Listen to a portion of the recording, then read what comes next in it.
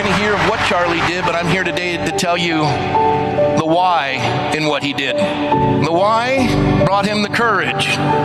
The why brought him the wisdom and the strength.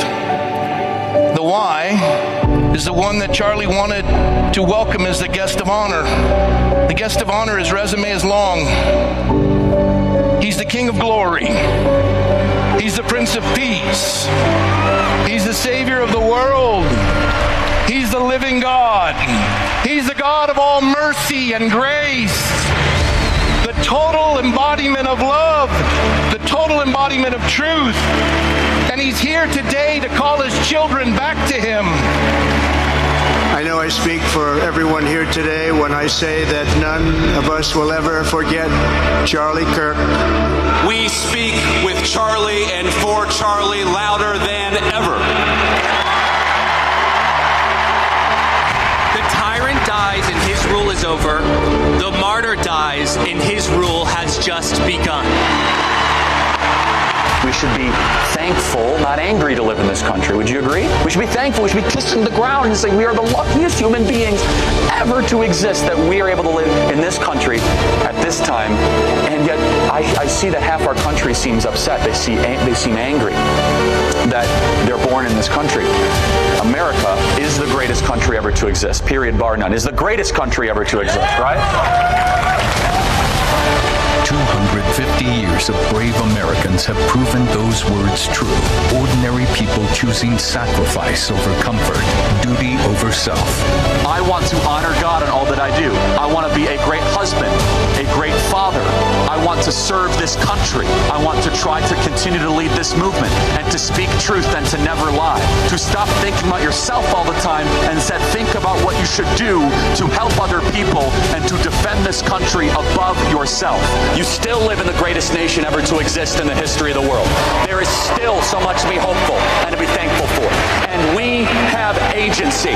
When truth is under attack, America has always answered with voices that refuse to be silenced. Charlie was one of those voices, and now it's our turn to pick up the mic. We have only begun to fight.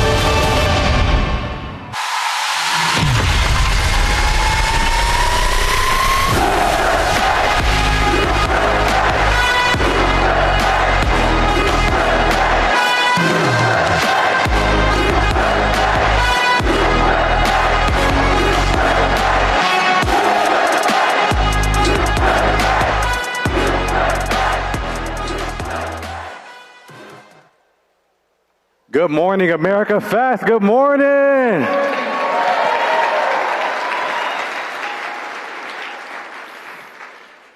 My name is Pierre Wilson, and I have the honor of leading a brand new department in Turning Point USA called TPUSA Rise.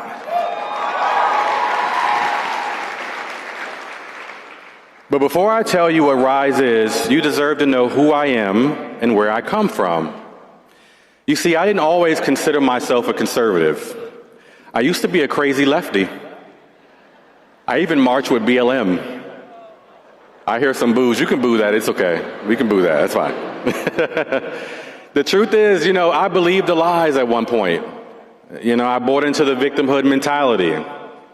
I was taught that America was stacked against me, that success was suspicious because I was black, and that white people were automatically racist. And the truth is, that mindset did not liberate me. It kept me angry, dependent, and stuck. I used to think that it was just politics and political figures who ultimately changed my life, but after years of doing this and reflecting on those moments, I realized that it was nothing short of Christ that changed my life. God Himself. Through faith, through truth tellers who refused to lie to me, I began to see clearly for the first time. I realized I wasn't oppressed. I was actually being manipulated. And once the lies broke, everything for me changed. You see, God used trailblazers, men and women who were willing to take the heat so others could hear the truth. One of those men is someone you're going to hear from next, Brandon Tatum. Love Brandon.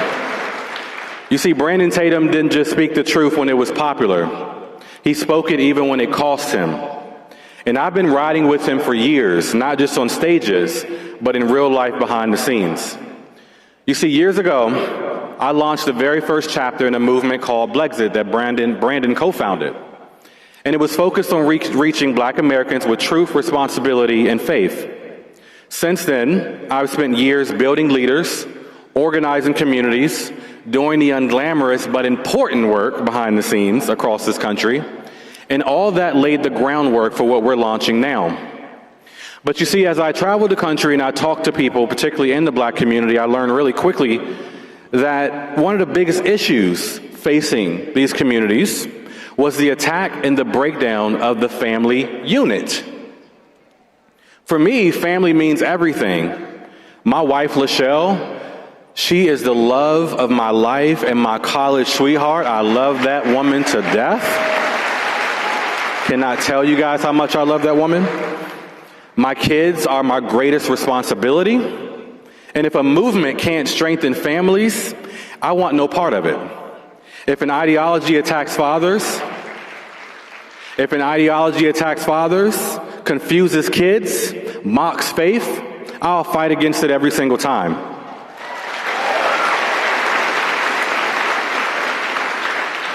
With that in mind, that is what makes TPUSA Rise so special. TPUSA Rise exists to strengthen families and reclaim cultures within minority America. Black, Hispanic, Asian, Caribbean, African, you name it, communities that were promised everything by the left but handed excuses instead. Rise is rooted in faith, family, truth, and that ever-important personal responsibility. No grievance politics, no victim worship, and we don't do apology tours. And also, listen, don't worry. This isn't one of those woke minority groups like the BLMs on the left where no one knows what a woman is. Nobody values marriage, and the mission statement changes every election cycle as long as they can buy a new mansion. At Rise, we like families. We know women are women. Kids deserve the right to be kids. It's a wild concept in 2025, I know. Isn't that crazy? And here's something else that matters. You don't have to just be a minority to help reach minority communities. If you believe in faith, freedom, family, truth, and that these communities are worth fighting for, you belong here. This fight is about values, not skin color.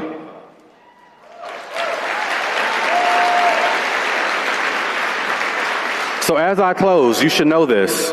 Where the left built dependency, Rise will build leaders. Where the left profits from division, Rise will build unity without compromising our values.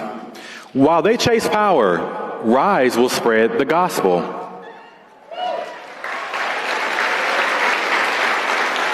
TPUSA Rise is here, and I want to say this really quickly before I exit the stage. Charlie Kirk believed in me. He believed in me so much. He believed in my team, and he believed that there could be an awakening in minority America. And in honor of Charlie, I want everyone in this room to hear me loud and clear. We are going to go into every minority community across the country that the left has dominated for decades, and we are going to take that ground back. We're going to take it back.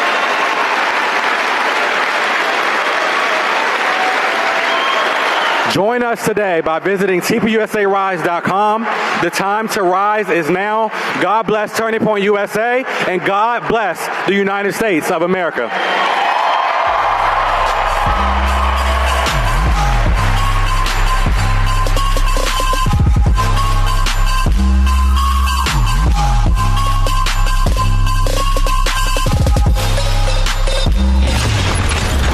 Always be a part person that can think for your doggone self. There's nothing wrong with being conservative. There's nothing wrong with putting God first in everything you do.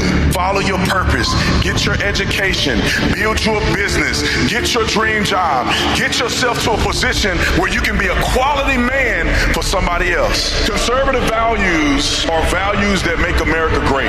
And if we continue to espouse those values, continue to believe in God, we'll continue to make this country the best that we can possibly make it.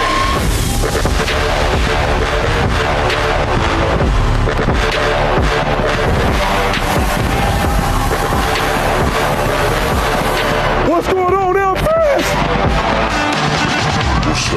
What's going on?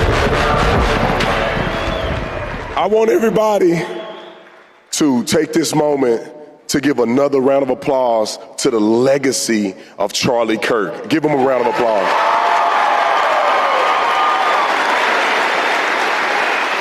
I came out here so hype, I almost blew my voice out. So I'm gonna try to be as excitable, but maintain my voice today. But I am so excited to be here. I'm excited that all of you guys have made it. And I want you to know from the bottom of my heart that we did it. We held strong, we showed up, and we showed out for our good friend, Charlie Kirk.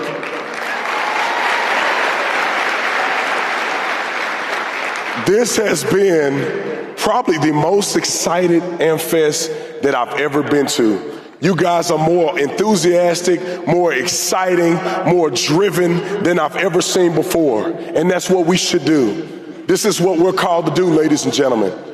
And I wanted to come here and use the little bit of voice that I have left to just destroy everybody that have made me upset over the years, people that have talked trash to me online, people that have bashed Turning Point USA, people that have talked down against Erica Kirk. But you know what? God told me very clearly through my wife. He said, I do listen to my wife, by the way. He told me, this is not the arena to do that. What would Charlie Kirk do? You guys wouldn't see Charlie Kirk get on this stage and bash up other people, call them out by their name. Charlie Kirk focused on the mission that we all share together as Americans and as patriots who love this country. So I'm going to take my time here and I'm going to lift up what Charlie stood for and what we all stand for, and that is the freedoms of America. That is free speech. That is going out and getting it. One thing that you guys may not know, some of you guys are new to this game. Charlie Kirk worked his butt off every day. He didn't just show up because he was just so brilliant. He worked. He believed. He fought for something. And I want everybody in this room to have that same spirit, that same identity that Charlie had carried in your life. To save this country, you gotta fight. To save this country, you have to have integrity. To save this country, you have to be loyal. And we don't do this just to get a pat on the back. We do it because we came here to win. We came to AmFest to win.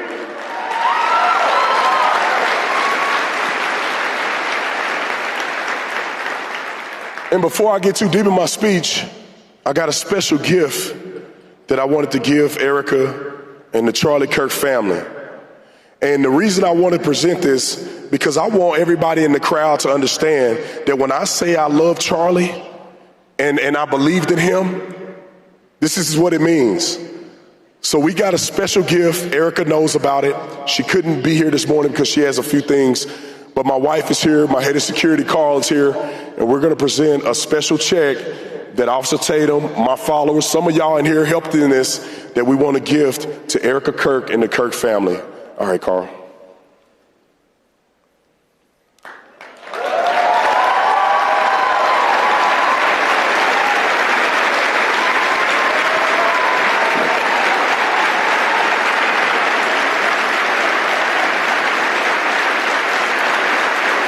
Thank you, Carl. I'll have it. Just hang out right here. And my wife played a tremendous role in everything that we've done to support Erica Kirk and the Kirk family. Before I let my wife get off the stage, I'm going to tell y'all, because she's shy, I don't want to make her, I do this for a living. I want to say to all the young men out here, the best advice I can give you, the best advice that you can retain is, that will lead to your success, is who you marry.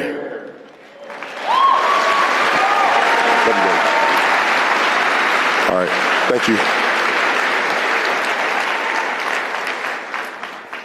Now, I know she's shy, so I'm going to brag a little bit when she get off stage, but I wanted to say that, address that. Thank you guys for all your support, people who supported to make that check happen.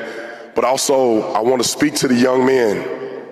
Now, the young women can glean from this as well, so it's not just for the men. Young women, listen to me as well. And you're going to have Allie Beth Stuckey and some of the great women that are going to come and address things for the women specifically. But young men, I want to make this very clear. God is calling us to lead. The success and failure of America is on our backs. It's our responsibility. Let me tell you why. It's not just Brandon up here talking. Read your Bible. God made Adam first. And when the violation happened in the Garden of Eden, who did God address first? He did not go to Eve. He went to Adam first. Adam, what did you do? I gave you the responsibility. I told you what to do. I created Eve to help in the mission that I told you to accomplish. And young men, I want you to understand this very clearly. God is dependent on you to step up and be the men that this country needs.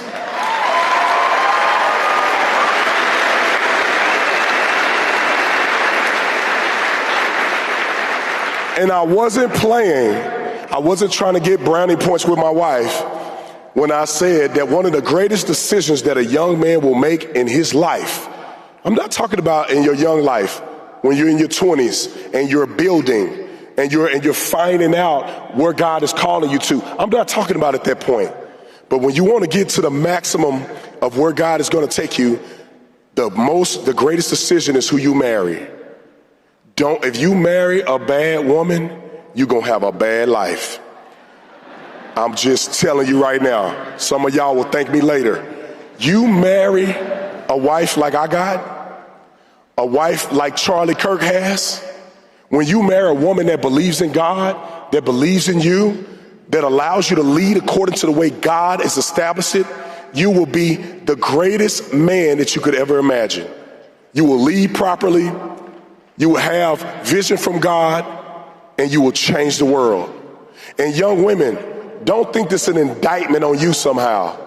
It's not. Because when you follow your husband, you're really not following him, you're following God's mission in him.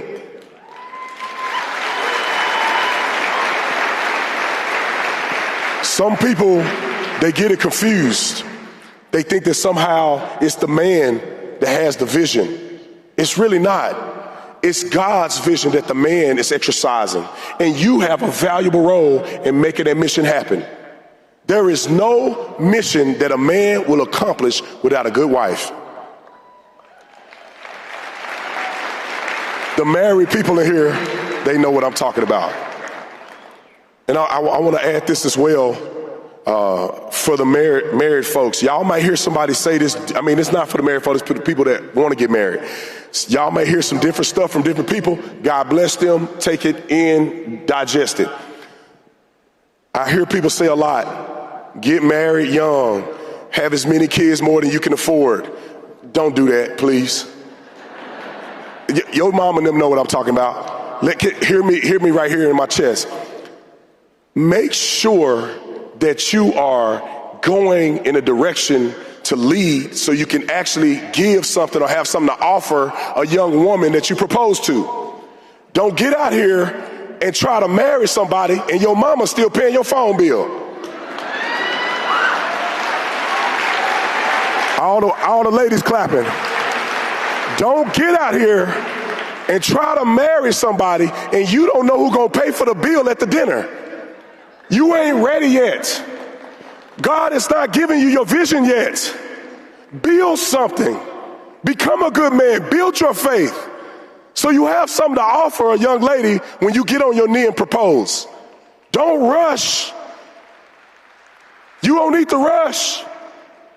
Young women, you don't need to rush. Don't let nobody tell you washed up because you don't have 15 kids by the age of 20. God has a plan for you while you're waiting. Don't rush and get in a relationship with a dirtbag. Y'all know what I'm talking about. Some of y'all didn't experience it. Y'all coming out of breakup right now. Don't waste your time doing that foolishness. Spend your time with the Lord. Spend your time building virtue and character. Spend your time learning how to be submissive. Submissive doesn't mean you lay down and just let anybody talk crazy to you. Submissive means that you know how to submit to the will of God through your husband. Build your time wisely.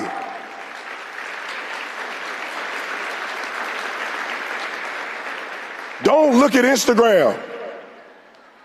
They show you that when their kids happy, after they cleaned up poopy diapers and they've been up all night and they put their makeup on, they hold their kids, they make it look sweet. Kids crazy. I got a few of them, they crazy. We couldn't bring one of them today because he crazy.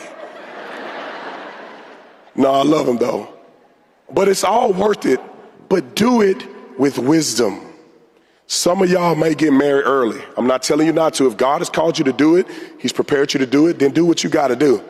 But some of y'all, you need to build. You need to grow. You need to get your Bible right.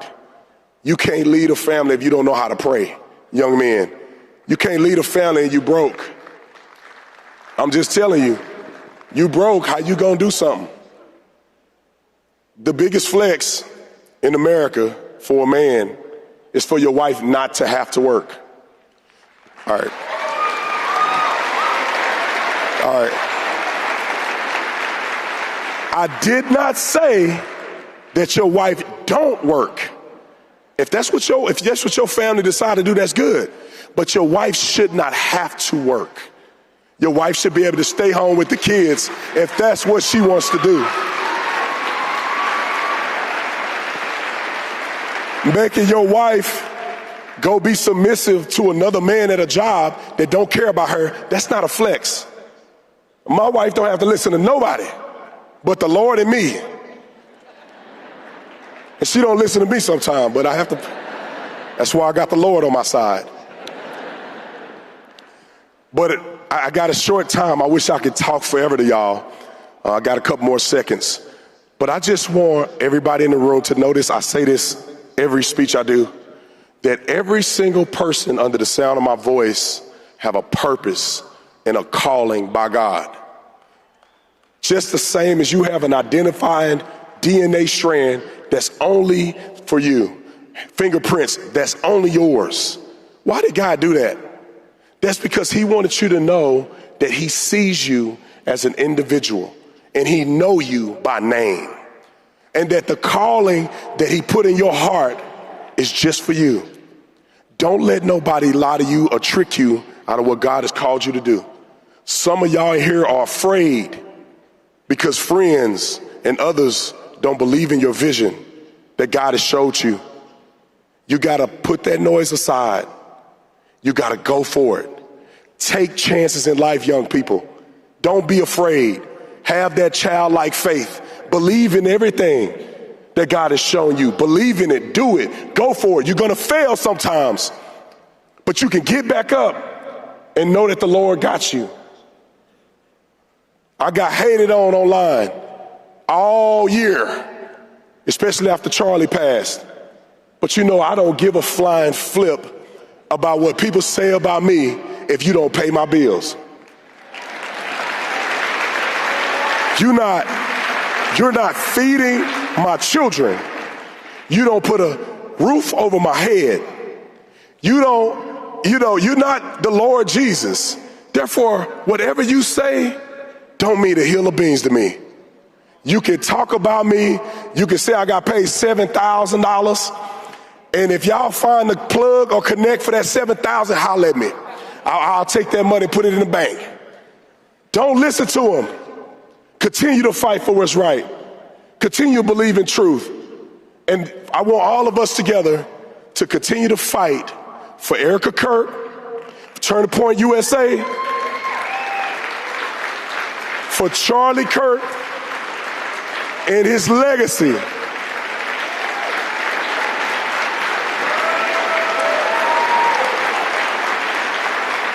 They may be able to kill the body, but they cannot kill the legacy.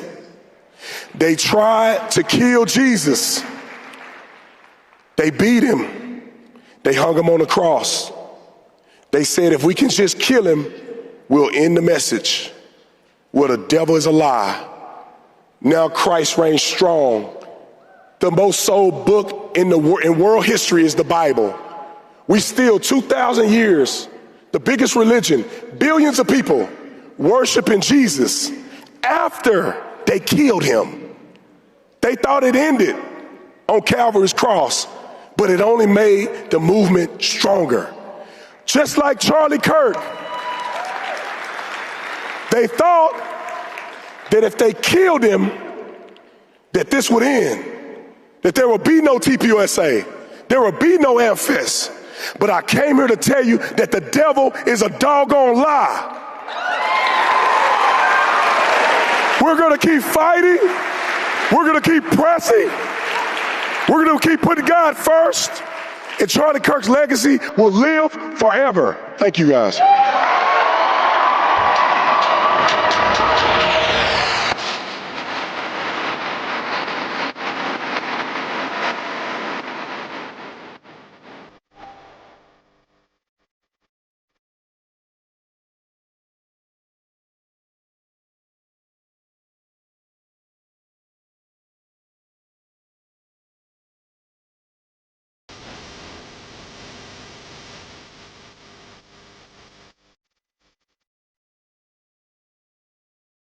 Let me tell you something I believe with all of my heart. Every life has value. That's why I proudly stand with Save the Storks. They don't just talk about being pro-life. They live it out by meeting women where they are, showing them compassion, truth, and hope before it's too late.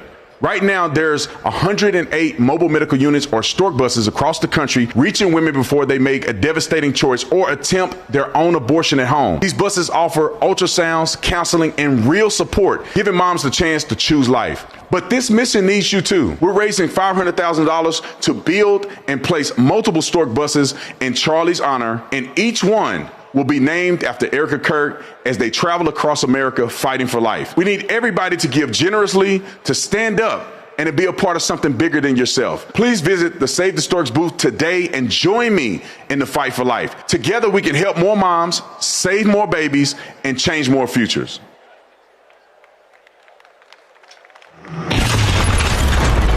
I believe in higher standards and honest report cards. That's what we're going to do. However you educate your child, public, private, parochial, we should get every kid in Wisconsin a good education. We want manufacturing here in the United States of America, preserving Medicaid for the people it's meant to help: seniors, pregnant women, the disabled, and low-income children. Electricity prices are the second highest in the Midwest. Let's get them back down. I'm going to uphold the law that is currently in place.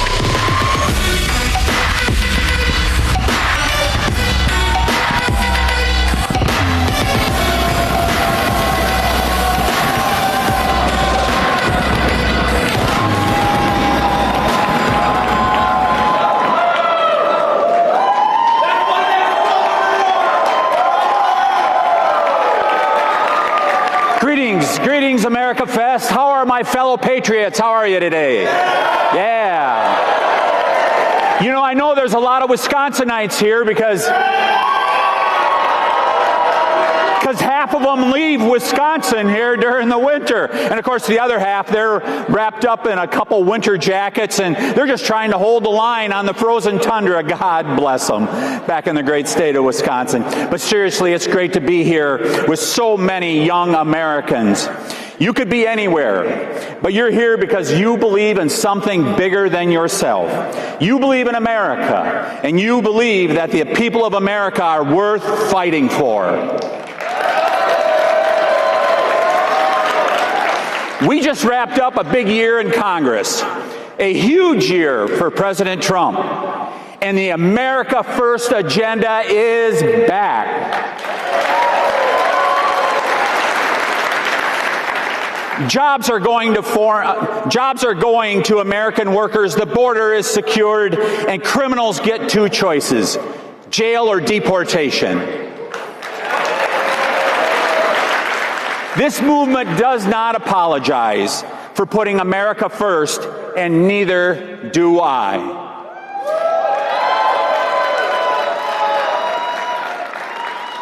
In Congress, I voted against the billions more that went to the forever war in Ukraine.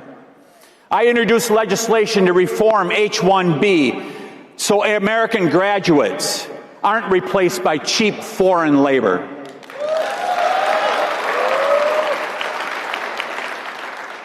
And I put forth the first bill to completely eliminate unfair racial preferences. Unfair racial preferences in the federal government, as well as colleges and universities, they need to go. America is built on merit, it's built on hard work, and by the hands of the American people.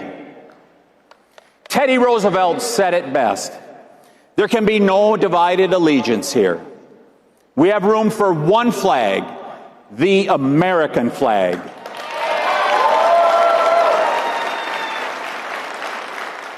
And now, as I run for governor in the great state of Wisconsin,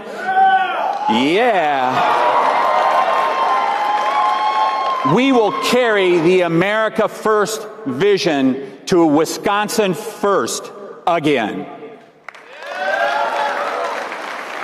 Before I ever stepped in the Washington swamp, I was just a farm kid in western Wisconsin. And I'll be honest with you, politics smells a lot like the farm sometimes. We got a whole lot of shoveling we need to do, don't we? But the farm taught me what the American dream truly is. You work hard, you take responsibility, you earn your future. You don't wait for someone to hand it to you. We do not believe in a rigged system, do we? That keeps people dependent on government. We believe in a civilization where opportunity belongs to the people. We do not believe in the nanny state controlling our lives. We believe in a government that gets out of the way so we can build our own future.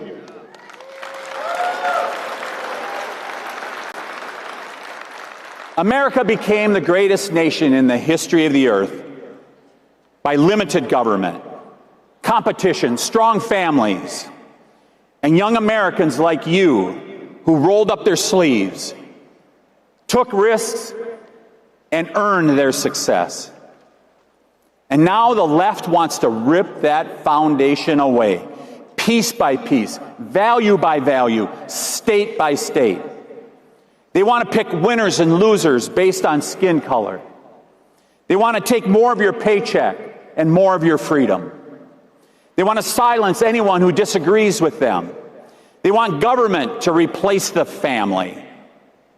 And now they want to bring those failed ideas to Wisconsin.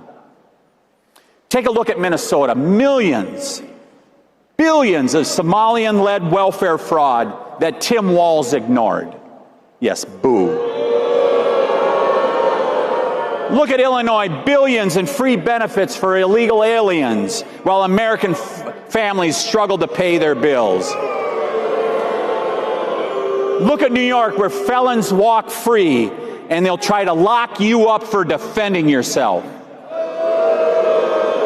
Those are the real consequences of Democrat rule, and they want Wisconsin to be the next victim. Let me ask you, do you want Wisconsin to look like those failed states? No, we don't. Repeat after me, only louder. No, we don't. And the socialists who will likely run against me in this governor's race said America's founding was awful. Let that sink in. I am sick and tired of politicians who enjoy America's freedom and opportunity, yet spend every day trying to tear it down. We deserve leaders who thank God for America. And we need leaders that will not apologize for it. Some say we should build a wall around Minnesota and Illinois to keep their policies out. You know, and honestly, that might not be the worst idea. You know, there might be a president that could help us with this wall. And make Minnesota and Illinois pay for it, is right. You are the generation that will defend freedom. You are the generation that stops the decline. You are the generation that keeps socialism out of Wisconsin and out of America. Wisconsin is a special place because of its incredible people. That's why I get out of the swamp every week and come home. Because back home, we hold the door open at the local Quick Trip. We help our neighbors shovel snow. We work hard. We love our families. We are driven by common sense and love of our country and devotion to faith in our God.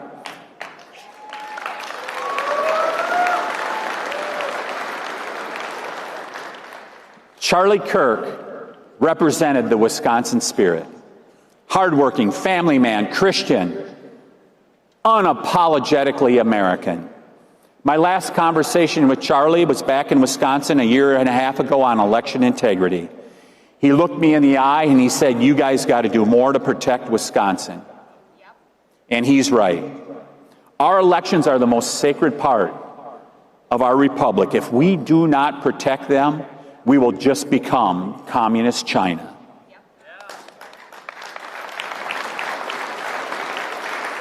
As we speak, Democrats are pushing for illegal aliens to vote. We demand proof of citizenship, don't we? We demand secure elections. Democrats push young people towards dependency. We empower young people to control their own fate, to achieve the American dream. Democrats keep taking more of your paycheck. We believe you should keep what you earn. Democrats want to ship our jobs overseas. We are bringing manufacturing back to the Midwest. As the next governor, the future will be in your hands. I will make sure Wisconsin jobs go to Wisconsin workers. I will stand up for graduates and end foreign labor schemes that push you aside. I will protect the right to speak your mind, practice your faith, and be free. I will cut red tape to make homeownership more affordable. I will lower taxes so you can start a business and raise a family. And I will put Wisconsin first.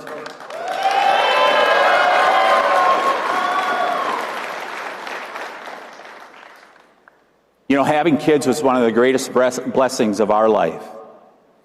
And I will provide you the chance to do that without having to have 3 salaries and roommates in order to be able to afford a home. The next generation of Americans, the people in this room right now, deserve their own shot at the American dream. And that's what President Trump and I are fighting for. When I look at this room, I do not see youth. I see the future. I see victory. And I see a generation that's going to fight like hell for America. You elected Donald J. Trump last election, and you will help us take Wisconsin back in 2026.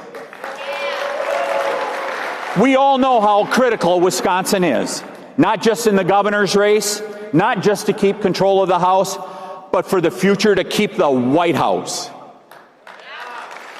But if Wisconsin fails, the left will run wild with DEI, open borders, censorship, crime, higher taxes, drag shows in classrooms, and the end of the American dream. We are one election away from losing Wisconsin and the home we know. And I refuse to allow Minnesota's madness and Illinois' insanity to take root in Wisconsin.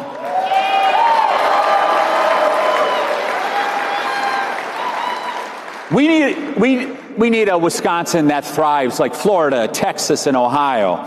A state where freedom grows, Jobs are strong and young people are proud to call it home. Wisconsin dairy fed America.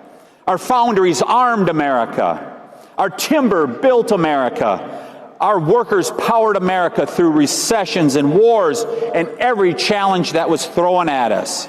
Wisconsin is not flyover country. It is the backbone of the United States of America. And now we need to protect it. We already tailgate in 10 degrees like we're in downtown Phoenix. If we can survive that, we can knock doors. We can make calls. We can fight and we can win.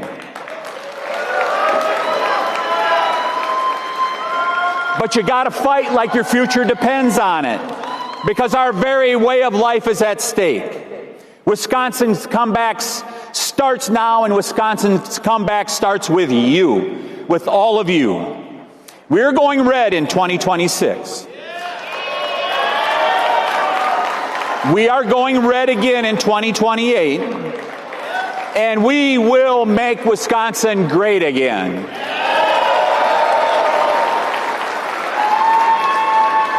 So thank you, America Fest. God bless Wisconsin. God bless the United States of America. And I hope you all have a Merry Christmas. And I hope you will check out our movement in Wisconsin as we take the governorship in our great state at TomTiffany.com. On Wisconsin.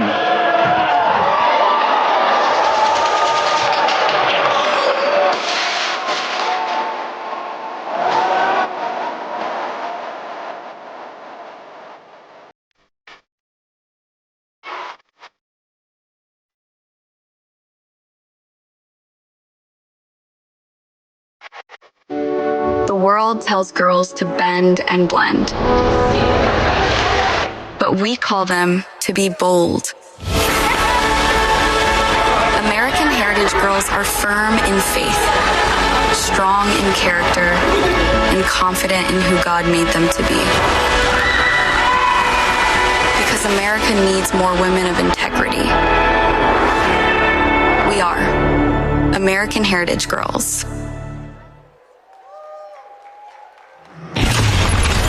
We are waging this battle in the domain of politics, not because we want to, but because we have to. What we're seeing now is the emergence of this conservative, counter-elite, or counter-cultural force simply emerging in place of where the progressives have vacated. It is now up to us to determine the moral landscape, to determine what those terms of debate are going to be. Real potentials need to be discovered, not imagined.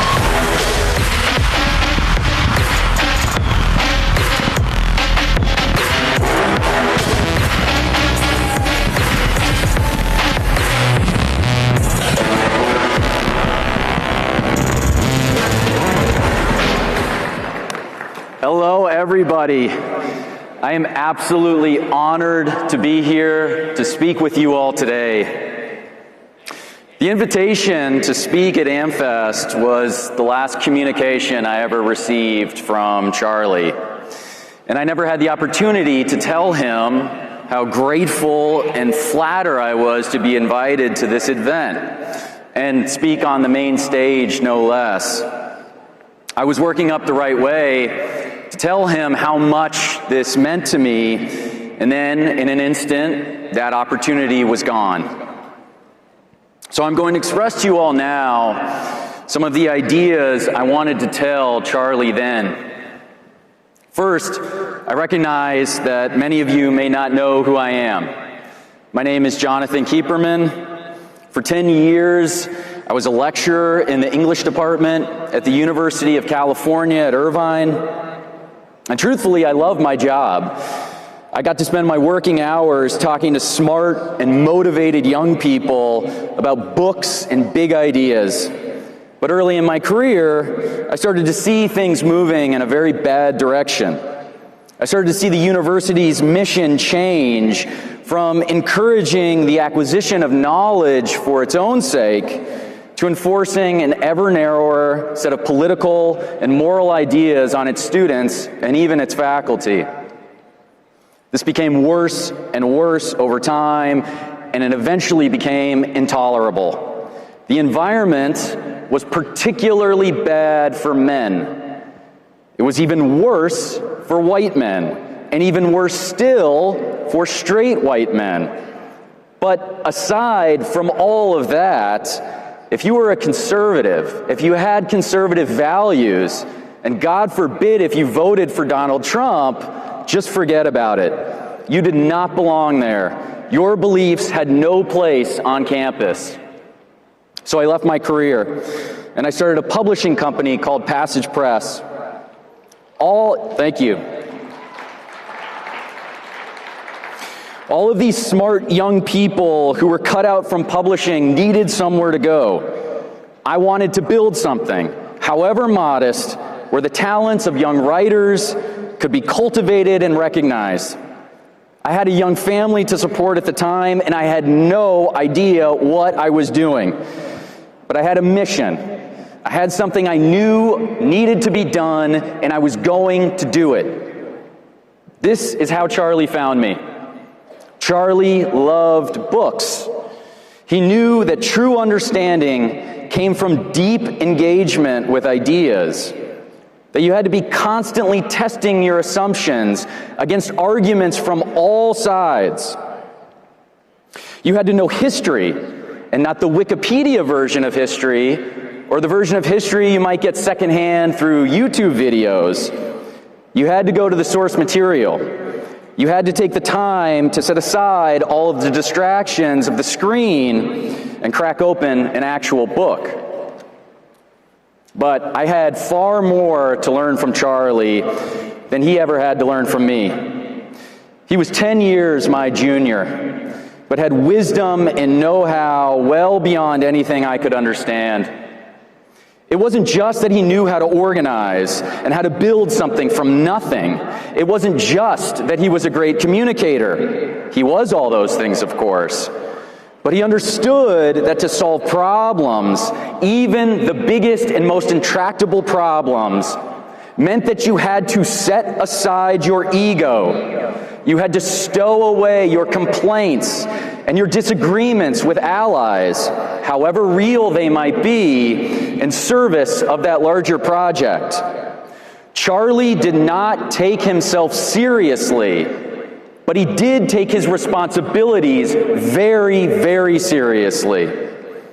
Too often, I see the opposite of that in myself and in others. And I would encourage us all to take that lesson to heart. Your ego is not important, but your obligations to yourself and to your countrymen are incredibly important. Because Charlie knew this, he didn't throw tantrums. He didn't lash out. He didn't stomp his feet. He focused his efforts on building a winning machine. He brought good people together and allowed them to make the most of their strengths.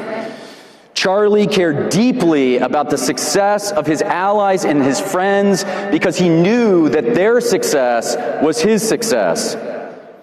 Charlie also knew something that I didn't know when I reluctantly became involved in politics.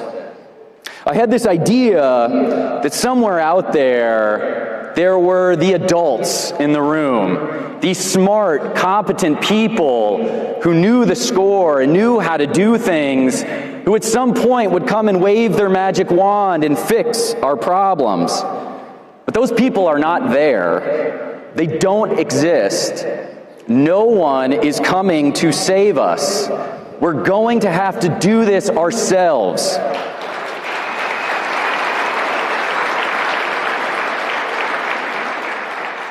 Charlie knew this. Charlie knew it was up to us. It was up to you, the people in this room. Lately, I've been finding myself reading these survival stories. I have a 10-year-old son, and he loves Gary Paulson's Hatchet books. These books are about a teenage boy who finds himself lost in the wilderness, and he has to survive. These are wonderful stories that demonstrate the virtues of perseverance and resourcefulness. But they've also led me to reading stories about real survival situations. A family of sailors who get shipwrecked in the middle of the Pacific. A team of researchers marooned in the Arctic at the onset of winter. A lone hunter deep in the Canadian Rockies, mauled nearly to death by a grizzly bear. A crew of fishermen capsized in an October squall in the sub-freezing waters of the Bering Sea. These stories, truthfully, are incredibly bleak. On their face, they suggest an unfair and hostile world. Perhaps worse than hostile, they suggest a world that is indifferent to our suffering. But I find great comfort in these stories. I find tremendous wisdom in them. How did these people endure these hardships? How did they defy all of the odds and come to tell the story of their own survival? The lessons from these stories, the through lines, and all of these harrowing episodes are in fact remarkably similar. They are simple lessons, and when you hear them, they may sound obvious. But they are not always so obvious to us in our moments of duress. They are not always so easy to come by when we find ourselves face to face with the overwhelming difficulties that life presents to us. And they are not reducible merely to moments of life and death struggle. These lessons are available to us every day in every fight we must undertake, be it in our personal lives or on the national political stage. In every case, success begins with the simple assertion, I am alive. And by virtue of being alive, I have agency. I have the power to make a choice to do something. Doing nothing is always easy. Doing nothing is always the path of least resistance. Instead of doing nothing, I am going to work up the strength to do one small thing that is going to improve my situation. I am going to reach my broken arm to a rock in front of me and drag myself another foot down the mountain. I'm going to cast this net into the ocean one more time, despite days of failed efforts, so that I might catch a fish and feed my family. Sometimes the small thing is simply choosing to not give up, choosing to stay in the game. Of the fishermen I read about who were capsized in the Bering Sea, several did not make it. The life raft they were in could not contend with these 40-foot waves that were thrown up by the storm. Again and again and again, the waves would flip the raft and toss these men into the icy water.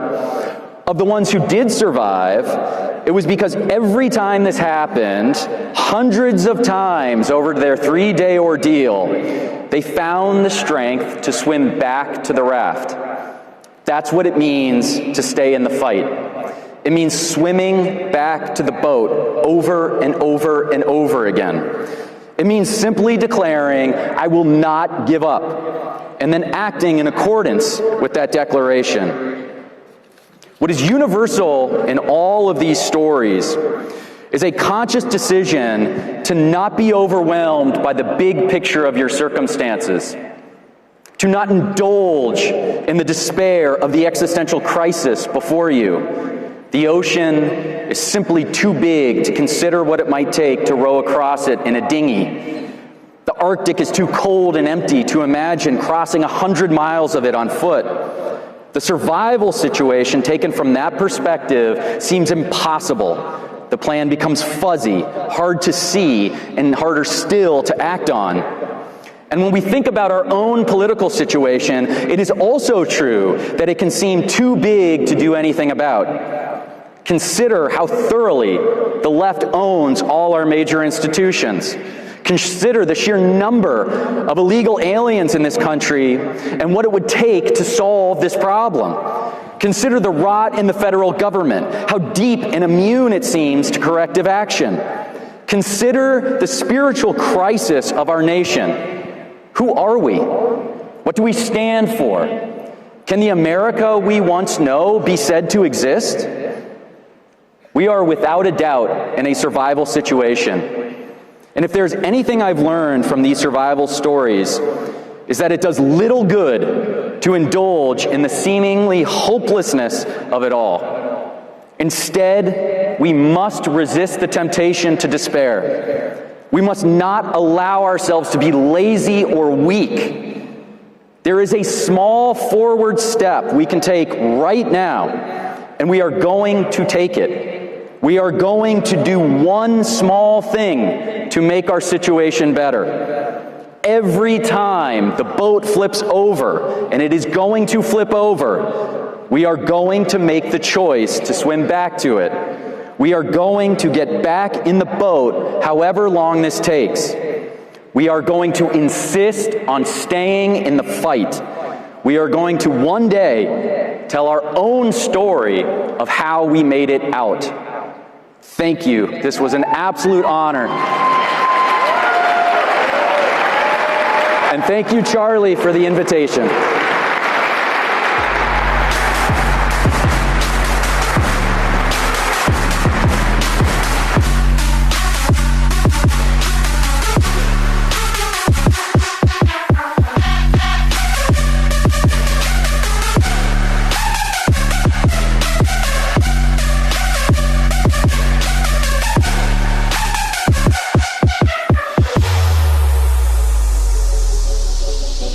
We thought this ministry first and foremost was to boys, helping them become courageous young men. But the secret for us was that as the dads got together, the dads bonded just as much as the young men did.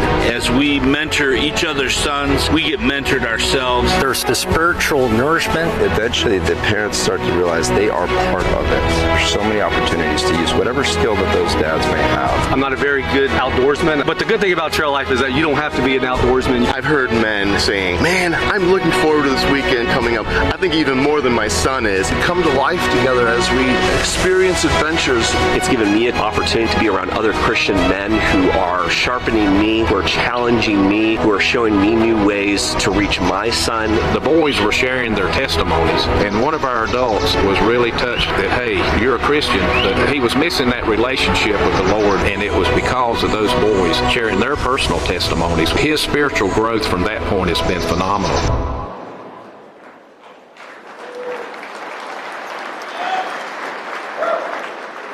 It's a privilege to be with you here today. My name is Mark Hancock. I'm CEO of Trail Life USA.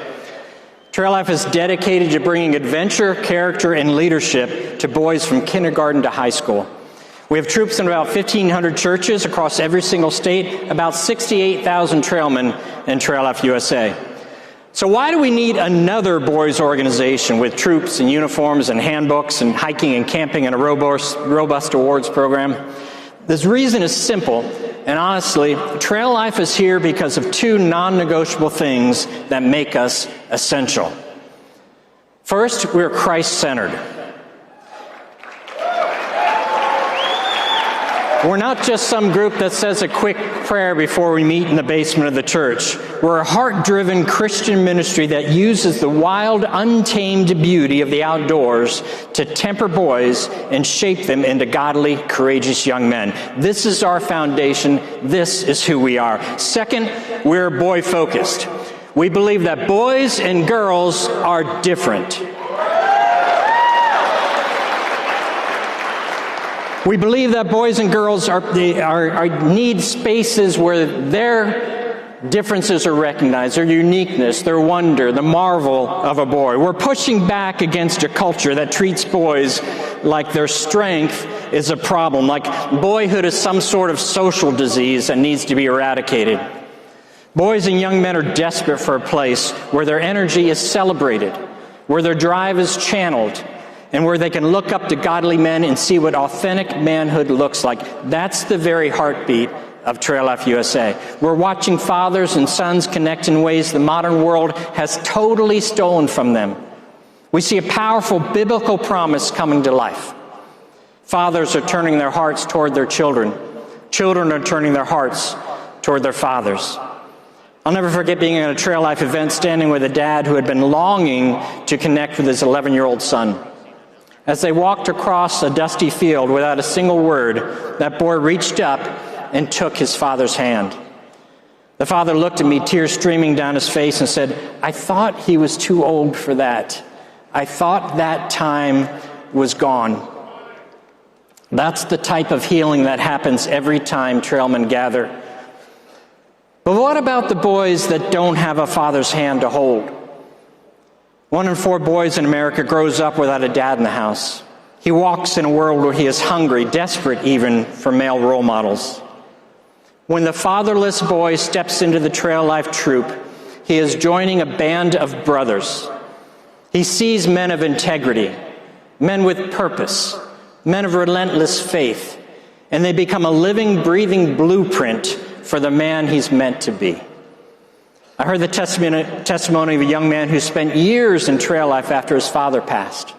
At his final Trail Life Awards ceremony, he declared, "I need to thank the men in this room.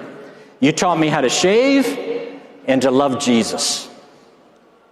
And then there's the truth that totally surprised us. Trail Life is just as much a ministry for men. We have over 20,000 adult men volunteering across the country. Many of them don't even have a son in the program. They're here because Trail Life is where they finally found their brotherhood.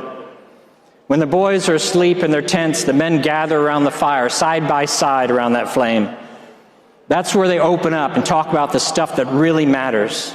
They're like a generational relay team, recovering a vision of biblical masculinity and passing it on to the next generation. I see it. I think you do too. The impact of Trail Life is part of a larger movement, echoing a spirit of change we see through Turning Point USA. We share a vital objective, restoring strength and purpose to the American family and spirit. Trail Life is achieving this, shaping boys into godly men by reconnecting fathers and sons, providing role models for boys without dads, and giving pastors a ministry that truly captures the hearts of men. Parents, if you have a son, go to Trail Life USA, find a troop near you, get them on the trail. Men, if you feel called to make a real difference, thousands of boys are waiting for you.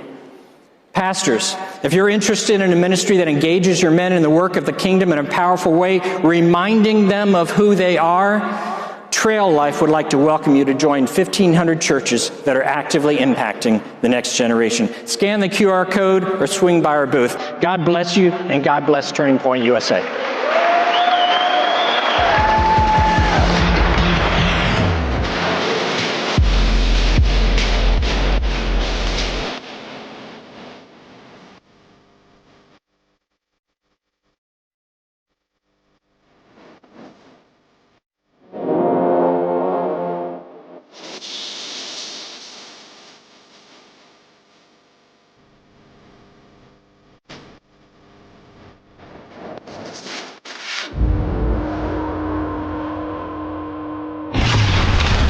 What we recognize is that freedom without constraint turns into transgression. Freedom without constraint descends into tyranny, the tyranny very often of the minority over the majority. Freedom without flag puts a people at the mercy of forces that divide a nation against itself. It isn't the business of government to peer through the windows of men's souls. Faith, family, flag, and freedom in that order are foundational for our future and for the renewal of our politics.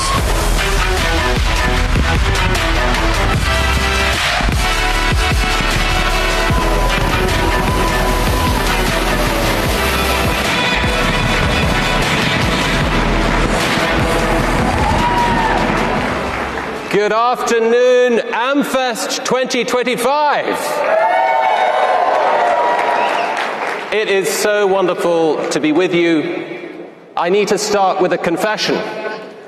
3 or 4 months ago, I had no idea what AmFest was. Charlie and I had a magical dinner, middle of August, in Scottsdale, and he said, "You've got to come to AmFest." I said, "What is that?" And he humbly, patiently explained to me what the extraordinary ecosystem that he and TPUSA had built. And I said, "Really? Do Americans really want to hear from a stiff Brit, from a colonial, from the furthest corner of the global American empire?" He said, "Yes, they do. You'll love it." And I said, "Well, what should I say?" And he said, "I'll tell you what to say. Don't worry, I'll tell you what to say. As it turned out, that was one of the last conversations I had with Charlie, so I'll never know for sure what he wanted me to tell you here today. But I'm going to have a go at it. I've got a pretty good idea of what it is he wanted me to tell you. I think Charlie Kirk would have told me to say to you, you need to love what is yours. We talked about this a lot in August. We don't fight hate with hate. We fight it by loving what is ours more fiercely than they hate what is ours.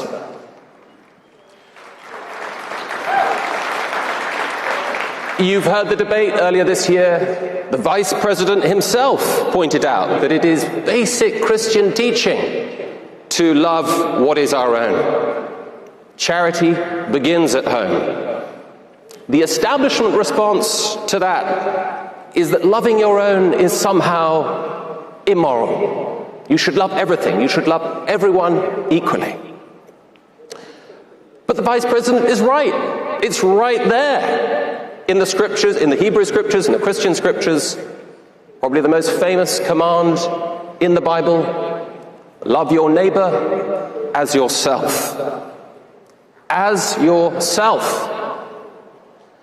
Because if you don't love yourself, you can't truly love your neighbor. If we don't love our own people, our own nations, our own homes, we cannot learn how to extend that love beyond them. The person who hates himself isn't generous, he's not loving, he's bitter, he becomes resentful, self-absorbed. A nation that hates itself doesn't become more compassionate. It becomes less compassionate, weak, divided, and eventually extinct. Friends, we should love our homes, our own people, and our own nations. And here's the thing. You don't owe anyone an argument for why you should love your country. The person who asks that question has had one thought too many. Over the summer, I was in France speaking to a wonderful group of young conservatives from 25 countries all across Europe. And I began by saying, raise your hand if you've got the best mother in the world. Everybody's hands went up. And they didn't start arguing with each other. They laughed. And then I said, put your hand up if you live in the best country in the world. Everybody's hands went up. And again, no arguments broke out. They didn't get into a fight over what it means to be the best mother or the best country. They didn't need to. Because they understood that it's natural to boast about the things you love. It's natural to take pride in the things that you love. And they understood that you don't owe anyone an argument for why your country is the best in the world, any more than you owe an argument for why your mum is the best mum in the world. We must love ourselves. And that way we can love our neighbors better. I think Charlie would have told me to say to you today that nations are not just ideas. They are places. Your country isn't a product to be sold. It's not an idea to be affirmed. It's a people. It's a place. It's a way of life. It is, in short, a home. And a home has rules. You welcome guests, but they respect your house. They don't demand you speak their language, adopt their customs, rearrange your furniture to make them comfortable. And this is what has changed since 2016 and Brexit and the victory of Donald Trump. The old politics of left and right died in 2016. That was the end of the long 20th century. And a new dawn has broken, a new dispensation is here. And now it is about those who are committed to the politics of home over the politics of anywhere, the politics of the cosmopolis. Propositions don't bind a people together. Shared history does. Shared sacrifice does. That doesn't mean outsiders can't be welcomed. Of course they can. But it only works if those outsiders accept and celebrate the history and culture of their new home.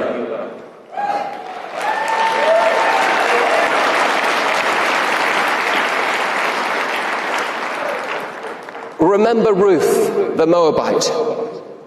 She is incorporated into the people of Israel. It's a fascinating little text. And what does she say? Where you go, I will go. Where you stay, I will stay. Your people will be my people, and your God, my God. Not your history is racist, your culture is oppressive, your traditions must change, but I join you. I become one of you. What is yours becomes mine.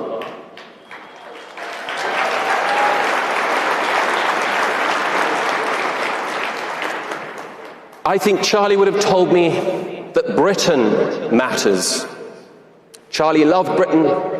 I think he loved it more than any other country in the world except the United States, which of course he thought was very much a daughter of the mother country, Britain. It's why he visited us so regularly. It's why he was with us back in May, debating our best and brightest students at Cambridge and at Oxford. He loved Britain, but he also knew that Britain was in crisis, is in crisis. 15 years of the worst productivity growth since the Napoleonic Wars. Taxes at a level that have not been seen since the Second World War. Energy bills are now the highest in the developed world. Our wealthiest citizens are leaving at a rate faster than any other country in the world. Free speech is under threat. 33 arrests a day in 2023 for speech-related offences. But Charlie knew that Britain's bones are strong. We've got some of the best human talent in the world. We seem to export most of it over here. London is still one of the two great financial capitals of the world. We've got 3 of the top 10 universities in the world, 7 or 8 in the top 50. Over a quarter of the world's countries have a head of state or prime minister who studied in our islands. Our armed forces have fought shoulder to shoulder with yours in every major conflict, from the fields of Flanders and the beaches of Normandy to the mountains of Afghanistan and the deserts of Iraq.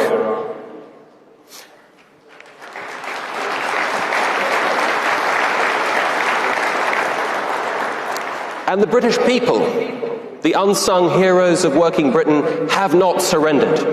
And Charlie understood that. They're just waiting for a government that actually cares about them.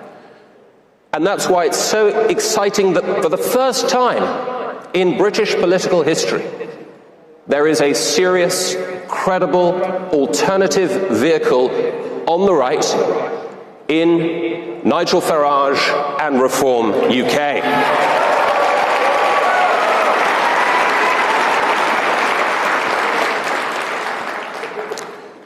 Reform UK is now led in over 175 polls, often polling more than our 2 main parties, Labour and Conservative Party combined.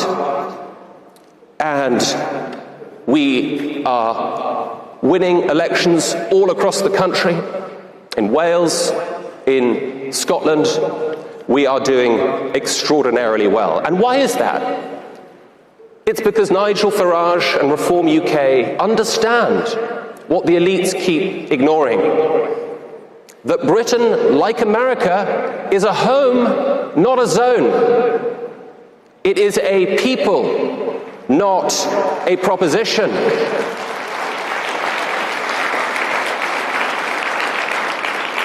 My friends, our nation is a place, not a project. We are the heirs of a particular history, a particular culture, a particular way of being in the world, one that has illuminated liberty and resisted tyranny for centuries. Finally, I think Charlie would have told me to say, to remind you that you're winning, and in fact, we're winning too. You're winning in America.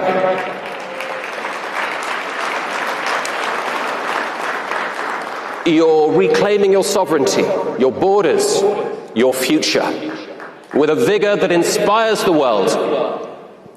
And here's the remarkable thing. This summer in Europe, for the first time in living memory, political parties committed to putting their people first are leading in the polls.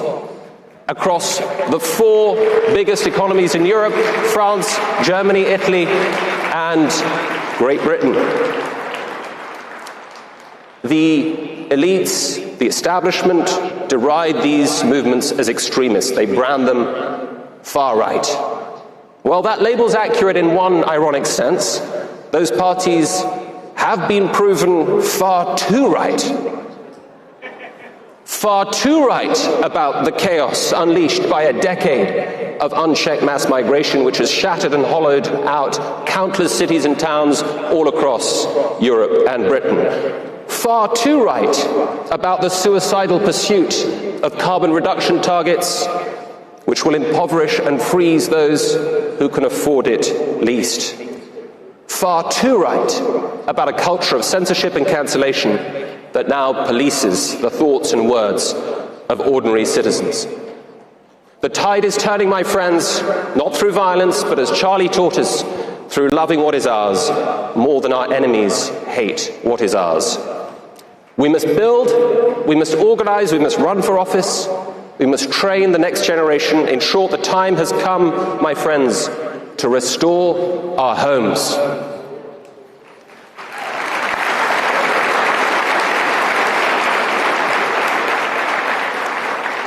Charlie poured his life into this fight because he knew what was at stake. Not just policies or elections, but whether our nations would survive as homes for our children. The question now is not whether his sacrifices was worthwhile. We all know that it was. The question is whether we can match Charlie's courage. Will we build what we need to build? Fight for what we need to fight for? Restore what must be restored? Charlie showed us the way. Let's walk it together. Thank you, AmFest.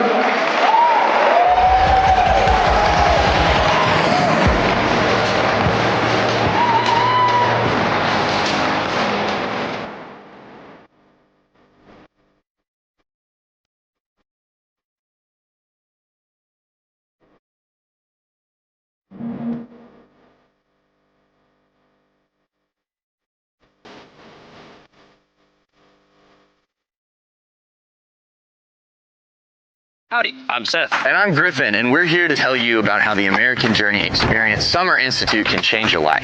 We had the opportunity to spend a week with like-minded believers, make lasting memories and friendships that will last a lifetime. We actually got to hold in our hands the very artifacts that our founding fathers used as part of the founding of the United States of America. We would be honored if you would apply to the American Journey Experience Summer Institute 2026.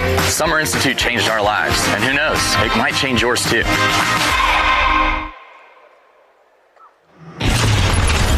Joining us now is Congressman Mike Collins. Our country's been screaming to get back to the number one thing Donald Trump said you'd never get tired of: winning. We're going to secure that border. We're going to stop American families from losing sons and daughters to these illegal. I was very proud to sponsor the Lake and Riley Act. Do not, under any circumstances, let anything get between you and getting your vote counted.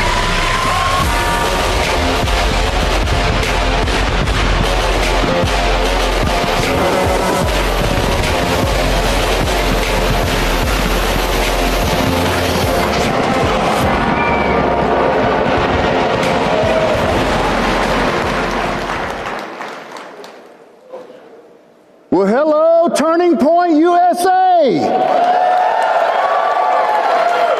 How y'all doing today? Now listen, before I get started, I just got to give some shout outs to my Georgia folks. Cooper, Ryan, the whole Georgia staff, thank you for what you do for the state of Georgia. It is an honor to be out there knocking doors with you and supporting good, solid, conservative Republicans out there. Listen, for those of you that don't know me, I am Mike Collins. Y'all, I'm just an old trucker, small business owner, and proud to say it, America First member of Congress.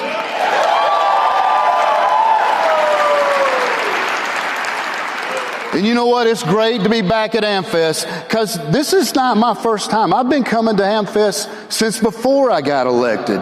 And you know, this is probably the most consequential gathering every year, other than, I would say, our houses of worship that I'm aware of. You know, and I want you to know something. I want you to know just how important it is that you're here today at the very first America Fest since Charlie Kirk was taken from this world. Because you know, everybody in this room, you've been through a lot over the past 4 months. You've been told by your professors that your political views are too dangerous. You've been attacked in the middle by the liberal media for believing in free speech. You've been jeered and mocked for believing in Charlie Kirk's vision for America. But I tell you what, one thing's clear. Man, you weren't silenced. You see, I believe that gunshot on September the 10th was the second loudest noise of the day. The sound of your defiant voices, that was first. And that's right. That's good. And you know, although it started with tears and anger, screams, you know, it's slowly, then around the world. I mean, at a volume, and I think Charlie could hear from heaven, every one of you said, I am Charlie Kirk.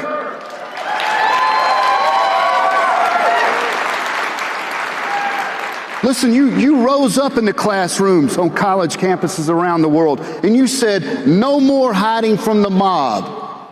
I want a better life for my family. And yes, Christ is King.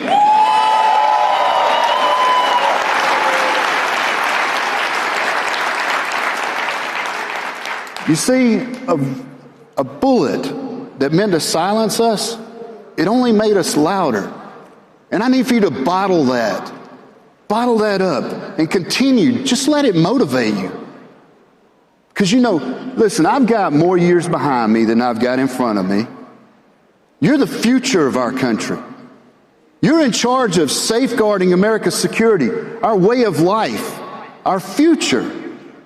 Because y'all, we need leaders in this country who won't sell out our jobs or opportunity to the global masses while Americans do the right things. You study hard. You went to school. You got the right degrees. Or you went to vocational training. All to just become victims of globalization and imported labor. We need leaders who are going to fight to make sure that their children get to chase their version of the American dream. We need leaders who hold the government accountable and make it work for them. And y'all, we need leaders who will say, if it's not America first, I don't want it.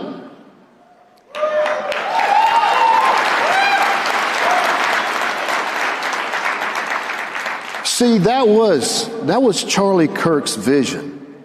And now it's your turn to keep up the fight. And you know, I know that sounds like a lot. It is. It is a lot. But I believe in you. And by the way, you're here today, you being here, it just shows that you're not afraid. But listen, I want to tell you what you're up against up there. Because they don't want you to own a home. No, they just want you to rent. They don't even want you driving your own car. They want you riding on government-run mass transit. They don't want free speech. They want control. As a matter of fact, they want you looking to the federal government for every answer instead of looking to God. There is a fight for the soul of our country, and if we don't win, the America that our forefathers imagined an America that Charlie Kirk fought and died for will be lost. So I need you. I need you to get active. I need you to get involved in politics, run for office, work on campaigns, do your part to build an America that you're proud of. Because y'all,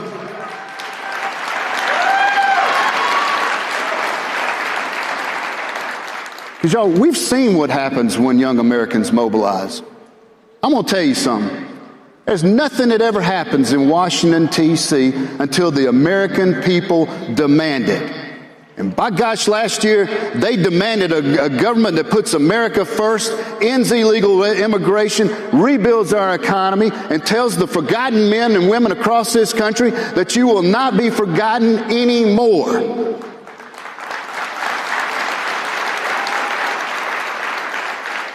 And y'all, that's exactly what we got with President Trump. Thank the good Lord. Because look at what we had. We had an auto pen for a president. We had corrupt judges running the country. We had a wide open southern border that flooded our nation with illegal aliens, and a regime that wanted to see our views and our very way of lives crushed. And President Trump, he saved us from 4 more years of it. And a lot of y'all in this room helped make that happen.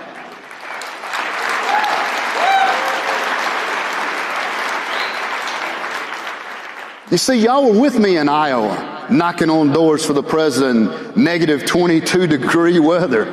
We were all wishing we had warmer jackets and coats on. Y'all were also with me in Georgia when we were opening up Trump Force 47 offices with Kash Patel in that hot summer Georgia sun. And the one thing is, man, we didn't give up.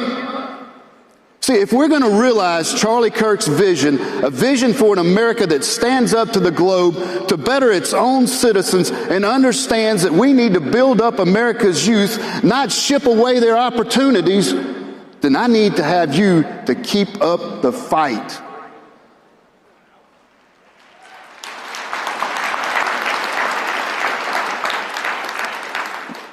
Now, I'm going to leave y'all with 3 quick things here real quick.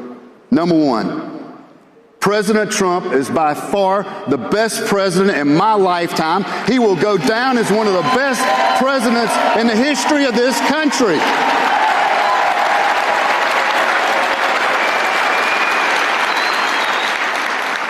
And how about J.D. Vance?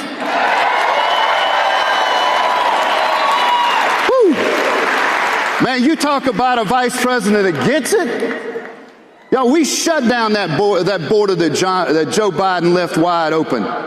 We're making America energy dominant. That's right. Drill, baby, drill.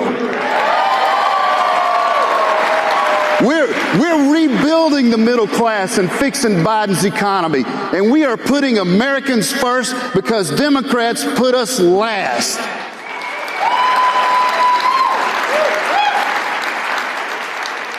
Now, number 2, y'all, it's the best time in the history of this country to be a member of Congress, especially if you're a small businessman. Because we got President Trump running our country like a business, and our nation is now safer, more affordable, and better off because of it. Now having said that, that leads me to number 3. Because, y'all, we got a problem. We got a problem in that U.S. Senate. And President Trump, he needs some backup. See, we got a guy that was elected in a fluke election in Georgia, and he's basically California's 3rd U.S. senator. I mean, he walks around, he tries to look like JFK. He tries to sound like Obama. But in fact, he's nothing but a rubber stamp for Chucky Schumer. And here's the thing now, Democrats think if they can get him reelected, they're going to run him for president in 28. And as much as I'd like to see J.D. mop the floor with the guy who's never had a real job, man, Georgia, we can't wait that long to get rid of a senator who has the morals of Nancy Pelosi's husband's boyfriend.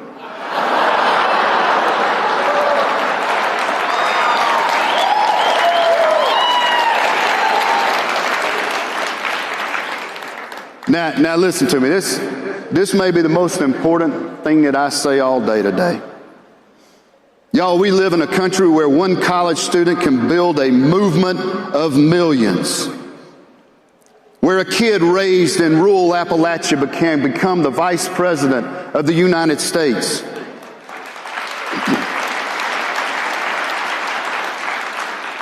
Where a blue-collar trucker from Georgia can write and pass legislation that saves lives with the Lake and Riley Act.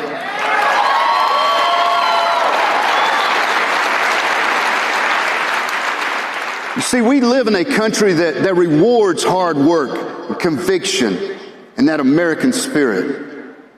Y'all, we live in the greatest nation on earth, period.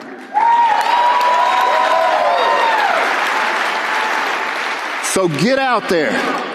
Chase your version of the American dream. Never apologize for your beliefs. Don't back down to threats, and always fight for what you believe in.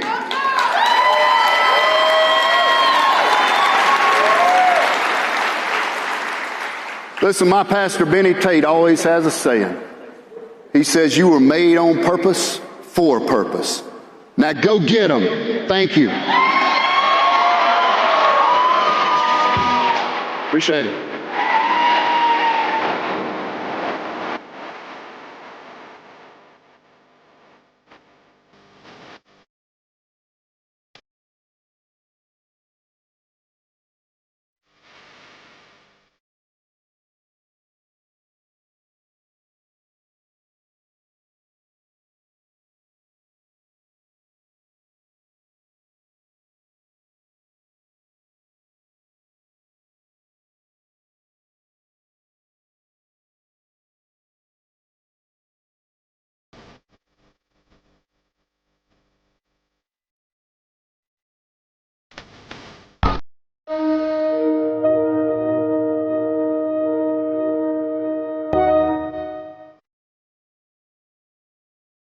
Eric called me and said, hey, what are your top 5 favorite Christian broadcasts? And I said, you got to get on Elijah's streams. You got to do it. Steve's great. You got to get on his show.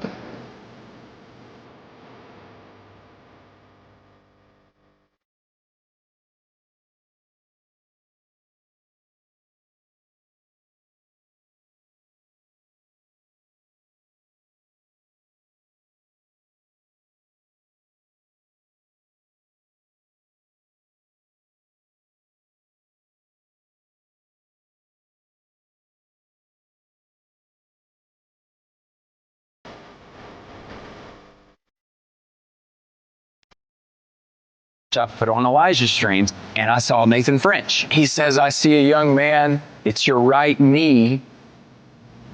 God is healing your meniscus. And I'm like, God, are you, did you really just do that? And so I walk out of the bathroom and I begin to walk. I begin to like move my leg and move my knee.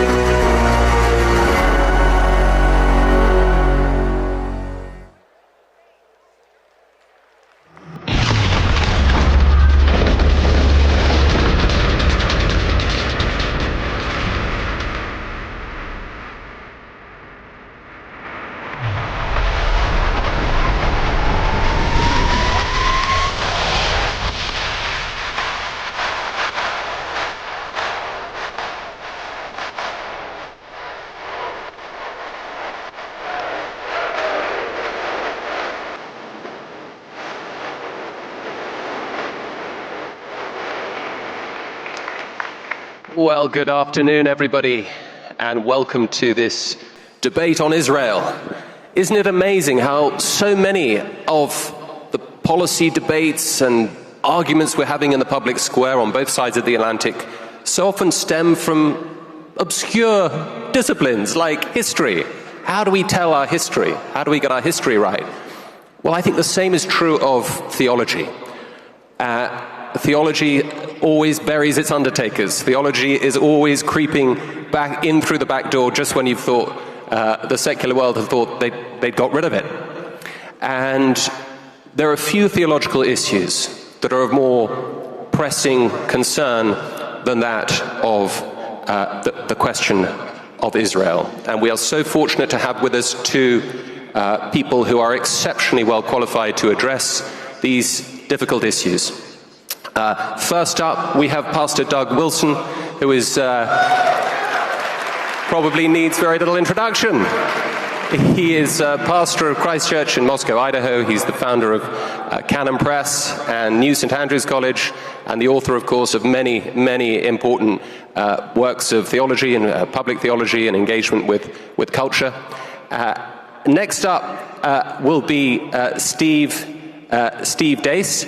Steve has a fantastic show, the Steve Deace Show, on Blaze TV. He is a regular commentator from a Christian conservative perspective on many, many issues that are moving through the public square. We're so fortunate to have him. So each is going to give an opening statement. We'll have a brief conversation, then open things up to you for your own questions, and then we'll round off with a couple of closing statements. Pastor Wilson, over to you. Thank you. Thanks to the organizers for having me. The biblical expositor John Stott once observed that fuzzy thinking was one of the sins of the age. When you connect this to ignorance, malice, and bad faith, you can find yourself with something that is truly rancid. This being the case, I wanted to use my opening statement to lay out some basic definitions. Please pardon my use of notes here, because this topic and time are so important that I didn't want to leave anything crucial out accidentally. Zionism was a 19th century movement among Jews urging a return to their ancestral homeland of Israel. Atheist Jews could be Zionists, and observant Jews could be Zionists for religious reasons. Christian Zionists are Christians, usually dispensationalists, who believe that the reestablishment of Israel in 1948 was the fulfillment of prophecy and that Jews have a divine mandate to hold the land. De facto Zionists are those who don't believe that the promise to Abraham in Genesis 12 has anything to do with it, but who recognize that almost 8 million Jews are there now with the same right to defend their territory that any other country would have. I illustrate this by noting that I don't believe in the doctrine of manifest destiny at all, but I still live in Idaho. This brings us to replacement theology, which also has a fancier name, supersessionism. This is the view that the church is Israel now and is the lawful heir of all the covenant blessings promised in the Old Testament. This is the view that in Romans 11, the Apostle Paul described the one olive tree as straddling both eras, Old Testament and New. This is the view of most Reformed or covenantal theologians, and it is the view that I hold. But wait, there's more. There's hard supersessionism, which is the idea that today's ethnic Jews are now entirely outside God's covenantal dealings and are just one more tribe living alongside the Japanese, the Swedes, and the Navajo. I do not believe this. The variant is soft supersessionism, which is the idea that although unbelieving Jews were cut out of the olive tree because of their unbelief, Paul prophesied that they would be grafted back in again, which would be a great spiritual blessing to the entire world. This is the mainstream view of Reformed theologians from the Reformation down, and is the view that I hold, soft supersessionism. Ecumenical lies would be vain humanistic attempts to keep peace by refusing to face the actual differences between Christian and Jew. Jesus was either the promised Messiah of Israel or he wasn't, and he either rose from the dead or he didn't. Honest Christians and honest Jews can and should be friends, but lying is not the way. I don't like using the term anti-Semitism when I can help it, because like the term racism, it has been greatly devalued through numerous misapplications. It is not anti-Semitism to disagree with Benjamin Netanyahu. It is not anti-Semitism for Christians to...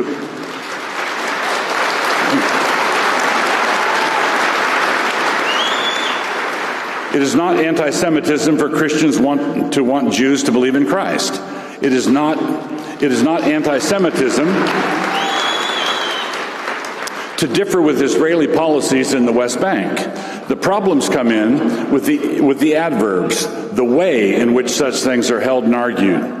Actual anti-Semitism, or what I prefer to call Jew hate, is what happens in my Twitter feed anytime I mention Israel. Jew hate is October 7th. Jew hate is Bondi Beach. It is the belief that Jews are a uniquely malevolent force for evil in the world, and that this fact justifies a one-size-fits-all negative response to anything related to them. Christian Zionists and Christian supersessionists do have pronounced theological differences, but the one thing they can agree on is that Jew hate is a serious sin. What do I mean by high-performance people? The Jews are a talented and hard-working people, and Jewish mothers are always pleased to introduce you to my son, the doctor. But they are also, like the rest of us, sons of Adam, making them dirty, rotten sinners. So if they are overrepresented among the Bolsheviks and the media moguls, just remember that they are also overrepresented among Nobel Prize winners and patent holders. Professing Christians who are backsliding into Jew hate, and it is backsliding, are angry because the Jews don't believe in Jesus. Jews are the enemy, it is thought. But Jesus commanded his followers to love their enemies, which you are manifestly not doing. So why should Jews listen to Jesus if you don't? Last thing, and you may consider this a little bonus round item, I mention it only because I believe it was brought up at this conference earlier. This bonus topic is the USS Liberty, attacked by Israeli planes in 1967, killing 34 Americans. I'm making no assertions here. All I am doing is noticing. All I'm doing is asking questions, like Candace does, recklessly connecting dots. The Liberty was an intelligence-gathering ship, and LBJ was president. Israel was in the middle of a hot 1967 war. How confident are you personally that there was no American deep state in '67? How confident are you that we weren't playing both sides and feeding intel to Egypt? How confident are you that America can only be double-crossed and can never be the double-crosser? Your confidence in the essential goodness of the CIA is endearing. I want to close by saying, and this is crucial, I want to close by saying that I believe that debates about foreign policy and America's relationship to Israel and what happened to the USS Liberty or anything like that are totally inbounds and inbounds at a conference like this. Debates about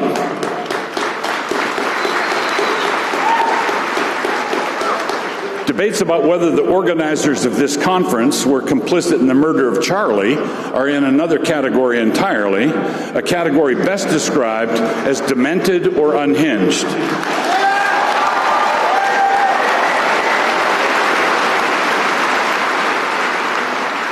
If passive-aggressive gaslighting insolence had a basketball team, it is long since time to retire Candace's jersey. Those assertions are not in the same universe at all, and so the latter one must never be allowed to hide under the former. Thank you. Pastor Doug Wilson, thank you so much for that opening statement. Now over to you, Steve Dace. Well, I have to just say, on a personal level, I mean, one of the voices that God put into my life very early in my conversion to disciple me was Doug. And I mean, I've listened to countless, it was so long ago, it was cassette tapes, Doug, all right?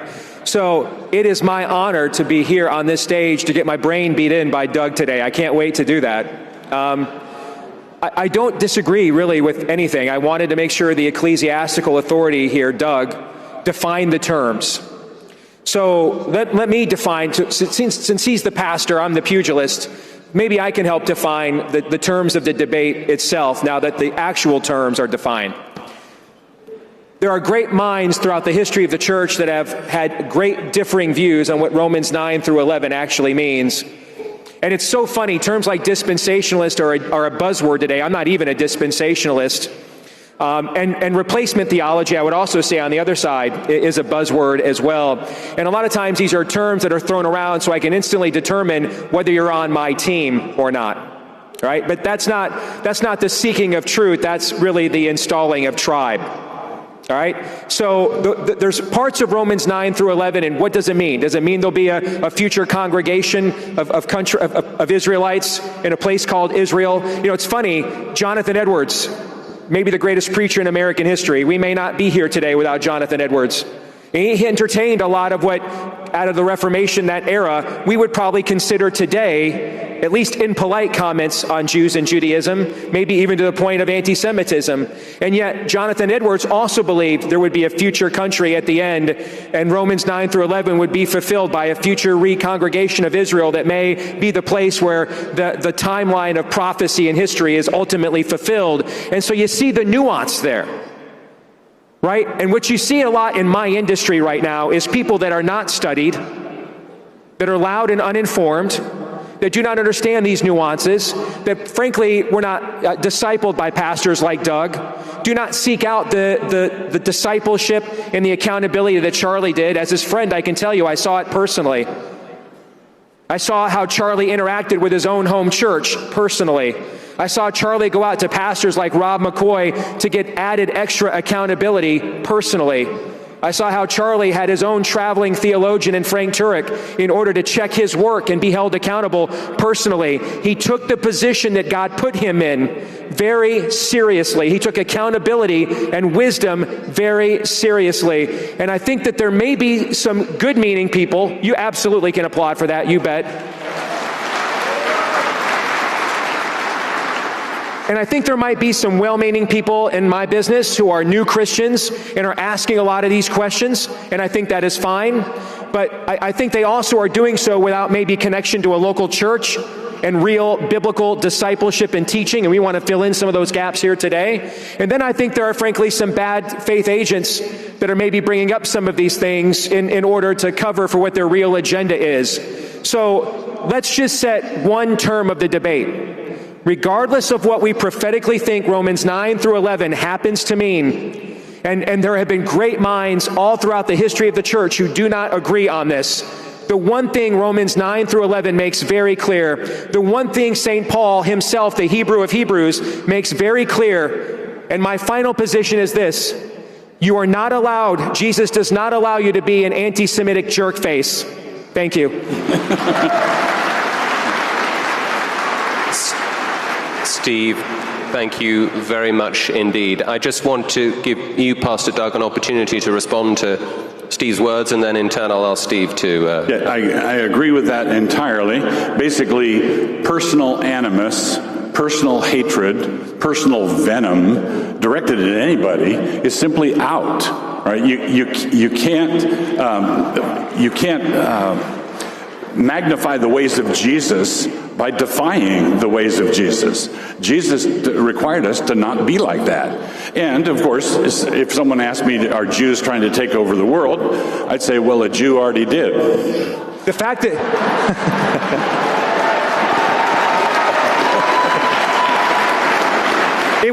Doug, it would certainly be news to the Chinese that the Jews own all the banks, because the Chinese think that they do. Look, I know this is an issue on which there'll be a lot of questions and a lot of feeling, a lot of strong feeling. But we want to open things up now to the floor, and I think there are some. I can see some people queuing up there in a line. Yes, sir. Would you like to go first? I'm Corwin. I'm from Las Vegas, Nevada, and my question is, how can people even consider that Israel is our greatest ally when the Talmud says blasphemous things about Jesus Christ and claims that non-Jews are subhuman?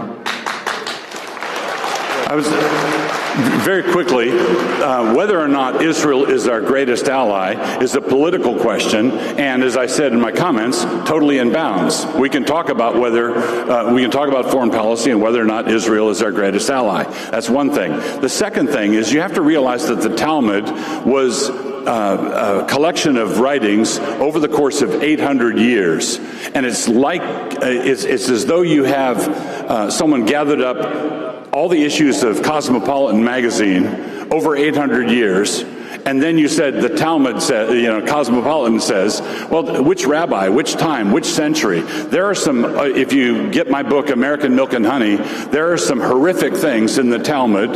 There are also things in the Talmud that are pure exegetical gold. Right, so you're talking about centuries, and you can't just say one thing, the Talmud. It's too simplistic. I don't mind condemning the things in the Talmud that attack Jesus Christ or attack Christians. I'm a Christian, so I reject that. And whoever did that shouldn't have done that. But there are also things that I have personally learned from the Talmud that are just wonderful insights into Scripture. Let me add to that, if you don't mind. A lot of people think England is our greatest ally. You can get arrested for preaching the gospel on the streets of England right now, not in a Talmud written 800 years ago, but in the next 8 minutes you can. There's a lot of people that want the Chinese to be our greatest ally because it'll make them a lot of money.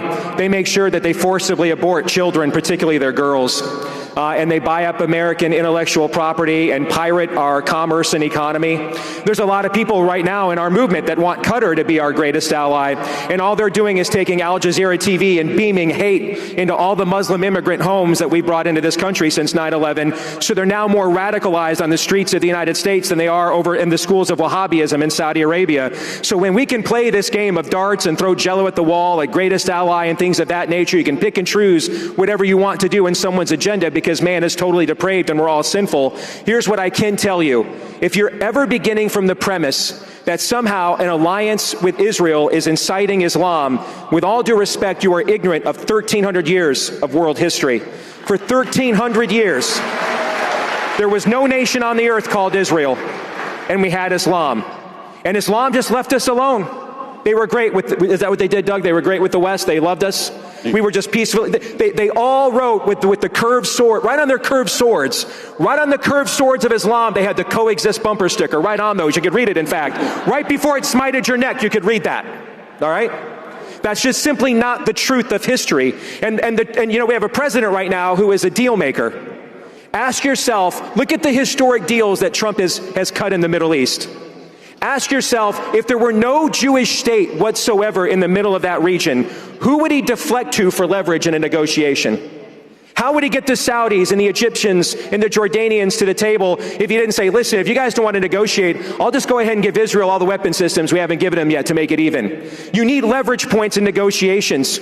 And earlier this year, who was it that launched the drones that shot down the Iranian missiles aimed at the Iron Dome? Saudi Arabia, Jordan, and Egypt. So I kind of think I don't have to make a theological case for Israel whatsoever. I don't have to look at any of their previous theological statements. Every knee and every tongue, every knee must bow and every tongue must confess that Jesus is Lord. And everybody that doesn't recognize Jesus is Lord, Jew and Gentile alike, will spend hell suffering for all of eternity apart from the grace of God. Amen? But as a foreign policy deflector shield, you want as much cartilage in the knee, my friend, between you and Islam. And all the people in this audience, let me tell you this. You want as much cartilage in the knee between you and Islam as you can possibly get, I can promise you. And the guy whose stage we're all inhabiting here today, he knew it best when he said, Islam is not compatible with Western civilization.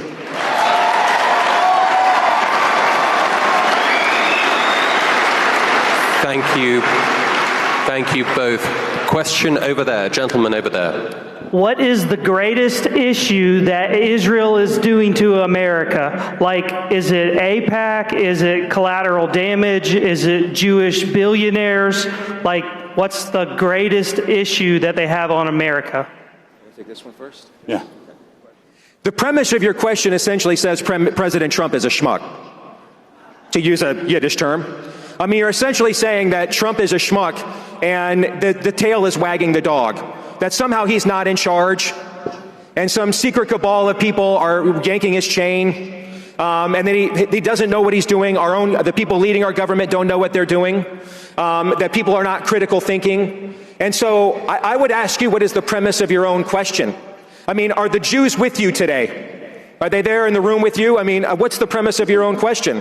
I think there are some issues with Israel. I think AIPAC should register with FARA. I don't know how much collateral damage should be having in Gaza, but there's a certain limit of how many innocent children and women that should not be dying. I agree, war, bad things happen, but there is a limit to collateral damage. How many limits were there on October the 7th, and when did you post about those limits and your concerns?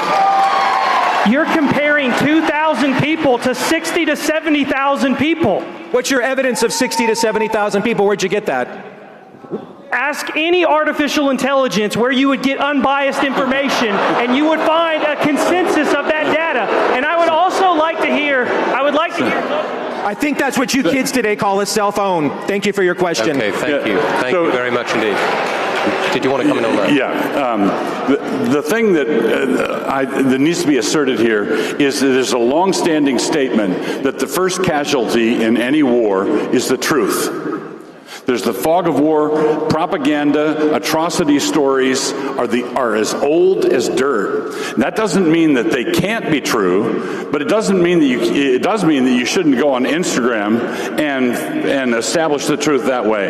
So basically, atrocity stories, if it really happened, that's an atrocity. But I want to reserve judgment because lies pour out of wars just the way bloodshed does. Can I just redirect really quick? I want to make sure that you guys understand. I push back because I want to see the premise of his question. Being concerned about the loss of innocent life and unnecessary escalating collateral damages, there's nothing wrong and immoral about that whatsoever. The question becomes, what's the premise of what you're asking, which is why I pushed back on, well, where was the anger about what happened on October the 7th? And did you see what he did there? All right? He just started counting bodies as if somehow the Israelis were just sitting there begging for this to happen to them, and they weren't. What provoked this? What provoked this operation? Since 2006, it's funny, those of you that want so-called Palestinian autonomy, in many respects, you sound very much like the neocons you claim to hate, because that's exactly what they believed in, was Palestinian autonomy and Palestinian agency, and the Israelis gave it to them, and they gave them essentially their own state right there on their border, and what they did is turn right around and vote for Hamas, and led to exactly the events that we just saw on October the 7th, and the events that we have seen since. So if we want to have a moral conversation, then I think you have to start from the right moral premise. If anything, the Israelis have been wrong in giving away too much land, giving too much infiltration to their own enemies, and listening to the neocons too much. One sentence. Just very quickly, when October 7th happened, one of my grandsons was at Columbia University. So this horrendous thing happened in Israel. And the next day, there was an Insta protest at Columbia University, pop-up protest, pro-Palestinian protest, right after October 7th. The thing was a coordinated op. Thank you. Yes, the lady at the front over there. Hi, my name's Mason. I'm a chapter leader at The Ohio State University. Go Blue. Conservatives that question foreign aid to Israel get called anti-Semitic by some other conservatives. So am I anti-Semitic for questioning $38 billion sent in the last year while we have homeless American veterans on the streets in need of aid?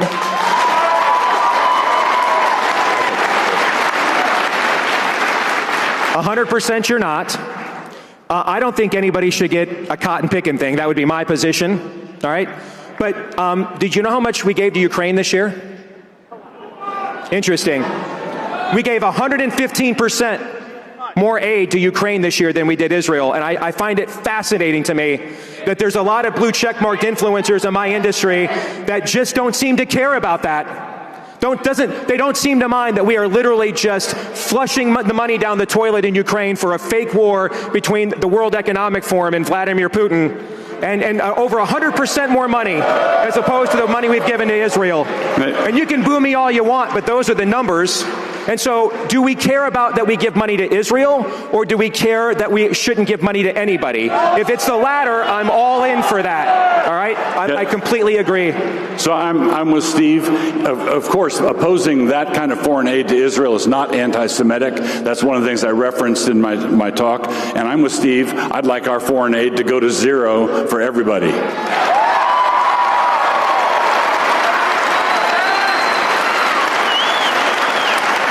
Thank you for your question. We've got time for one or two more. Yes, gentleman over there. Yes, my name is Vash. I'm from Georgia, and I have a question for Pastor Wilson. So, do you believe that modern Jews, the Ashkenazi, the Sephardic, etc., do you believe they are the same as the Jews of the Bible, the 12 tribes of Israel, and the Jews in Jesus' day? And if you do not, I would ask you why you believe in soft supersessionism and that there is a necessity for a new state of Israel for those people. That's a great question. First, the theory is that some promote is the Ashkenazi Jews were Eastern Europeans, basically, that converted to Judaism sometime in the late Middle Ages. I believe that the Ashkenazi Jews are genuinely Jews, but I think it's a reasonable question to raise whether or not they are. If someone says Ashkenazi Jews are not really Jews, then I would say, okay, so they had nothing to do with the crucifixion of Jesus, right? Right? Thank you. They had nothing to do with it. Secondly, I think it doesn't matter. It doesn't matter because throughout the Old Testament, it's always covenantal. It's not DNA imprints or bloodlines. It's the covenant. If these people covenanted with the God of Abraham in the Middle Ages, and they've been living that way for centuries, then they're in covenant. They're in that covenant. So most of Abraham's household was not related to Abraham by blood, but they were all circumcised, first generation Hebrews, but they didn't have any blood connection to Abraham. So the issue is not bloodlines. The issue is always covenant. Thank you. Well, thank you so much for your questions. We're drawing to the end of our session now, and I want to give each of our debaters the opportunity to just close with some concluding thoughts. Steve, over to you. So I think the great heresy that's been in the church in the last generation is that we have taken what Jesus said were the two commandments and we've inverted them. And what the seeker-sensitive movement did, which one of Charlie's legacies is convicting the scam that was the seeker-sensitive movement.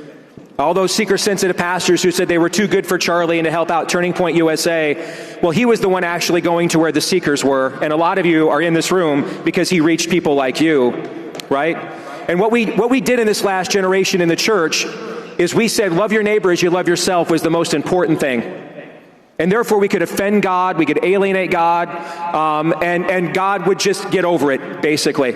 And so we need to make the first commandment that Jesus said, summarizing that first tablet of the law, to love the Lord your God with all your heart, soul, mind, and strength. We need to make that great again in the American church, because that'll reset everything else, right? But let me add this, though. That second greatest commandment, folks, number 2 is still pretty high on the list. You must love your neighbor as yourself. Jesus did not say, love your neighbor unless they're an Ashkenazi Jew. Jesus did not say, love your neighbor unless you disagree with their Gaza operation. Jesus did not say, love your neighbor unless you disagree with them. We still have to love our neighbor as we love ourselves. That still ranks very high in the kingdom of God. And I promise you this on the authority of his word. Your efforts to save your country will not be blessed by God unless you do that, I promise. Steve, thank you. Yes. Doug. I would simply want to echo what Steve said. If we are involved in the reformation and restoration of America, this is an arduous task, and it goes down to your personal life and the condition of your heart. You can't make a good omelet with rotten eggs. And if you have hate in your heart, if you are debating the wrong way, then the issue is not the debate. The issue is the way you approach the debate. So if we're urging you to think like a Christian and vote like a Christian and get engaged like a Christian and educate your children like a Christian and worship God like a Christian, well, love your neighbor like a Christian. Debate like a Christian. Raise the questions, but raise the questions as though God were there with you, because he is. Pastor Doug Wilson and Steve Dace, thank you both so much for an exchange that was enlightening and energizing and that's really pushed the conversation forward. Thank you both.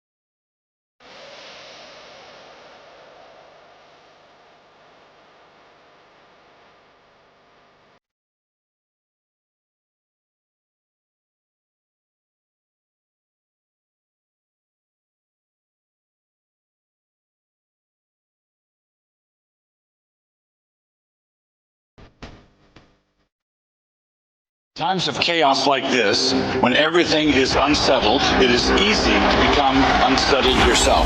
The antidote to this temptation is to learn how to read the story you're in. The heart of unbelief wants to say that God is a blunderer and that he makes mistakes in the assignments he gives us. But you were born for this hour. All of this surrounding mayhem is our duty station. We were written into this role by the author of the story.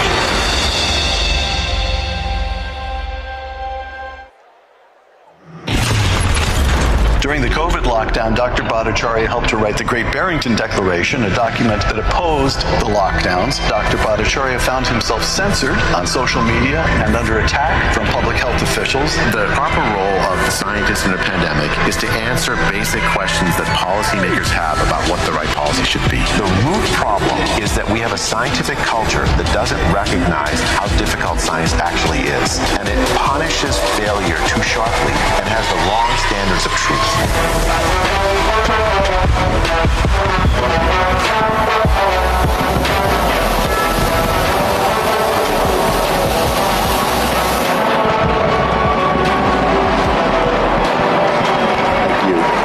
Thank you, everybody. Thank you. It's an amazing audience today. I want to start by thanking Erica Kirk and Turning Point Action for the absolute privilege of being able to address you today. I'm especially excited to talk because I know that there are so many young people in the audience, and I want to speak directly to young people because of so much that has happened over the last 5 years have directly impacted the lives of so many young people.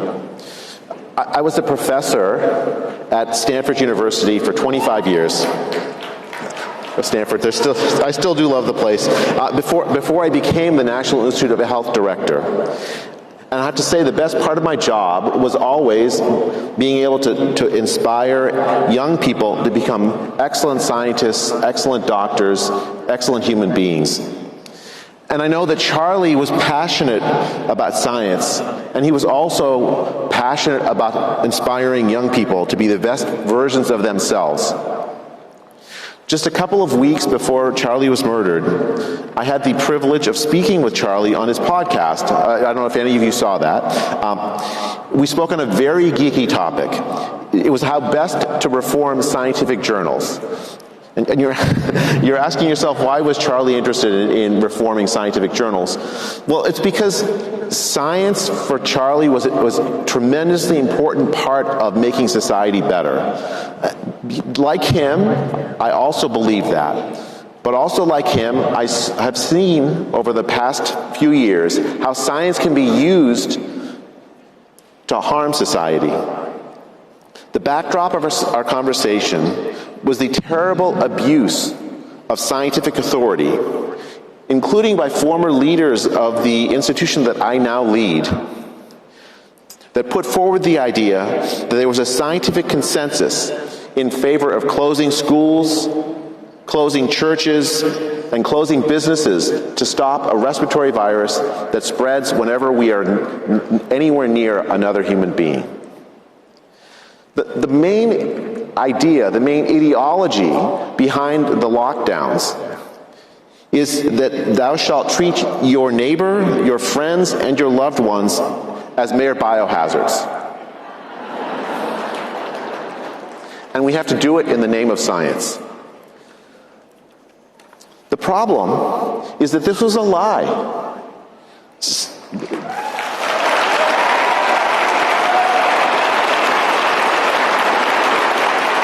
Science never supported such an idea. It's never.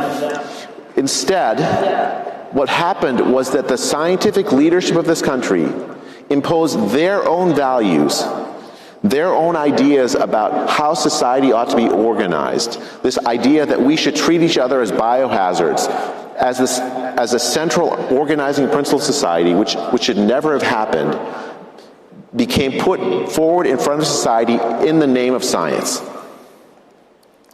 And so in order to do that, they shut down debate. In October of 2020, I wrote a document called the Great Barrington Declaration. Any of you in the room sign it? God bless all of you. I'll tell you, I'm tremendously proud of that document, but it was the most unoriginal idea I've ever had. Here's what it said. If you're vulnerable, let's take care of you. If you're less vulnerable, you should live your life.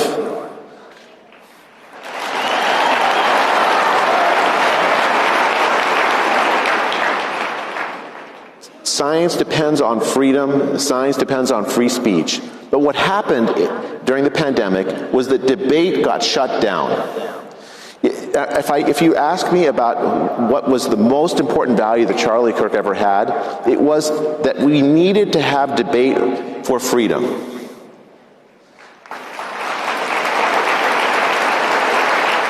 And I'll go one step further in the context of science. Science cannot advance without free speech. Science cannot advance without debate.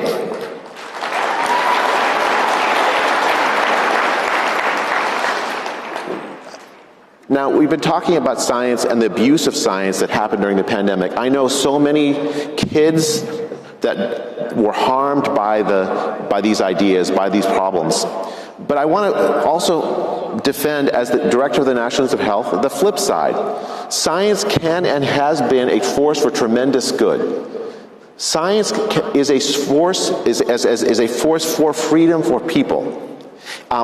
Just to give you some examples of advances that the NIH has sponsored that I hope will get at least as much applause. With scientific advances that to me now look like magic but are not, we can cure sickle cell anemia, a disease that I thought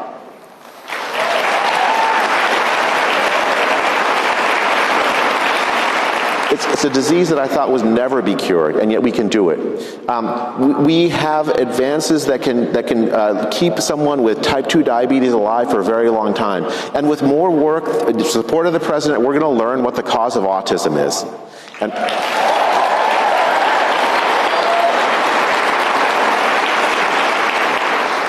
I've been thinking a lot about this MAGA-MAHA alliance, and I've heard people say, well, it doesn't make sense. Why would these two disparate political movements come together? But if you think about it, it makes complete sense. What is the purpose, what's the goal of the MAHA movement? Well, it's good health and freedom for people. It's good health and freedom for people. The mission of the National Institute of Health is to do science that improves the life expectancy and health of the country. The problem has been, if you look, the country has not been healthy. Since 2010, there's been flat life expectancy.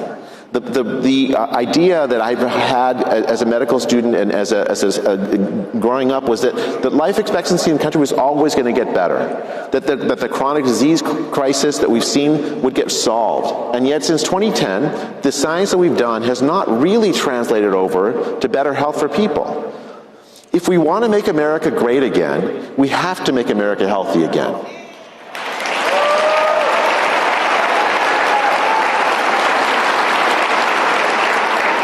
And so the alliance makes complete sense. We need to use science, we need to use the institutions of this country, including the National Institute of Health, to reform them in ways so that it translates over to better health for Americans. I'm gonna leave some time for questions, but I couldn't resist ending with some advice and a plea for the young people in the audience. We need you to become scientists, doctors, nurses, all the things. Please.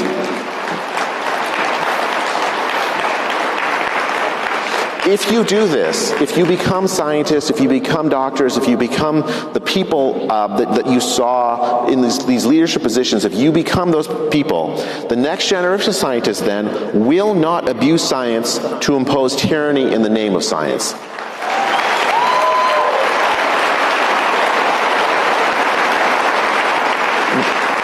We all know what happens when someone comes to you and says, "I am the science."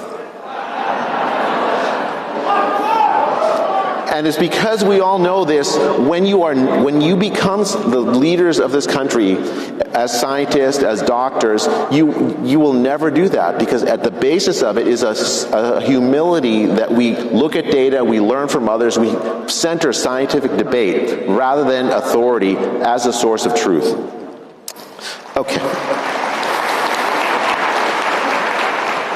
I'm a dad, so I'm going to end with just some advice, the kind of advice I give my kids. Especially for those who are contemplating a scientific career or for a medical career, just a few pieces of advice. First, be brave. Be brave. Speak up for your values, because if you look at the scientific institutions of the country, it looks very one-sided. It looks like this dominated by the political left, but it doesn't have to be. Science has no politics, properly considered.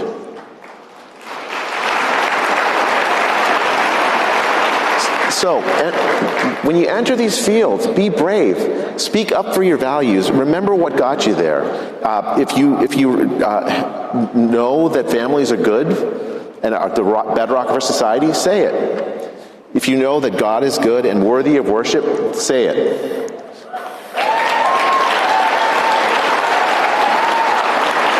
And if you believe that science should be a force for freedom, then say it.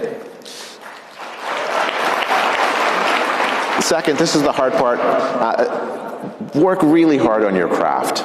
You need to be excellent at it. If you're going to be a physicist, be really good at math. Work really hard on the math. If you're going to be a scientist, if you're a biochemist, work hard on the biochemistry. If you're going to be a doctor, learn how to talk to patients. Think carefully about the scientific evidence and how you talk to patients. Become excellent at your field. And that's not so glamorous. You're going to spend a lot of time in the library, but that's the only way you can become really impactful.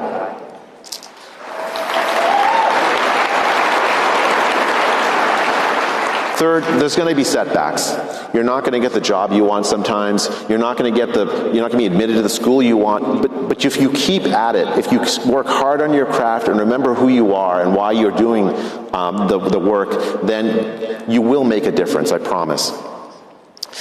Finally, if you succeed, the next generation of scientists will reject groupthink, embrace debate, and advance freedom, because science, properly considered, is really the engine of freedom for the society. I wanted to leave room for questions, and I still have a few minutes. So please, if there's folks who want to ask questions for the National Institute of Health Director, I'm open to hearing. We've got a question on your right. Thank you, everybody. Hello. Hi. My name is Michael Holston. I'm a PhD student at Auburn University in physics. My question is, My question is, how do we address the reproducibility crisis in scientific literature? How do we restructure incentives for research funding and make sure our federal research funds go to scientific inquiries rather than politically motivated things, or and make sure that they're going to effective studies that have scientifically valid results? Thank you for that question. So at the base of the question is something that is shocking when I tell non-scientists this. It turns out that so many scientific results that people believe to be true, published peer-reviewed studies, when independent teams look at it, the same thing, they don't find the same answer. That's the reproducibility crisis. What's happened essentially is that we are in a second dark age where authority, I published in a top journal, has replaced scientific reality. Do other people looking at the same thing, using different approaches, tend to find the same answer? How do we solve that? First, we support people who do ask those questions. We support scientific debate. The NIH can do that, and I'm going to do that. I'm doing that. Second, we have to reward scientists who act in ways that promote scientific debate. Do you share your data with others? Do you accept scientific conversation as part of being a scientist? Again, that's something we can do. And in particular, when you look for scientific papers, it shouldn't just say where it's published. It should say who else has looked at those results and what do they find also. We have to essentially have a second scientific revolution that says it's not enough to say I am the science. Instead, you have to bring evidence, you have to bring data, and you have to accept challenges in physics, in biomedicine, in every area of science. That's the way forward.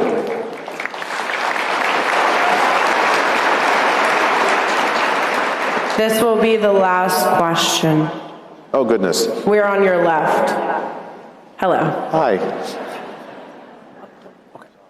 Hello. My name is Ethan. I'm from Virginia. Over the course of the pandemic, I think a lot of Americans kind of lost trust in the health organizations related to the government. My question is, how can those government-related health organizations regain the trust of the American people? Thank you for that question. Everyone hear that question? How can you regain trust? I've been asking myself that from the day that President Trump tapped me, the director of the NIH, which is the major organization for scientific research in biomedicine. The key answer to that question is we have to do science that makes the lives of people better. And so that's what MAGA is about, science that makes lives of people better. That's what MAGA is about, to use the institutions of government to address the real problems that people have. So I've asked myself, how would I consider my success as NIH director? Life expectancy is flatlined since 2010. If at the end of this term we have turned that around so that people are healthier, they're living longer, and they can expect their kids to live longer, that's how we regain trust. We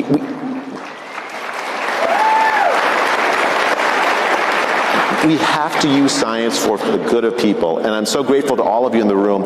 If you're a scientist or you want to become a scientist, God bless you. If you want to become a doctor, God bless you. Make America healthy by doing the best you can, and let's keep debating, let's keep talking, and thank you so much for your time.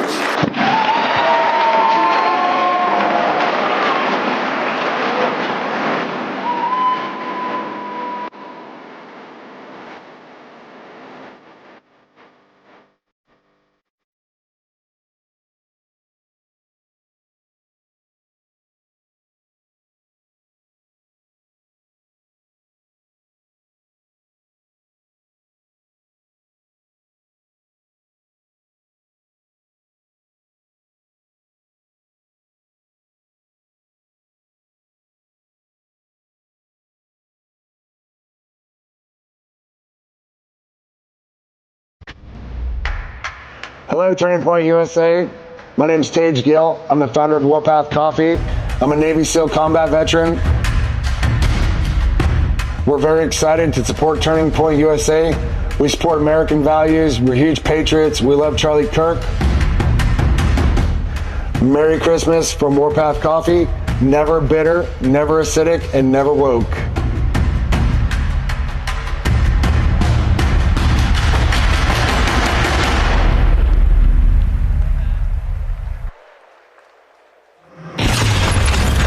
learning to question the actual words they use. Because we are sharing the risk and being able to say what we want, the language changes. The best thing you can do when you're in conflict with anyone is to have fun. Why is it so important that I should agree with you? If you're looking for reassurance that you are right, I'm the wrong person. Do you ever wonder why I would risk this? Do you ever think to yourself, I'm outnumbered by you? Do you ever ask yourself, why would this person do this? The reason why I think the government and the media don't like somebody who's widening the lanes of free speech is because they defined disagreeableness as hate speech and hate speech as crime. Please welcome Greg Gutfeld.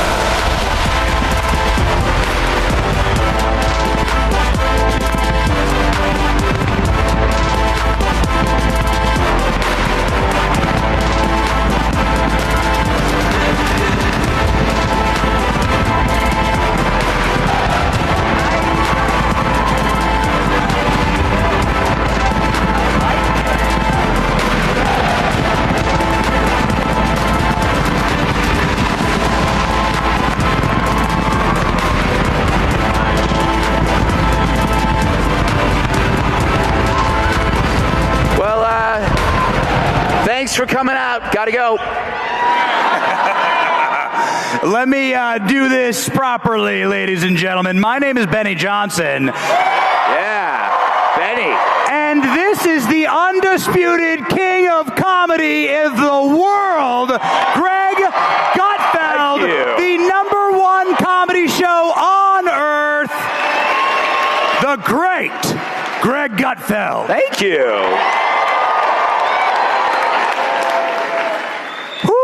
Gotta say, you're the first adult male I've ever met named Benny. It's very strange. So this happens constantly. There's a guy named Benny Thompson.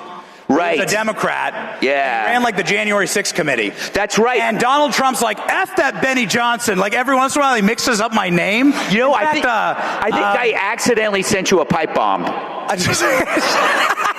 Don't you hate that?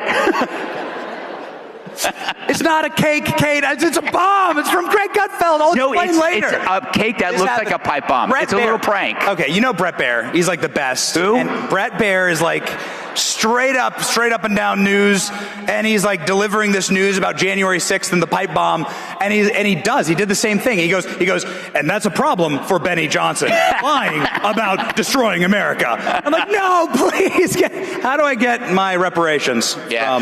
Well, you know, who would have thought that Brett Baer's real talent is rapping? It's just, have you seen him rap? Yeah, it's pretty bad. Donald Trump was the #1 most name-dropped American in all rap songs. According to the Huffington Post, they did a full analysis, and they found that President Trump's name was used something like 5,000 times in rap songs. Well, because Trump was culture, and Trump was fun. Trump is funny. And that's what made him so viable in these elections. That's what makes him such a powerful force. And since he's been on your show, and since that was a massive show, I want to sort of like, maybe why don't we start there? Well, here's an unspeakable truth. If you were to ask a hip-hop artist, who would you rather be? Donald Trump, arrogant, obnoxious, driven, whatever, or Barack Obama? All of them would say Donald Trump. It's because wherever he goes, there he is. Life follows you, and you're having fun. I always talk about how we're living in the era of the flip. When I was your age, we didn't have Turning Point. I'm so old. When I was your age, the bad guys in every movie were the old, crotchety, white Republican, and the cool kids were like the hippies. I always use Animal House as kind of the analogy. The Animal House were the young fun lovers, and the dean was the evil conservative. It's flipped.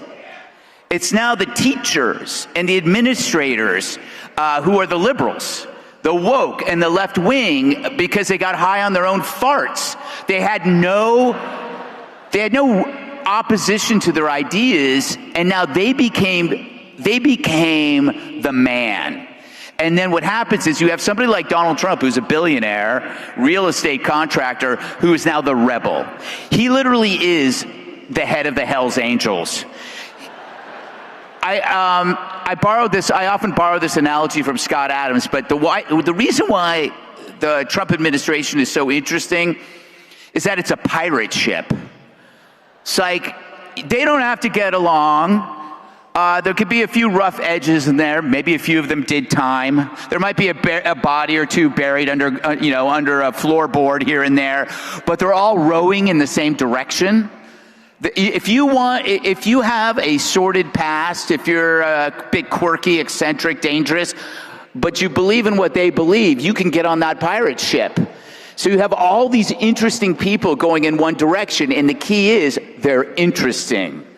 They're not technocrats, they're not bureaucrats, they're not rent-seeking politicians. They're just kind of like, they remind me, I'm old, they remind me of the Oakland Raiders from the 1970s. Just dangerous.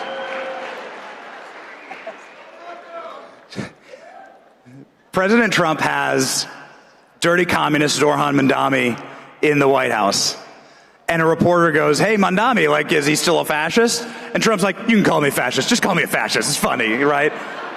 Trump's hilarious. Well, and he's been on your show, and he used to go on late night shows all the time. You remember Jimmy Fallon? He like tussled his hair. He like messed. You guys remember that? Jimmy Fallon like messed up Trump's hair, and he was beloved on late night. Yeah. And then suddenly, like, what the hell happened? These guys' balls fall off. Like they can't like do an interview with Donald Trump anymore. I would say the balls fell off, except for The View.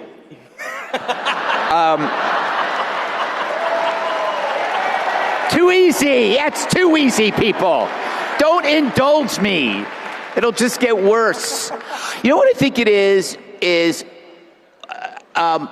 if you look at why people resent Donald Trump, and I've been thinking about this for a long time, because I had the same issues in 2016, 2015, and I knew Trump. Why do people resent anything? It's because they play a role somehow in the resentment, and they have yet to confront themselves over it. So you know when you're really mad at somebody and you don't know why? A lot of times it has to do with it's exposing something about you. And I think when Donald Trump came up and you had all these people that were friends with him, he exposed something about them that they didn't want to know. That they like, and I'm going to use, let's say, I'm going to use the Never Trumper conservatives. Why were they the most extreme in their dislike for Trump? Because he exposed to them that they actually weren't the voice of conservatism, and that upset them. It's like, wait a minute. Sitting in my leather armchair, smoking a cigar, quoting William F. Buckley, I'm in charge. And yet it's this guy. If they had actually said, okay, why is this? Because I had to do this with myself. Why is his success bothering me? Because you can do this with every person in your life on a personal level. What kind of resentment do you hold, and what's your role in it? And I'm going like, I know I'm pissed off at Trump because for years I was going after the politically correct, and I was saying all these things, and he came in and just blew it up, and that should have been me. I'm telling you, that is behind all of the resentment about Trump in the entertainment industry, in the world of politics. I won't say who this was, and his name does not rhyme with Schmill O'Reilly, but I was on this show, and afterward, they had done a segment on Trump. This is probably 2016, 2015, maybe earlier. And the host said, why did I run for president? And I think in a lot of people's minds, they were resentful that he did it and they didn't. And why wasn't it them? And then you go to the late night talk shows. So here's the way I look at late night talk shows. Imagine this amazing high school with tens of thousands of people, and there's one cool table off on the side, and there's 4 or 5 people holding court there, and they're the coolest people on the planet. You come in, and they invite you to that table, and you go, I'm good. I'm going out with these people. That created a crisis in confidence in those people when they suddenly realized that their views are not held by everybody else. They realized that sitting in that table, they were just talking to themselves, and nobody cares. Nobody cares. Nobody cares. I checked the ratings before coming out here. Greg Gutfeld has triple the ratings of Stephen Colbert. Greg Gutfeld has quadruple the ratings of Jimmy Kimmel. Even when he's crying, that son of a bitch. You know, he lied. That bastard lied. That bastard lied. He was ripped off air. He threw a temper tantrum. He was put in timeout because he lied about Charlie Kirk. Yeah, two things about that. Please. Remind me about the Kimmel thing because it's important. The first thing about competition. So when we were entering the late night sphere, I really didn't want to do it, but I did it. I didn't look at myself as competing against them. I thought to myself, no, I'm going for bigger fish. Like, I bet I could get the same number of all of them combined. So I didn't even think about them. What I was thinking about was like Monday Night Football, like actual things that people watch. And there are nights when I'm number 1 in all of cable beating professional football games, sometimes every week. So it was all about like, this is not even in my universe. Because I think if I had focused on them, it would have been at the detriment of a wider audience. So now you look at like something like Kimmel and you go back to what I was talking about, that when somebody is upset about something, it's more about themselves. What is it about Kimmel that makes him so upset about Charlie Kirk's death? It was clearly lack of impact. He saw somebody have an impact that he kind of thought he wanted. And I feel like a lot of people feel that way when something big happens and it's not them and they are so ego-driven, it hurts them. And his lashing out was basically saying, wait a second, I truly am irrelevant. Behind every resentment is self-doubt. And you hear the imposter syndrome. It's kind of more, maybe I'm not all that I cracked up to be, and it sucks. And I think that's why he lashed out at Kirk. He saw the world change, and he was left behind. Imagine being in a movie in which if you find out in the final act that you're the bad guy, how do you deal with it? That's how you deal with it. Wow.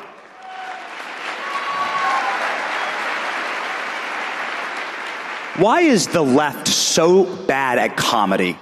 You know, it's interesting. They always used to say that about the right. Why is the right so bad at comedy? But if you look at the comedians from the 70s, they weren't liberal. It just so happened that the left kind of like priced themselves out of comedy by putting a price on what is considered hurtful. They always say to me, Gutfeld just punches down. And I go, what am I punching down? I'm pretty short. It's not a lot of things I can punch down on. Maybe Dana, but I don't hit women. I just want to make that clear. The idea that making fun of the trans movement is punching down, that is so completely wrong. When you go after a sacred cow, or is it a sacred bull? Sacred cow if you're talking about The View. No. See? I'm already having an impact on culture. But they would say, oh, if you're going after specific identity groups, you're punching down, like trans. No, you're punching up because they are sacred cows. They have preferential treatment that nobody else has. So I thought, I'm going after the people they say is off limits. Because, number one, I am not going to be compelled to behave in a way that they say is appropriate. And number two, yeah, you can clap. The moment you obey, it's over. You know, they don't like you. It drives me crazy to watch people strive for this strange new respect of liberals. Like, oh, I'm so excited when a liberal comedian agrees with me. This is one of the things that I remember when I was anti-Trump. Man, did I get love. I got love from the other side. And I remember, this is like, you know, Twitter was still pretty big in 2014, and I'm getting all this love. And I won't say the comedians' names, but they were like, oh, Greg, you know, it's great what you're doing on the 5. And I got to say, it felt good, you know, to get these accolades from people who normally call me a right-winger. And then I realized this was wrong. It's like, what am I doing? This is feeding my ego. And that was one of the things when I realized, okay, I'm not actually speaking the truth. I'm trying to build myself up. And that's when I said, okay, enough. And what made me change on Trump was I had to ask myself, what is it that he's saying that's upsetting me? And what is he doing that's upsetting me? He hadn't done anything yet. He wasn't president. So I pay attention to his deeds. I focused on deeds and not words. And once I basically dialed my ego back down, where, you know what? It's not about me. He suddenly became hilarious again. So I think that a lot of the never Trumpism is all about ego. They can't admit the sunk cost of their beliefs. If I hated Trump for so long, if I stop hating Trump, what did I just do for the last 10 years? It's like being in a terrible relationship and you don't want to get out of it because you were in it for so long. You know,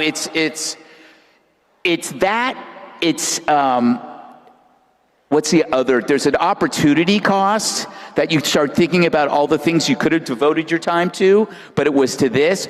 I do think you're seeing cracks in it.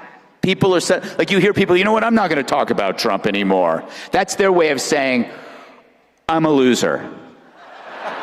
The other thing too is, one of the interesting things about Trump derangement syndrome is that they call things a syndrome when there's no origin, like chronic fatigue syndrome. Those are things that they say we don't know what causes it, so we call it a syndrome, which is a collection of symptoms. It's not Trump derangement syndrome, it's Trump derangement addiction. And the reason why it's an addiction, and I use that phrase now, is because you can't control it. And when an addiction is out of your control, it has a power over you. And it creates a filter. Like if you were addicted to drugs, you have no control over it, and you see everything through the filter of drugs. It's like, how can I carve out enough time to buy drugs? Where's my dealer? With Trump, it's like every story is seen through the filter of what does it have to do with Trump. That is an addiction. And I honestly believe that if they treated TDA like any other kind of substance, people's lives would change for the better. I'm serious. You should, next time you run into somebody who's vehemently anti-Trump, you should ask them, I think you might have a problem. And then go, hey, do you want to go to a movie? And then you go, sure, you go to a movie, and you walk them into a room with all of their friends. And they all have letters. Dear Steve, we've noticed all you do is talk about Donald Trump from morning till night. And we're worried about you. We think you need help. I think that is like, if you look at it through that framework, it makes so much sense. Should we open TDS asylums? Say again? Asylums, like mental health institutions. I think we should, yes. One of the things, too, is understand that it's a flaw in human beings. We are drawn towards negativity over positivity because we're always trying to improve. So we like negative tweets over positive tweets. What's wrong with me is what everybody thinks. The Trump thing is a big what's wrong with me for never Trumpers. You kind of have to understand that. That's why I always say when you're dealing with never Trumpers or heavy, deep antagonism, observe, don't indulge. Observe, like you'll notice when you're at a workplace, who's the coolest person at work? It's the person that's observing and not indulging. The person that listens to gossip but doesn't spread it. That's the person you want to be. And you're going to find a much bigger, a greater peace of mind. And you're going to see that the people that disagree with you are going to be wondering, what do you have that they don't have? What is this thing? It's like I have good friends who are incredible never-Trumpers, and it rolls right off me. And it bothers them more because they're trying to figure out, well, why am I this way and he's not? He's relatively successful. He's got, a happy family. Why is he not evil? And then you're causing them to think differently about their own resentment. Underneath every resentment is self-doubt. This resentment is killing comedy. We have a comedic institution in our country called Saturday Night Live. Yeah. If some of you are old enough, maybe raise your hands. Some of you might be old enough. Do you remember Gerald Ford falling down the stairs? This is a famous Chevy Chase bit. Half of these people weren't even born. Right. Well, so, okay, some of the people are born. There's a president who we had just a couple of, months ago, who was falling ass backwards across stages, down the stairs, over the Resolute desk in the White House. But enough about Obama. Let's focus on Biden. They never made fun of him. Yeah. And I think that's a crisis, actually, when there are untouchable things. Like, why did Saturday Night Live do that? Well, this is the other thing that's great about whenever you're in a conversation, whether it is with the media, especially the media, is that they don't have any credibility. And SNL has no credibility. The late night shows have no credibility. The media has no credibility, but because for 4 years, they deliberately covered up for a president that was brain dead. There's no reason for you. It's kind of like, it's like you don't take financial advice from Jim Cramer, You don't take fitness advice from Whoopi Goldberg. Yes, exactly. See, that was better. I'm having an impact on culture. Every one fat joke at a time. By the way, Chris I forgot what I was talking about, but I don't have much time. People have asked me, why do you always make fun of somebody's weight or looks? And I have a theory which is 100% bulletproof. I call it the hierarchy of smears. Everybody that I make fun of for their weight or their hair loss or their whatever has once compared me to a Nazi or a fascist. And in the hierarchy of smears, you can fit a lot of stuff below Nazi. The moment somebody calls you a Nazi, you can call them anything. And here's why. Here's why. When somebody calls you a Nazi, that's an amplified narrative that puts a target on your back. But when I call Brian Stelter fat, I'm not painting a target on it, even though it could be a big one. But nobody's going to kill somebody because they're fat. But they will kill you if they've been told through a repetitive demonizing narrative that you are a Nazi. They will come for you, as we know. I want to wrap up just very quickly here. How do we save comedy? There seemed to be this incredible watershed moment where Dave Chappelle, Netflix was trying to cancel Dave Chappelle. They did this big walkout because he told a transgender joke, right? And Netflix said, no. Dave Chappelle said, no, I'm not cutting that for my set. And that seemed like there was this fever that started to break there. Well, now, how do we save comedy? I'm telling you, this was free money on the table for us. The moment the left abdicated their dedication to free speech became our win. It just so happens we got President Trump, who uses speech like, a giant paintball gun, And, all the stars aligned. I don't care. I don't care if I'm going to get canceled because I live in a world where I will always land on my feet because we share the risk. If one of your friends gets canceled, you share the risk. You step up for people. The left, they learned that they can't even depend on each other. They will throw one of their own to the wolves with the hopes that the wolves will eat them last, but they always get eaten, hence the size of the view. Yeah, okay.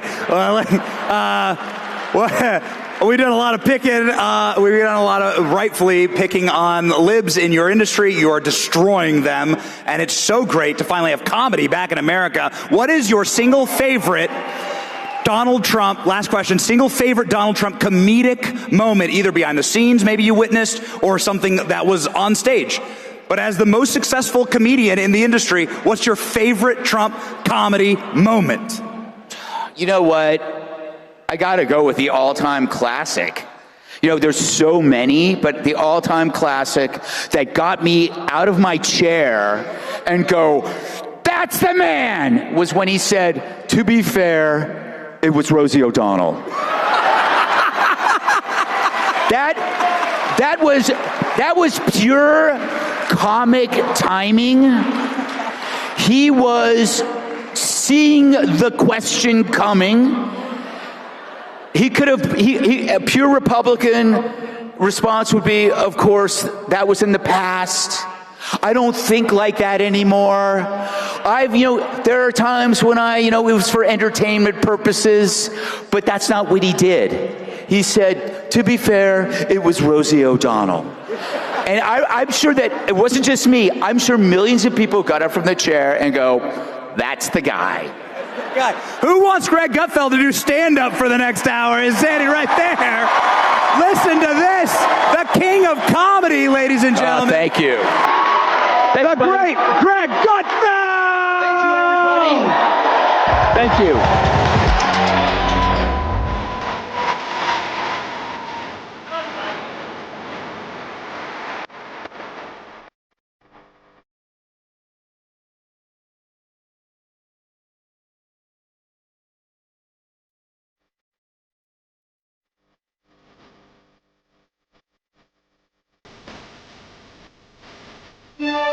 Are you sick and tired of the healthcare system? Are you ready for a better way?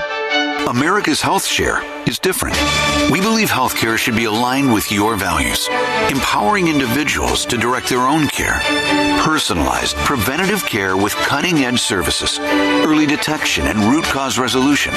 No skyrocketing premiums, no surprise bills, no financial uncertainty.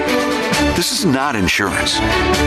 This is the Health Freedom Model, where members contribute and share into each other's medical bills with respect to your health sovereignty. We give you the tools, insights, and resources to pursue your own healthcare journey affordably and ethically. That's right. We're more than just healthcare. We're a community of Americans. You deserve better. Your family deserves better. Escape the broken system. Scan the QR code and take charge with America's Health Share.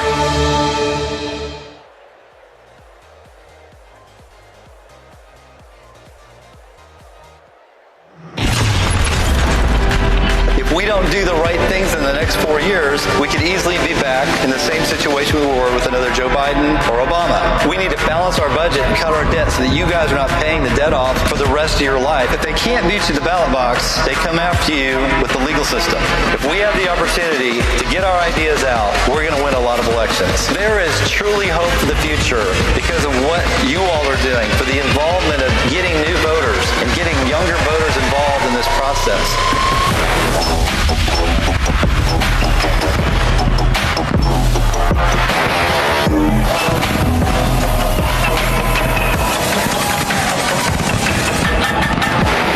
Wow.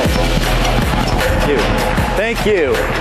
Well, after that, I kind of want Greg Gutfeld back out here for another hour and a half. That was awesome. So, I want to start off with a simple statement. Adversity is not defeat. Adversity is not defeat. And I think we can see it all around us. And I have a couple of stories. Look at Erica Kirk. How many of y'all were here last year? Raise your hand. A lot. How many of y'all were here last year and thought we'd be coming back without Charlie Kirk? Raise your hand. I would guess nobody thought that. We never know what's going to happen in life, and obviously There was a lot of adversity for Erica Kirk in the last 4 or 5 months. She lost her husband, had to take over this organization, has young children, and every day deals with adversity. And then, of course, Charlie and his life. I knew Charlie. I met him when he was 20. Thought he was a pretty normal guy. I met him at the Trump hotel, and we just kind of hung out. And then over the years, people were telling me how special he was, and he was going to do great things. And I was like, yeah, he just seems like a normal guy to me. Obviously dealt with adversity every day as he challenged people to be different. He challenged them in their faith. And he dealt with adversity. And I want to come back to Charlie, but obviously his life ended in adversity. Charlie died he was almost 32, I think that's correct. There was somebody else that was on earth that accomplished a lot in a short time, just like Charlie. His name was Jesus. He died at 33. And obviously he did a lot of amazing things. He healed people. He proclaimed the gospel of life. He changed people's lives while he was here. But obviously, lots of adversity. And he died in a pretty tragic way. And yet, in that short period of life, that most people live more than those years, 33 years or 31 years. And yet, he accomplished something that changed the world forever. Adversity is not defeat.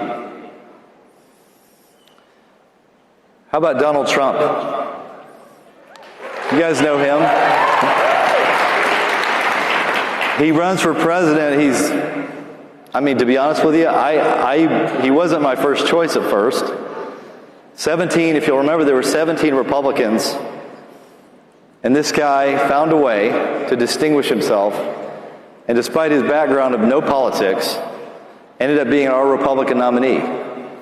And of course, they told him he wasn't going to win, that Hillary was going to win. And even on election day, I think most people thought that Donald Trump was not going to win. And yet, despite the adversity, he ended up becoming the President of the United States. And of course, you saw what they tried to do to him. They impeached him twice. And yet, during that period of turmoil, I can tell you this, I've watched a lot of presidents in my lifetime, and no president accomplished more with that type of adversity than any other president in my lifetime. And I think you agree with that.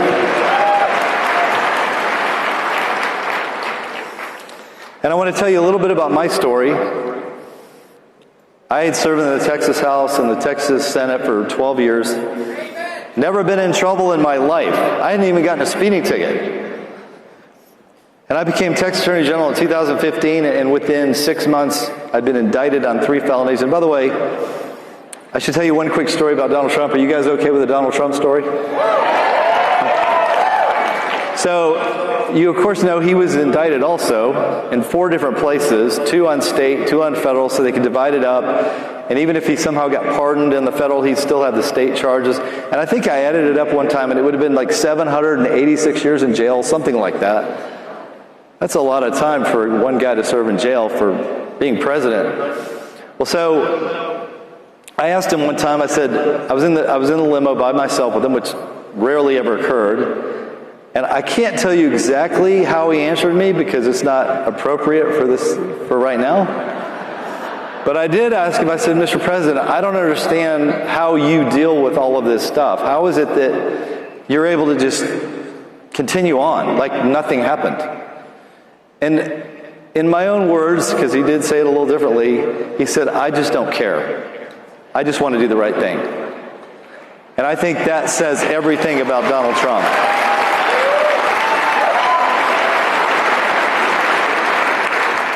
So as I said, I got into office. I'd never been in trouble in my life. No speeding tickets, never been kicked out of school, never did drugs, never really had any problems.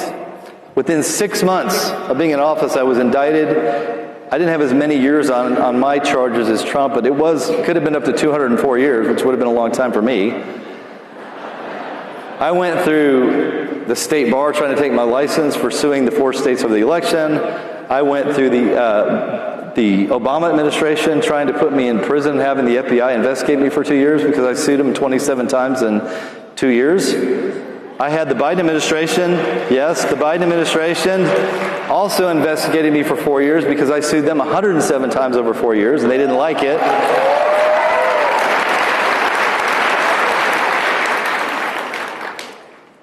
And so I went through all of these different things, special prosecutors, 15 different legal issues, and the finale was the Republicans in the Texas House, under the leadership of a very liberal Republican who was more tied into the Democrats because he was elected by the Democrats. Under the guise of Republicans, they impeached me, and I had to go to trial in the state of Texas in the Texas Senate. And when they did that, I had no money because I just finished a campaign where they ran a bunch of people against me. It cost me $16.5 million. I had no money, and the House knew I had no money, and I had to hire attorneys with no money. Have you ever tried to hire attorneys with no money? It's not easy. They put a gag order on me, so I couldn't respond to anything being said over a 3.5-month period. I had no way to respond. And I remember sitting down with my attorneys because they kept saying I was going to quit, that I was going to resign. And I sat down with my attorneys, who thankfully agreed to work for free at first. Of course, I paid them later. I said, look, I want you to know this. I am not quitting. The people of Texas just elected me 4 months ago. I'm going to make these senators vote.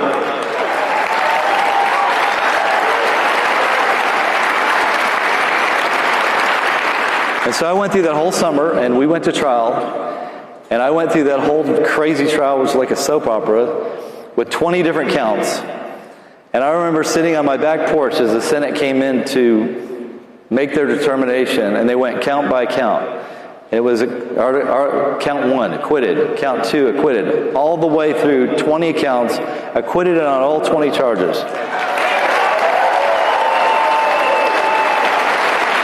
And guess who was my first call after the acquittal? Within 5 minutes, my phone rings. Donald Trump. And he was genuinely happy for me and was so excited that I had been acquitted. And then a few hours later, I was at dinner celebrating. I get another call from Donald Trump. And of course, I always take those calls. And he was at dinner with a bunch of people that I didn't even know. And he goes, these people are so excited for you. Would you mind talking to them? So he passes me around the table.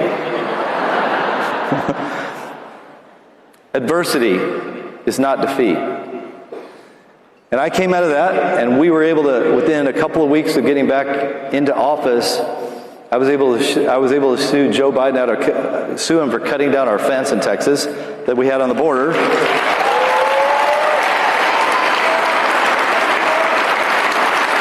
I was able to sue Pfizer for lying to us about the vaccine.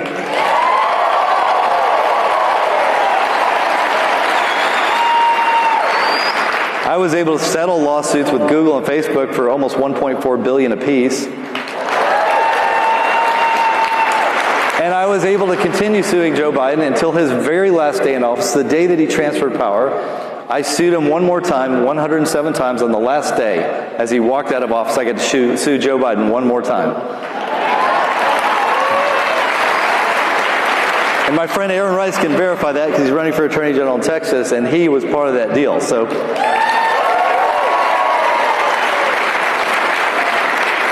my time is almost up, but there's plenty of stories of diversity in the Bible. One is about Joseph, probably not the nicest brother to his brothers, and they plotted to get rid of him. They were going to kill him, but then they decided, let's make some money off him. He'll probably die anyway. They sold him into slavery. His life looked pretty bleak. He was in slavery, then he ended up in Egypt, he ended up in prison, not really looking like the best life. And yet, you all know the story. He ends up becoming prime minister, and his brothers have to come to him during the famine in Canaan and ask for help, and they don't recognize him. And when they finally recognize, when he finally discloses who he is, they're terrified because they're thinking he's going to be just with them, and that they're going to get punished and maybe end up dying. And yet, he has complete grace for them. And he says, I'm going to help you Because what you meant for evil, God meant for good. And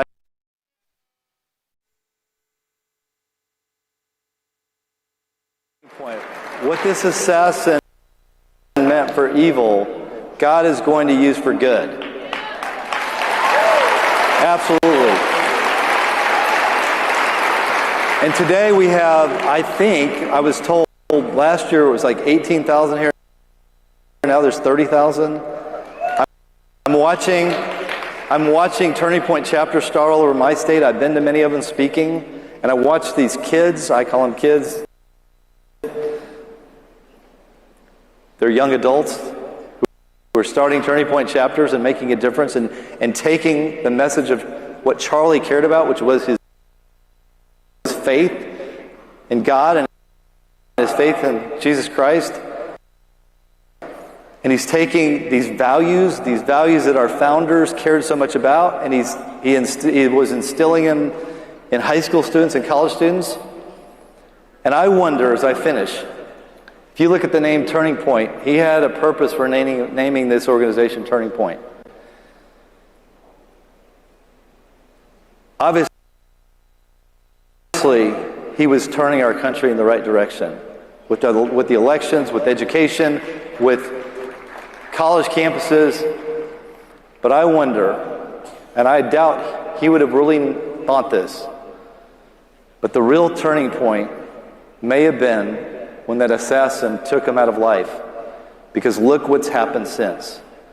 And what I want to encourage you, as I close, is I hope that we will take his death and we will use that as a personal turning point, not just for ourselves, but also as an action item for moving forward with the mission that he cared so much about, which was, he'd always say, we have a country to save. And courage is not a talent, it's a decision. Those are his words. So I want to encourage everyone here, including myself, as I'm moving on to hopefully another post very soon. I want to encourage you to have courage, because remember, it's not a talent, it's a decision, it's a choice.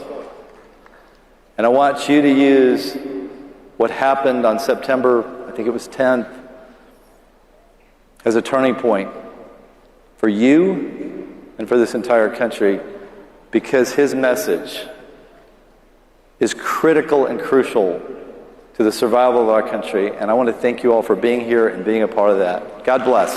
Thank you very much.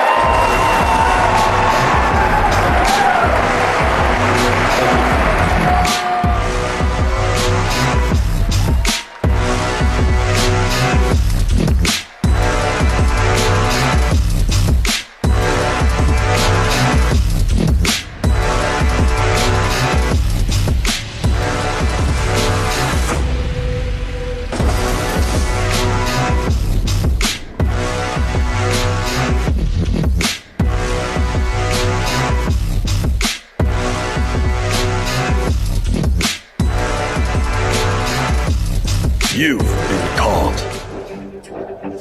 Weak men built weak times. We inherit distraction, addiction, drift. The front line is not distant. It runs through your heart and your home. Frontline 21 men reject comfort.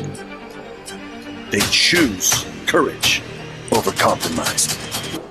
Discipline over drift. They are forged, not born. Like the greatest generation before us, we will be remembered. Not for bowing to culture, but for standing against it. Strong men make good times. Hold the line.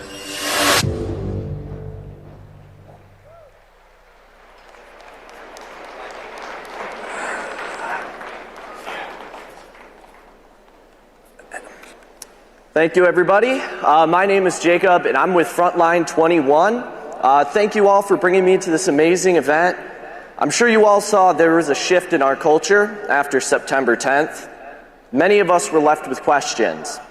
Questions about God, questions about culture, and questions about who can step up and tell us what to do now.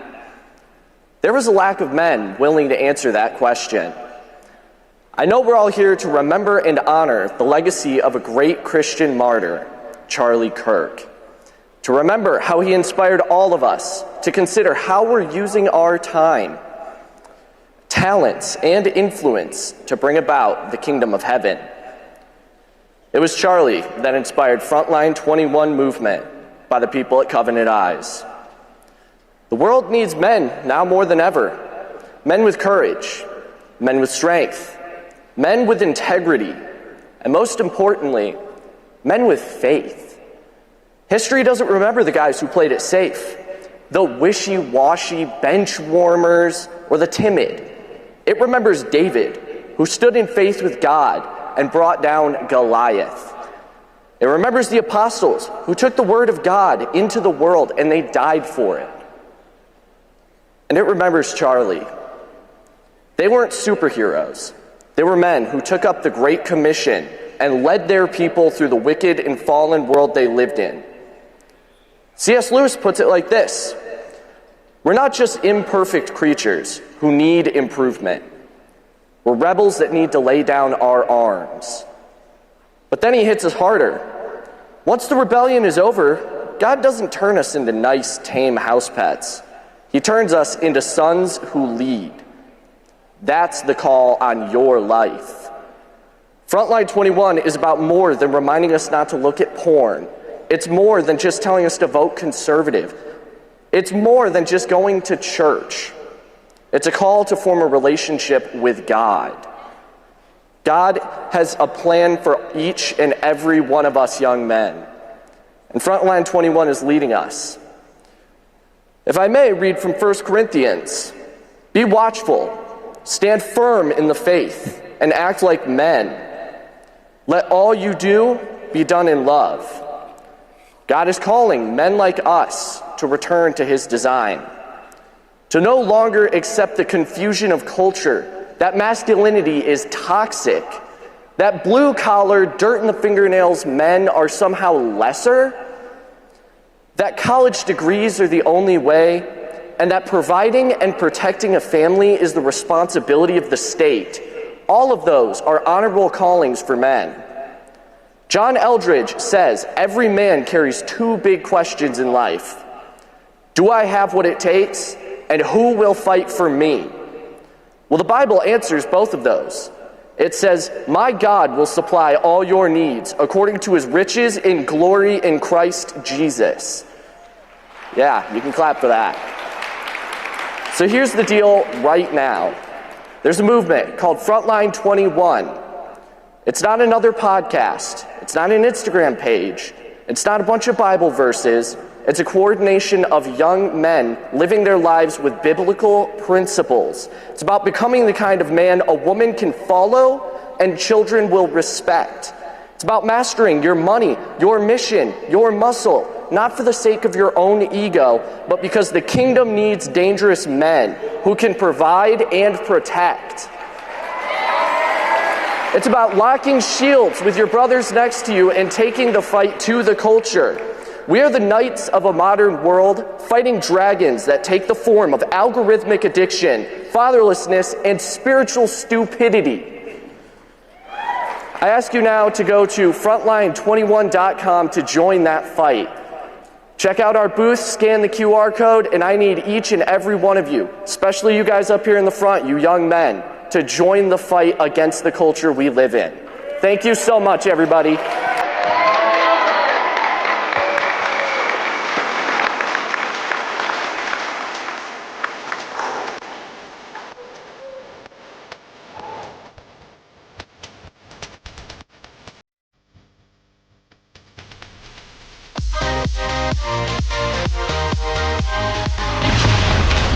What's happening? Woo! Look at this! They flipped the system on its head, and that attracts young people. This country is for my American children. Their birthright is a strong, safe country with safe border, with a booming economy. This is the movement of populism. Populism is popular. There is no white or black America, red or blue America. There's just the United States of America. And ladies and gentlemen, if you believe Christ is king, you're in the right house tonight.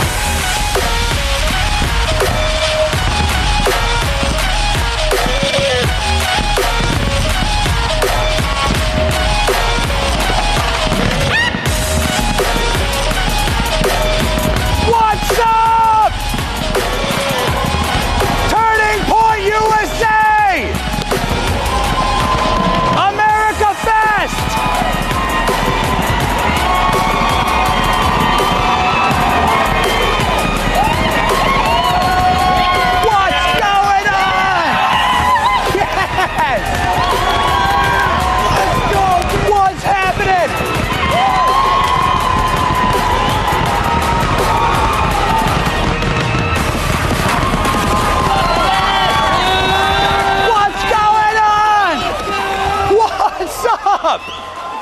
Woo! Who can feel that in the house tonight? You got spiritual energy. It's a good energy. Positive energy. Good aura. Positive energy. Greg Gutfeld. That guy's awesome. Whew, what a warm-up act. And we get to do 2 of those walkouts there. It's amazing. Thank goodness I took my fentanyl this morning. Okay. So it's been an interesting America Fest.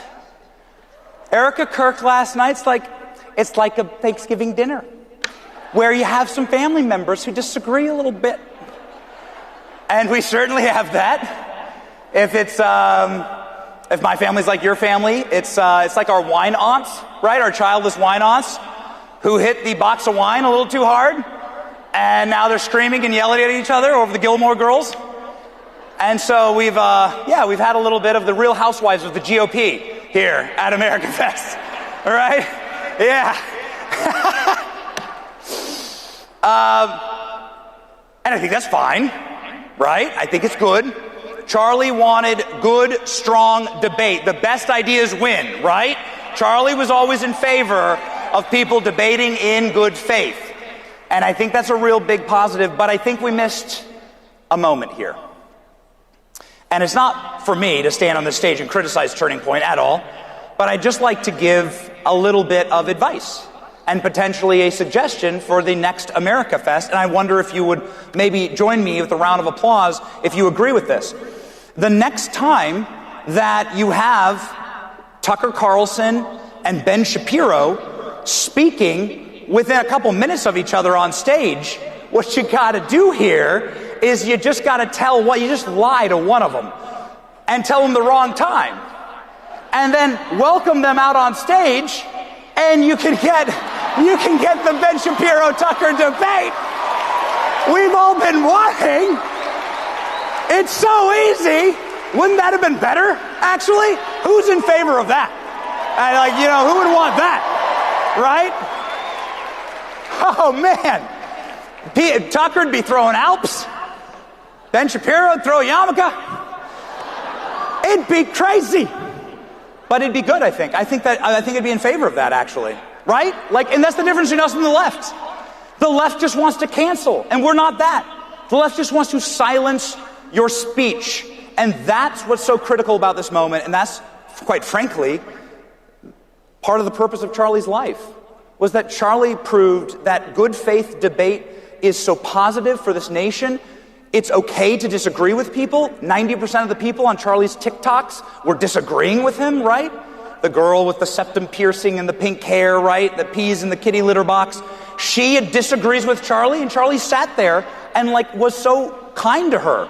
And that was part of Charlie's legacy. We're going to talk about what Charlie's legacy actually is tonight, because I think there's a lot of people that are trying to usurp it or tear at it from the inside, and I say, damn it, no, you are not allowed to do that.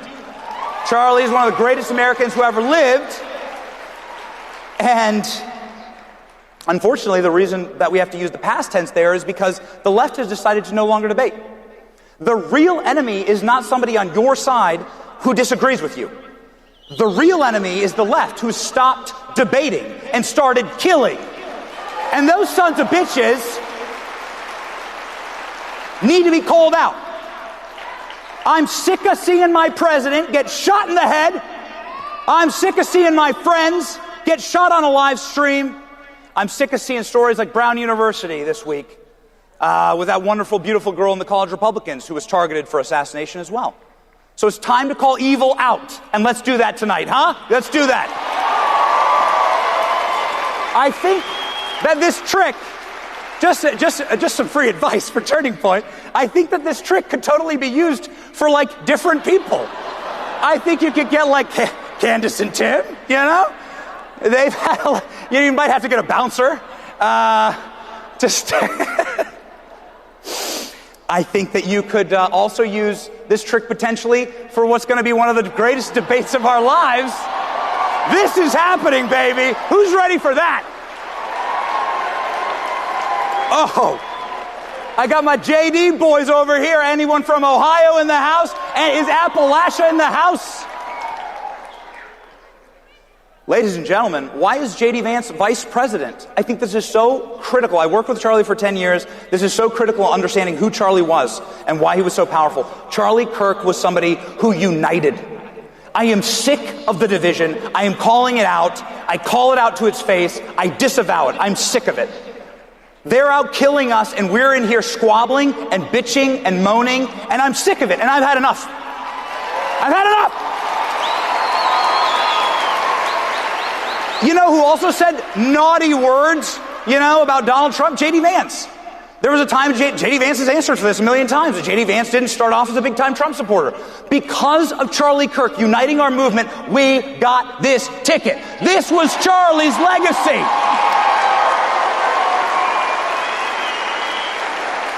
And because of Charlie's legacy, we got the greatest meme in history. J.D. Vance. Going as J.D. Vance.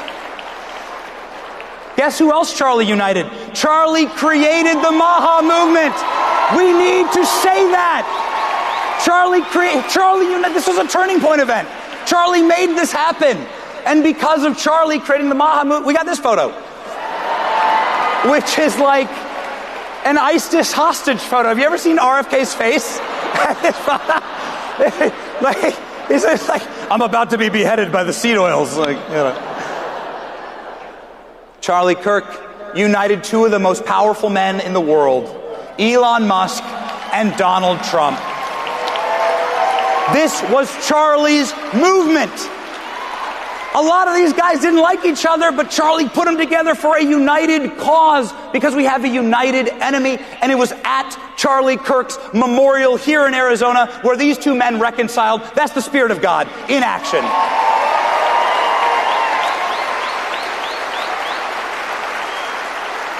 So as I watch some of the people trying to destroy this movement from the inside, as I watch some of what's been happening here on stage, maybe we could lower that a little bit, but it's beautiful worship music. Who was there at Charlie Kirk's memorial? Who watched it online? Who watched the memorial? Look at this. What happened here was so beautiful. This was the #1 apostolic event in human history. Hundreds of a revival, a true Christian revival. Charlie Kirk, he said, I want to be remembered for advancing the kingdom of Christ. And this was it, ladies and gentlemen.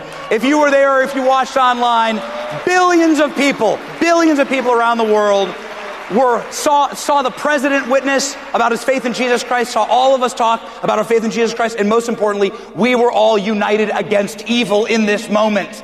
Don't let them steal this from us. We have to recapture this. This is the energy that wins because it is the Christian energy that is foundational to this nation, this movement. This is how we take our country back. Let's get back here.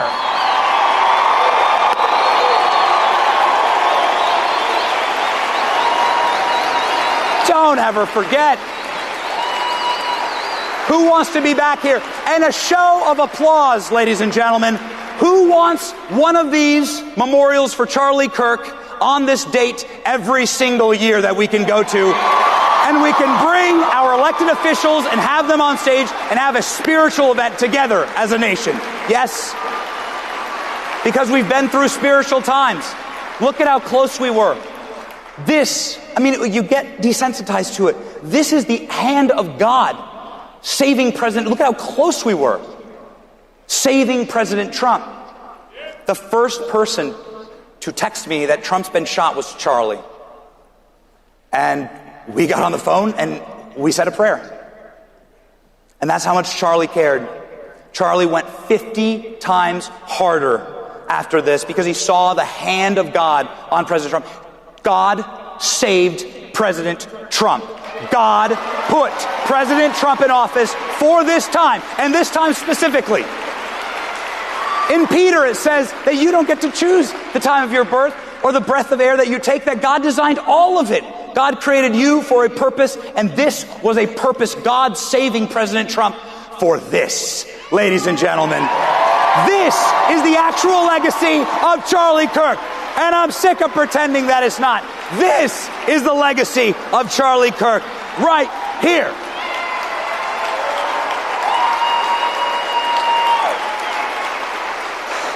Part of the lore, Melania Trump called Charlie, should I wear this hat? And Charlie said, yes, you gotta wear it. I don't actually know if that's true. I don't know. Check with Erica. Here's what I do know is true. This is a map of the 2024 election versus the 2020 election. Every single county in America voted more for Republicans, more for Donald Trump than last election. Every county. This is the country you live in. This is the Red Kingdom. This is our nation. This is the legacy of Charlie Kirk. Let me tell you what this is. Let me tell you. This is Donald Trump winning the popular vote. This is Donald Trump winning all 7 swing states, and Donald Trump winning 90% of the counties in America. A red kingdom. You're the majority in this country. Don't ever stop acting like it.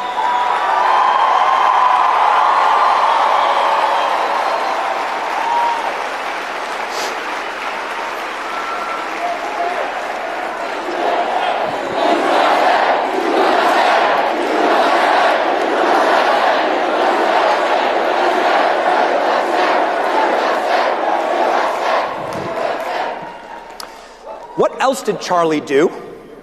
Critical here. Why did he unite so much? Because Charlie understood who our enemy was. There's our enemy. Okay? The guy who can't get his damn mask on right. Oh, whoa, whoa, whoa. Like, it's great, at least with the mask that way, he can't bite any children. This is like, you know, he doesn't look that scary, but he is actually like the worst president of my lifetime. That's just a matter of fact. He can't move a beach chair to, oh no. Live shot from Epstein Island. And his guy, he doesn't know where the hell to go into the White House.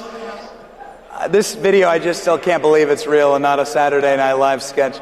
The Secret Service guy's like, go here, sir. And he just starts wandering into the bushes. I don't know, where am I going? He has the nuclear football. I'll just go into the bushes. Time. Yeah. Go read Ashley Biden's diary. I mean, he did bite children, right? Like, some of these kids are really smart. Look at this kid. This kid actually punches him in the face. Watch this. Well, look at this. This is child abuse. The kid's like, get the hell away from me. Get away. The kids always know, dude. The kids always know. What else did Charlie save us from? Well, talk about having no kids. Charlie saved us from having to listen to this all night.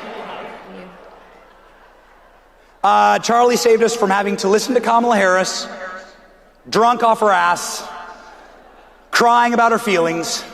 And the last time you or I ever had to see Kamala Harris was when she certified Donald Trump's election on January 6th.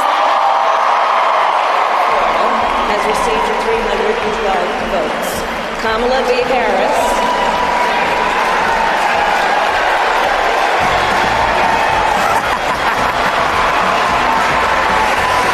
They'll say it's AI. They'll say it's AI. So instead of having that woman in the White House today on Christmas, we have this woman in the White House on Christmas. Melania Trump saved Christmas. Look at the difference in these Christmas videos. Melania Trump is the Christmas queen. Look at what she did. She brought restoration, Christmas time, and the nativity, most importantly, back to the White House. So instead of this freak show, Melania Trump is restoring Christ back in Christmas. Thank you to our First Lady, and I don't give a damn about your stupid fashion magazines. She's the most beautiful First Lady we've ever had. Melania Trump deserves every cover. And I know this because I was just at the White House with my family. These are my kids. This is my family. And I want to just get just some sound from everyone. I want to hear from the young men, the young people, the old people, everyone. Because I got a story about Charlie. Charlie Kirk found me when I was a degenerate alcoholic and I was no good. And I had nothing really going for me. Charlie Kirk personally witnessed to my life. And it's not just me. Of course, he witnessed to all of you. If you followed him on social media, which everybody did, he witnessed to millions and millions and millions. And he changed my life forever. And so, can I get an amen? Can I get an amen? If Charlie Kirk helped Christ center your life. Can I get an amen? If Charlie Kirk made you, young man or young woman, want to fall in love, get married, and have children. And can I get an amen? If Charlie Kirk made you reconnect with the great founding and the Christian morals of this nation and be proud of America again. That's church, baby. And that's what Charlie did for me in my life. And after Charlie witnessing to me, I mean, he would, after I got married, Charlie would text me almost every morning. You have kids yet? You have kids yet? You have kids? You have kids? You have kids yet? You have kids? You have kids? I'm like, Charlie, that's really creepy. Get out of my bedroom. You know, like, come on. But he was right. He was right.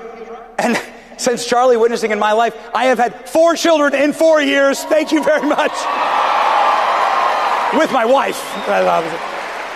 And I say with my wife because backstage at Charlie's memorial, Elon Musk's holding my youngest son, and Elon Musk's holding him, and he's like, have many babies, have millions of babies. And I was like, Elon, some of us have kids the normal way, not like you. You know, you do it very differently. Some of us can't afford to do that, but you go repopulate America and Earth and Mars. Ladies and gentlemen, we're the ones having kids. We're the people who are repopulating the nation, and this is our destiny. We are going to save Western civilization. And I want to just speak very quickly, and I want to say it as clearly as possible. Why was Charlie Kirk taken from us? Well, God is the author of life and death, obviously. It was God's will. There's nothing outside of God's will. God didn't make a mistake. Charlie is now a martyr. But who pulled the trigger? Well, let me tell you. As somebody who knows a lot of people who've been briefed on all of this, who've seen all of the evidence, and all the available evidence is empirical and demonstrable. The person who pulled the trigger is part of the demonic transgender ideology that warps the minds of our young children, that poisons them, that is antithetical to creation itself. God called on us. I maketh you man and woman. God doesn't make mistakes. Transgenderism is a lie from the pit of hell. And I'm sick of seeing transgender violence and murderers in my country.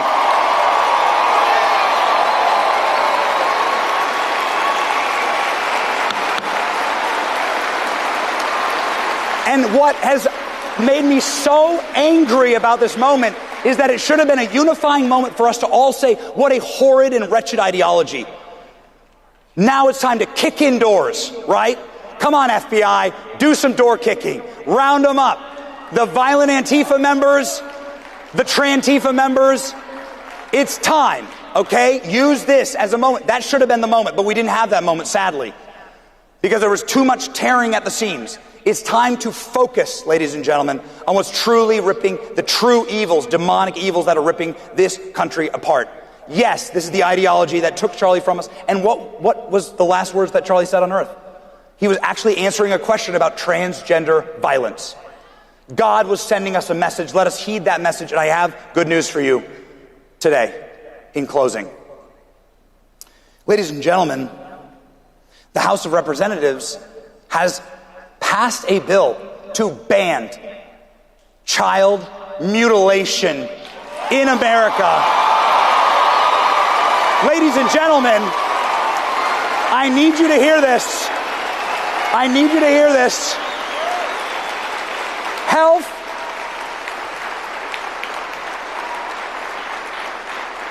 laser focus on this gentleman. Health and Human Services, your federal government's health agency. This man stood up less than 24 hours ago, and with the full weight of the American federal government behind him and our entire healthcare establishment, said this. Please, quiet as a pin, listen to this. Men are men. Men can never become women. Women are women. Women can never become men.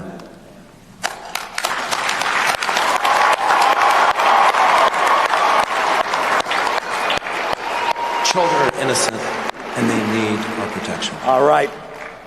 Ladies and gentlemen, that's a Charlie Kirk legacy right there. We would never have heard that without Charlie Kirk. So if you want to carry on Charlie's legacy, unite, stand against evil, make positive change in your country. And I'll close with this. It's happening. You want Charlie Kirk's legacy? I banish you, Satan. I banish the demons that are trying to rip at and destroy Charlie Kirk's legacy. Let me present it to you clearly based on data right here. Young adults are leading a resurgence in church attendance. That's Charlie Kirk's legacy. Gen Z leads all church attendance. That's Charlie Kirk's legacy. Charlie Kirk swung young voters, and particularly young men, voted in a absolute majority for Donald Trump. First time in our lifetime. That's a Charlie Kirk legacy. And when Gallup polled the priorities of young people in our country, young, based, male Trump voters said the number one priority of my life is going to be getting married and having kids. That's the number one thing they want to do. That's Charlie Kirk living today. And that's why red states have a child population that is skyrocketing and blue states are collapsing. Because have you ever seen a lib? They're so hideous, no one wants to have sex with them. I mean, they're literally cutting their dicks off. There was a vasectomy bus at the DNC. I'm not lying about that. They had a vasectomy bus at the DNC. Kamala male voters were signing up for vasectomies. And what do you call Kamala male voters? A female. Guy goes, cucks. You're right. Ladies and gentlemen, the final point of today is this. Demographics are destiny. God speaketh to us in the first verse of the Bible, the first book of the Bible in Genesis. God says, go out, procreate, be fruitful, he tells Adam. He tells you the same thing. God's first command was not the 10 Commandments, not the Beatitudes. It was go, be fruitful, and multiply. That's what God said. God's command on your life. Have children. Have babies. Fall in love. Have millions of kids. We can actually literally outbreed the left. And we can save this country. That's how we do it. Finally, if you want to see Charlie's aura personified, look at this beautiful woman at Target. Who's seen this video? Wearing her Charlie Kirk shirt, facing absolute and total villainous and violent and sick harassment. This beautiful woman, Jeannie, watch the way she responds. They let you wear that shirt, sir? Yes. Why? Why are you taking my picture? Why are you wearing that shirt? You're working. It's not It's a red shirt. I can wear any red shirt. It's not a plain shirt. It doesn't have to be It's a Charlie Kirk shirt. Yes, yes, I know. Are you stupid? No. Why the would you wear that? You're at work at Target. That's not a Target shirt. It's not a plain red shirt. You support a racist. It's not racist. You support a racist. He's not a racist. Yes, he is. Yes, he is. I'm sorry, but I'm not going to stand here and argue with you. You're not. You should go get your manager. You should not be allowed to wear that at work. Unacceptable. Unacceptable. That's your opinion. No, the opinion is he's a racist and you support him. That's your opinion, ma'am. And you should not be allowed to wear that. This is going to be taken above your head. That's insane. Insane. Have a nice day.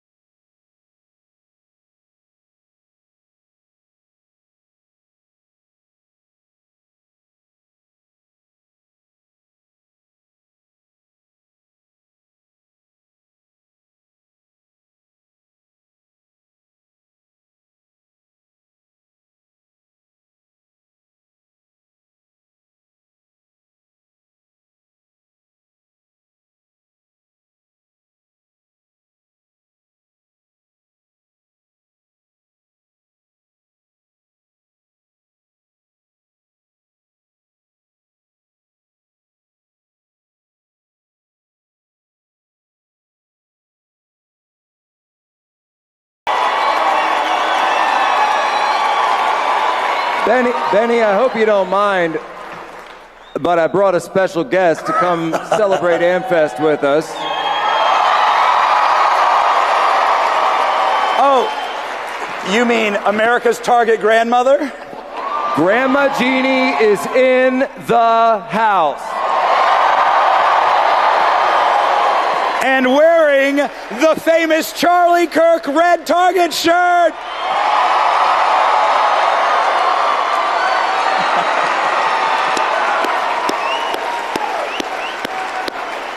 Jeannie, how did it feel to be in that moment, to have someone shove a camera in your face, to use horrific language, and film you simply for wearing a shirt of a man you support? Well, first of all, I thought she was just taking a picture. I didn't know till the next day that it was videoed. But I don't know, I just was watching her, looking at her, and I was kind of thinking, oh my. But what you saw, it's me. It's me.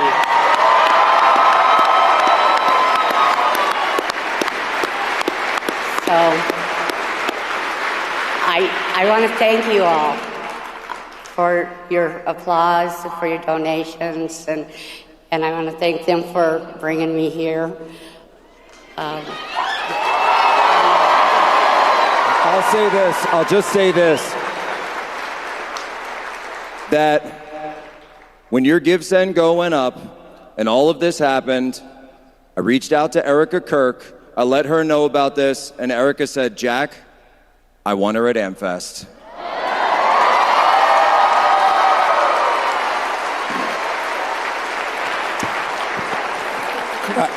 Could I ask a question?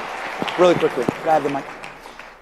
Jeannie, what did Charlie Kirk's life mean to you? It meant that I can stand for freedom. I did in a way. I stand for my rights, and that's why I watched him and everything, because I love the way he stood up and stood for God, and I love the way he talked to the students, and where you can think for yourself. But God's the one that has to go with you. So I like everybody else. She just loved him. And what message do you have for everybody who donated across America? I think you're well over $250,000 were donated. What message do you have for your supporters? Thank you. I don't have the words except for thank you. You know, I love you guys all. And I hope you're...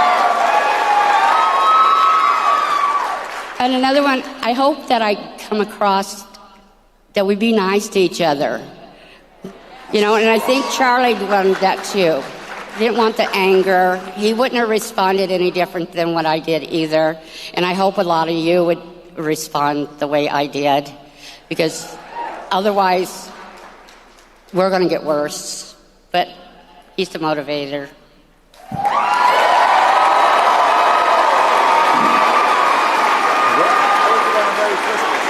What's that?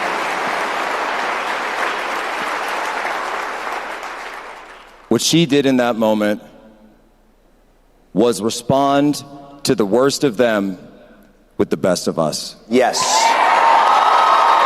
Yes. And that is the legacy of Charlie Kirk. Merry Christmas. God bless all of you. God bless Jeannie. Thank you.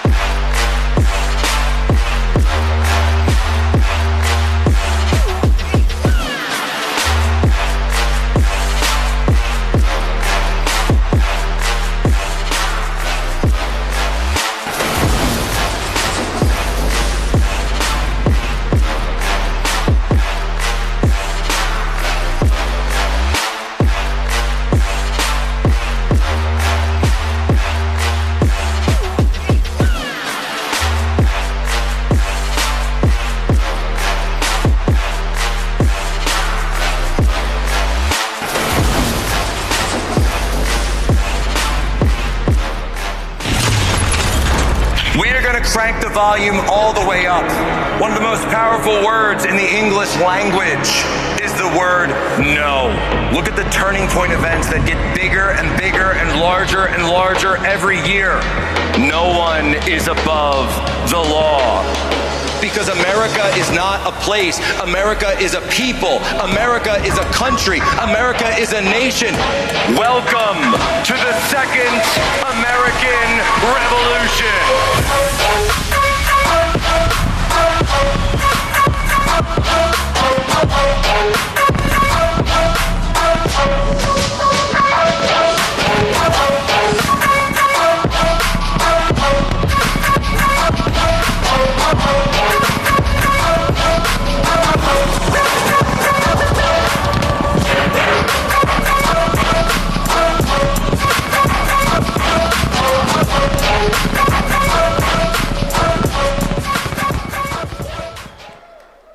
How did everybody like Grandma Jeannie?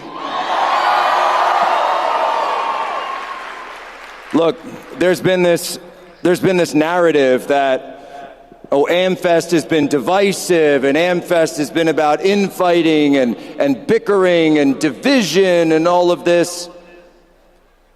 And when Benny and I heard about Grandma Jeannie, I brought it to Erica, and I said, you know something? This is an opportunity for us to take a year A year that started off on such a high note. When I was here last year, we were on the top of the highest mountain. We'd won the election.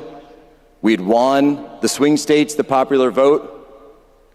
You all saw how happy Charlie was that night. I was sitting right there. Held his face in his hands, teared up a little bit. Charlie didn't like to show that kind of emotion on air. None of us do. But he was so happy because God had given our country a chance. Because God had given our country a chance to succeed. And yet, we didn't realize that God had different plans for all of us. And look, I'd be lying to you if I tell you that I had it all figured out or understand what all of this means. I don't.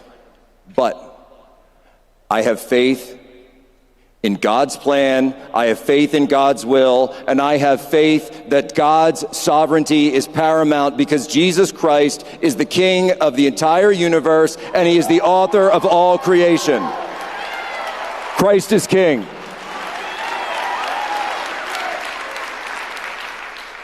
And so we came from the top of that highest mountain to the pit of the deepest valley, the valley of the shadow of death itself, as the Bible tells us.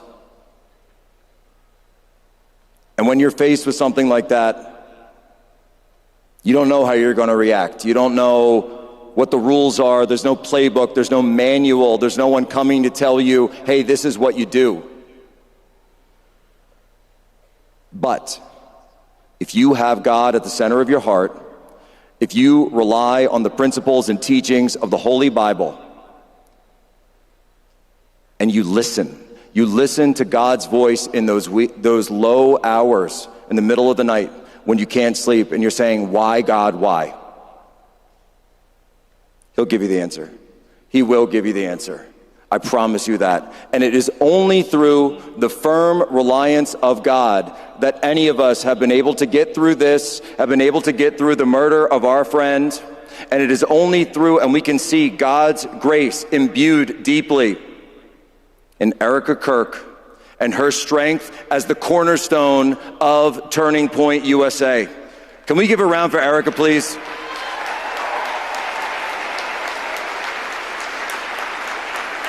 Because, you talk about the division, you talk about the infighting. So whose side are you on? Are you on Ben's side? Are you on Tucker's side? And Candace and Megan and all the rest of it. And it's like, guys, I'm on Charlie's side, okay? I'm on Turning Point's side. I'm on America's side. I'm on Christ's side. That's the side. And behind the scenes, these are real people. These are real people with real lives, and at the center of that is a real family who lost their dad, 2 little kids who lost their father, a wife who lost her husband. And in the midst of all these comments and confusions and divisions, and I'm not saying you can't ask questions. I'm not like that. I ain't about that. I'm about freedom of speech. I've always been about freedom of speech. And you know who else was about freedom of speech? Charlie Kirk was about freedom of speech. So we don't do the canceling and the deplatforming and you can't talk to that person and this person disagrees so I can't. No, we're not about that. AmFest wasn't about that. Charlie wasn't about that. And I know that Erica's not about that. If Turning Point USA is going to succeed, it will do so, and it will do so by resting on those same principles and values upon which Charlie created it. Yes. And don't come into the Turning Point USA AmFest house and try to tell us to change. We're not doing it. So all of that is to say that when I told Erica about Grandma Jeannie, she said, Jack, I want her at AmFest. And I said, Erica, I'm going to make it happen. And I will not let down Erica Kirk. and I will not let down Charlie Kirk, and I will not let down the legacy of Turning Point, because this mission will continue. The worst thing we could do for Charlie's legacy, the worst thing we could do at all, is to quit, is to surrender, is to let the left win, the violent left that took Charlie away from us. I'm not going to let them win. Are you going to let them win? Are you going to let the violence and the anger and the division win? Or are you going to stand together and be that coalition that Donald J. Trump and Bobby Kennedy and Elon Musk and Charlie Kirk joined together in 2024? Are you going to form the coalition? And are you going to continue the mission of Turning Point USA?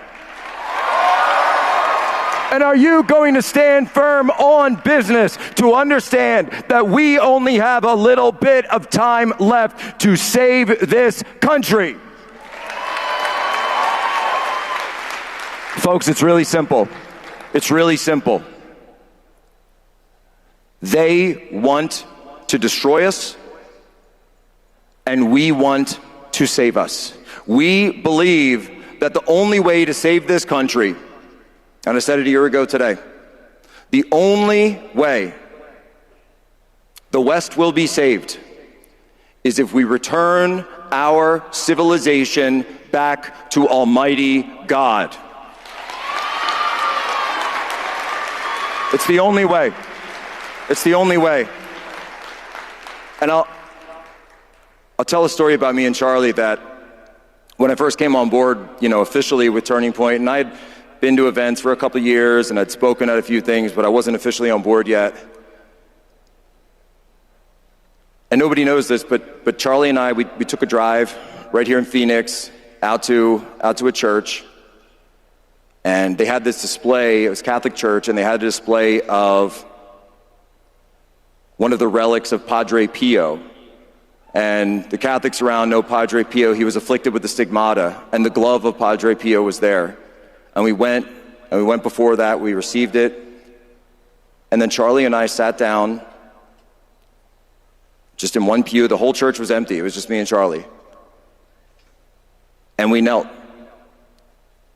And we just spent an hour sitting there, the two of us, kneeling there, the two of us, in silent prayer before Almighty God, and before the cross, before the throne. That was how Charlie Kirk brought me into Turning Point. Through prayer, through worship, and through praise of Christ Jesus.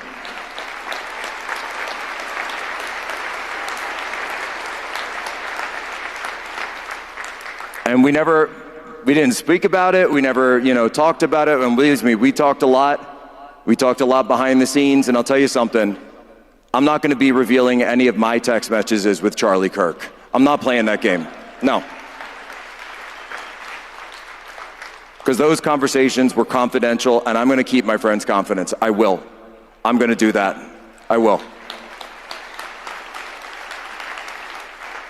But so, in that spirit, especially in this Christmas time, I was thinking, what could we do to possibly uphold that legacy? And so, in the way that Charlie and I started this, I thought that that's what we should do today as well, in prayer.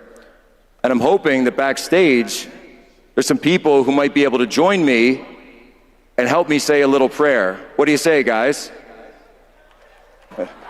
Jack, we've got Tanya Tay and little AJ. Give it up for the Pozos.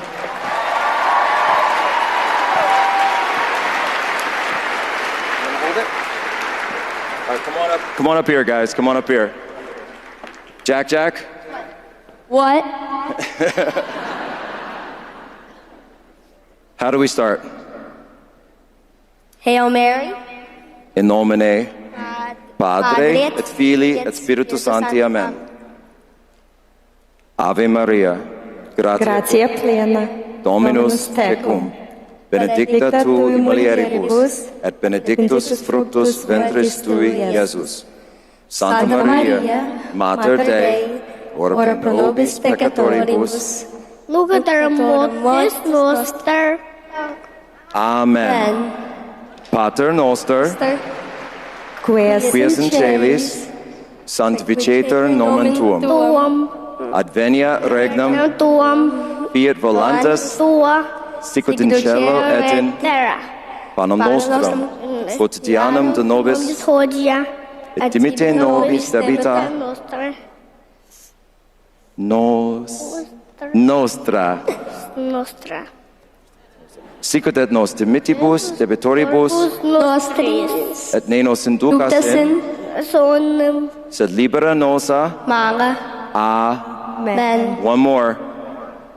Saint Michael the Archangel, defend us in battle. Be our protection against the wickedness and snares of the devil. May God rebuke him, we humbly pray.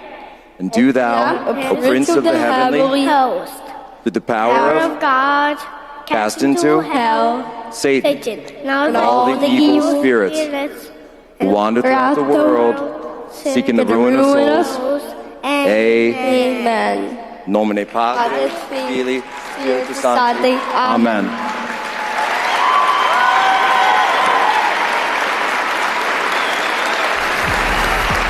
Merry Christmas, everyone.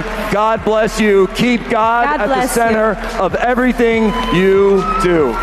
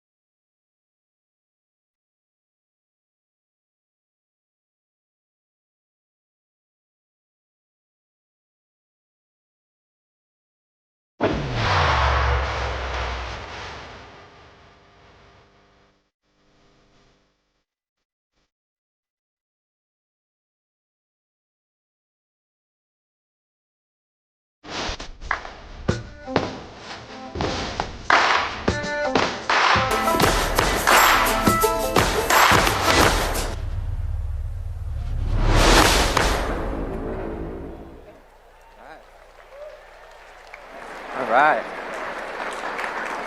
Good afternoon, America Fest. Any Good Ranchers subscribers in the house? We hear a lot of different voices every day telling us what's wrong in our country. And today I'm supposed to stand here and tell you all the things wrong with our meat industry, with why you shouldn't be buying meat at the grocery store and you should be buying your meat from Good Ranchers. Use code AmFest, save $40 off your first box. But while America has its share of problems, we do not have an opportunity problem. The American dream is very much still alive and available. We have an ownership problem. We've created a culture where responsibility is optional and a culture that rewards online commentary no matter the person's actual contribution to society. Through our social media age, we've trained people to comment on everything without having to commit to anything. But here's the truth. Civilizations don't fail because people have a difference of opinions. They fail when people like you and me only talk about the problems without taking responsibility to change them. And here's the truth. Ownership is what turns our frustration into purpose. Taking ownership is what turns ordinary people into kingdom builders. If you look throughout Scripture, God almost never chose the obvious to change the world. He chose the least likely, the overlooked, the insecure, the unqualified. The difference is he gave them a calling. He gave them responsibility. And what takes them from ordinary to great is that they take action to carry out that calling. God is not looking for our talent. He's looking for our willingness to follow, to step out on faith and walk a path that no one else has the courage for. My wife and I learned this firsthand through building Good Ranchers. I was a worship pastor, and I absolutely loved my job. But I started having these ideas of a meat company. Weird. I spent almost a full year with the idea for Good Ranchers in my head. And about every 2 or 3 months, I would find myself talking to Coralie, my wife, about the problem with our food system, about how American ranchers are getting squeezed, that there's no transparency in labeling or claims. But I always ended the conversation with someone else should do it. I didn't think that it was me. I wasn't the most equipped. We didn't have the resources or the experience. And my wife and I didn't know anything about business or supply chain or meat. I had never even cooked a steak in my life. True story. We also had a 6-week-old baby, our firstborn. We have 4 now. We had very little money in our savings account, but we had a word from God. Faith plus action equals purpose. And the moment you step out in faith and follow the still small voice of the Lord is the moment your life will begin to make sense. True purpose is found not by others doing the work. It's found by you carrying the weight of responsibility that God has placed in your heart. So here's my challenge to you today, besides buying your meat from Good Ranchers. Stop waiting for permission. Stop waiting to feel ready. Stop waiting for someone else to do what you know in your heart you need to do. This event is amazing. We love Turning Point USA, and we're honored to be a supporter, and we're honored to be here. But please, don't just attend events like this and go home only to repost the highlights. Go home with purpose. Purpose to build something that makes life better for others. Build a family, build a business, build discipline in your character, build a life that you're proud to live. Because our world doesn't need more commentators. Our future won't be written by the loudest voices online. It will be written by the ones willing to carry the weight and responsibility to make change. Our country was founded by doers, people who didn't wait for permission, people who didn't just blame the system, they changed the system. People who saw the need and chose to sacrifice their life for the future of their children. And if we want a future worth leaving to our children, we don't need louder voices on TikTok. We need stronger shoulders in our classrooms. We need stronger shoulders in our churches, at our jobs, and in our communities. I would love it if everyone in this room bought their meat from Good Ranchers. And of course, we'd be very grateful. Code AmFest, save $40. But what I'd love even more is knowing that thousands of people went home ready to carry the torch that Charlie Kirk lived and died for, to make our country stronger, our culture healthier, and our future worth inheriting. To not just talk about loving this country, but to take responsibility for the changing of it. I know firsthand taking ownership can be scary, but responsibility is not a burden. It is the doorway to your purpose. For our family, that purpose was formed with Good Ranchers, to connect the American family to the American farm. For Charlie, it's what fueled him to start Turning Point USA. What that purpose is for you in this room, I can't answer that, but I'll leave you with this. Proverbs 16:3. Commit your work to the Lord, and He will establish your path.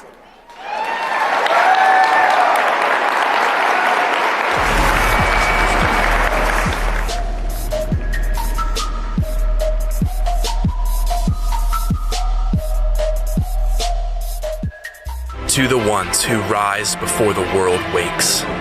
To the ones who train while others take breaks. To the ones who remain driven with no applause. To the ones who live for a higher cause. To the ones who defend those who cannot stand. to the ones who overcome every obstacle at hand. This is your moment. You have greatness within. Regent University, where your story begins.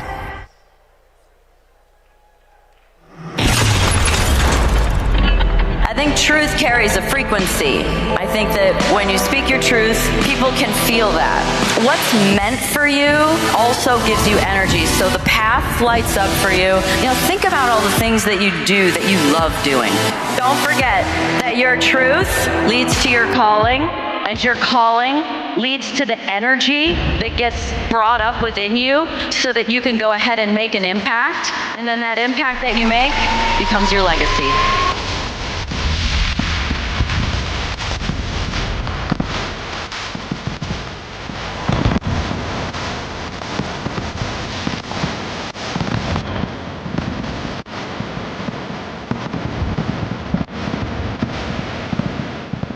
Wow, the turnout all weekend has honestly been so amazing. I came here on Thursday and I didn't even have a seat to sit in, so thank you all so much for being here. I hope you're as entertained as I am at everybody. There's so many great speakers.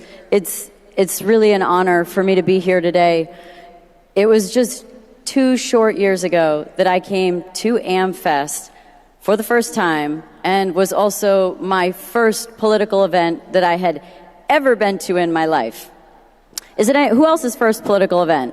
Not just AmFest, but has anyone been to? This was the first one, and I was so blown away. Just the energy and the people, like it's palpable to just be in the room. And so it led me on a journey that I couldn't have expected, of which led me to speaking at AmFest last year, which I think you saw some pictures up here. And the point of that conversation for me was how blown away I was that saying I love this country, or loving the American flag, wearing the American flag, meant somehow that I was a MAGA Republican and wasn't just American. And I said that the job is not done until that means I'm American, right? To be able to just say I love this country. It should be that easy. I should have wore a big American flag jacket, I think, with sequins. I think somebody has one on tonight. And the thing is that the message this time is a little bit different. It's not that we want the ability to say I love this country, but the ability to speak it all. So I want to share a story with you. And it's a little bit of a unique story. I did a past life regression. I don't know if anyone knows what that is, but it occurred to me that maybe somebody wouldn't. So I thought, how do I describe this?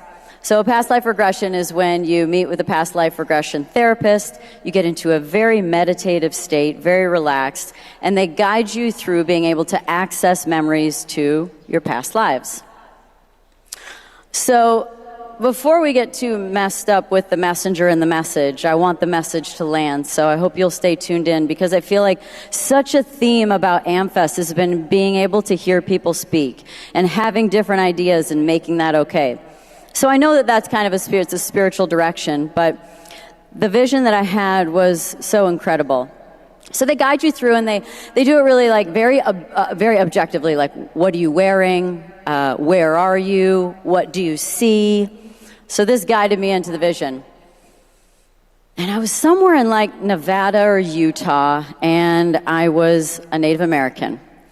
And I had a stick, and I left my tribe.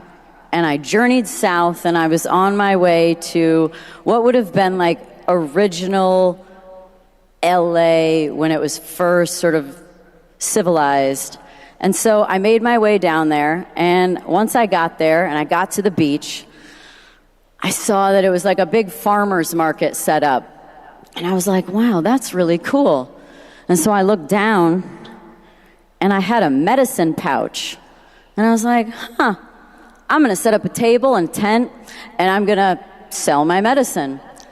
Well, nobody was all that interested in my medicine, but I thought, that's fine.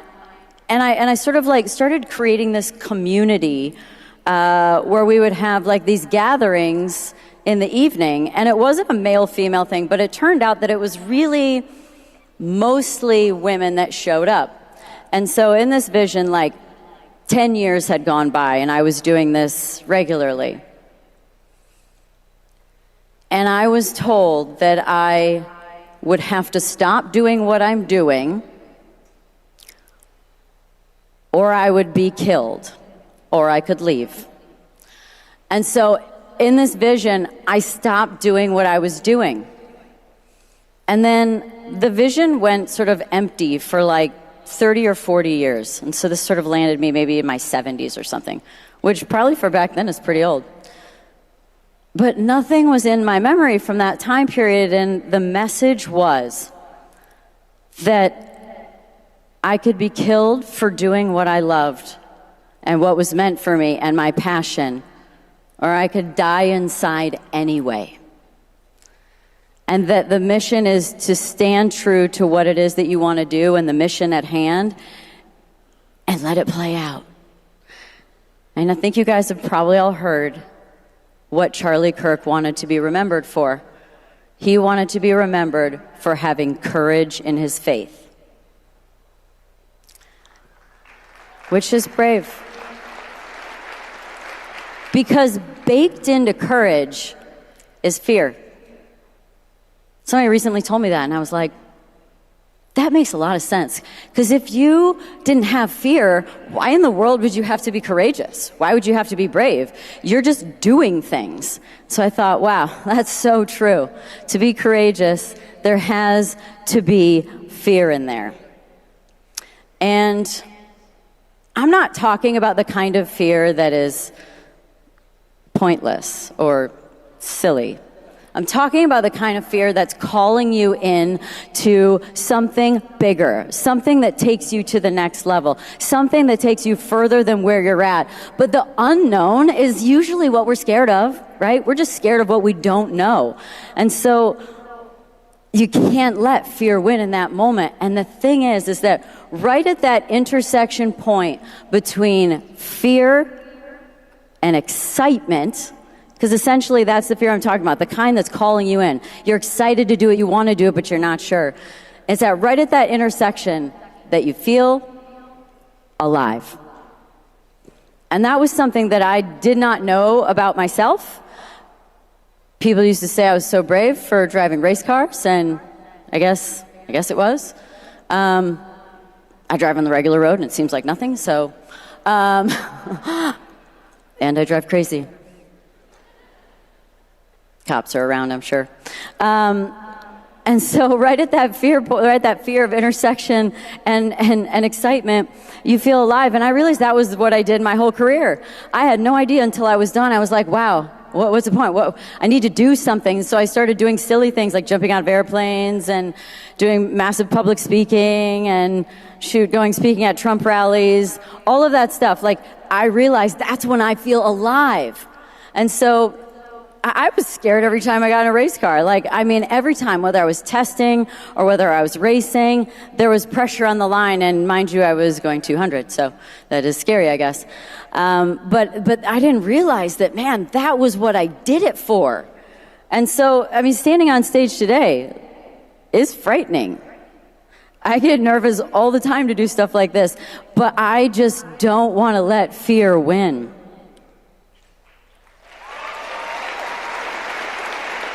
I'm going to feel really good when I step off stage, just so you know. I'll be really relaxed and really excited. Before I came out here, I was like, guys, this is where I focus. I'm going to be really quiet for right now. The Bible says over and over and over again, fear not.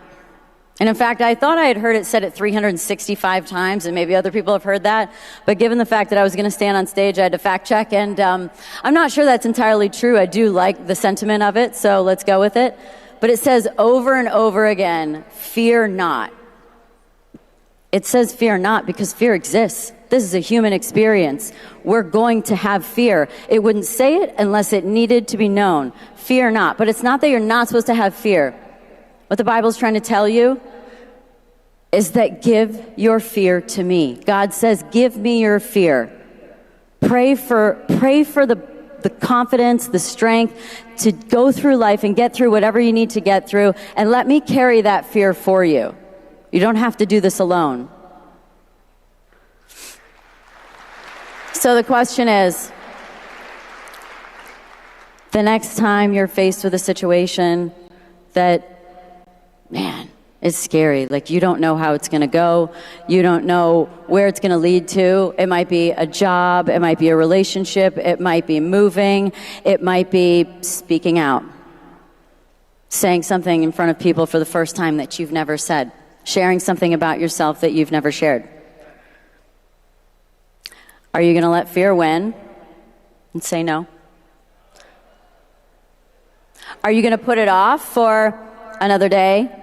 Right? No big deal. Another month, another year, we've all done it, or another lifetime. Or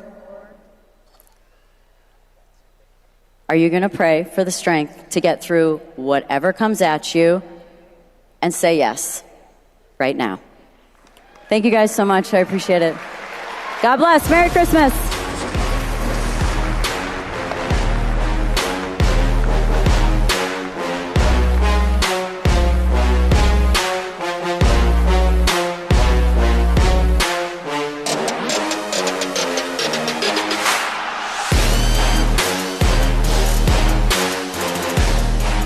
You've heard Christians should stay in their lane, and politics doesn't have any place in church. But Christians, if we simply stay out of it, we will leave behind a vacuum that will be filled by people who hold to anti-God, anti-freedom ideologies. Like the Christians who founded our nation, we must be involved in the self-government of our nation. Join us in standing for faith, for life, and for liberty at danburyinstitute.org.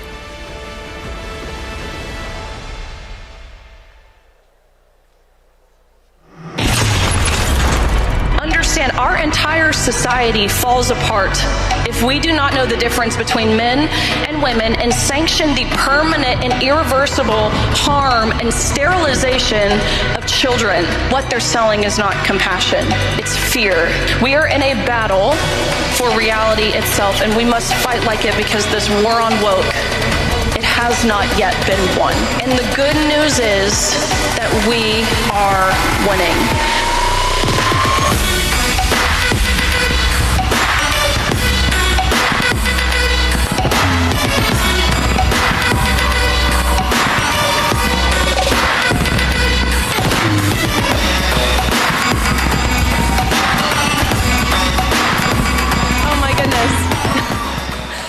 Oh my goodness, what a blessing it is to be here, man, to see this, to see you guys standing. Do you realize who you're giving a standing ovation to and for what? You're giving a standing ovation to a girl for merely saying that there are two sexes?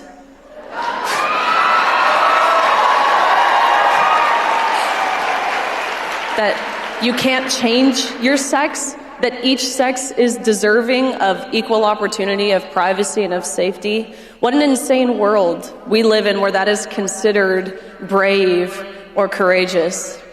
I look out and I see a lot of people who probably share the same sentiments that I do. I mean, just about 3 months ago, when we watched as our friend, a mentor of mine, technically my boss at Turning Point USA, was shot, murdered, assassinated in cold blood, right? It's one of those moments where you'll never forget where you were, the disbelief that you feel initially, the total shock, and then you learn that he had passed away, right? Those feelings of shock and disbelief turn into grief and tearfulness. I'm not proud to say it, but then they turn into anger and rage. How could this happen? How do we live in a world where we're seeing healthcare workers, government employees, school teachers, people in our generation, maybe some of your peers in your classroom who are celebrating the assassination of a father, of two, of a husband.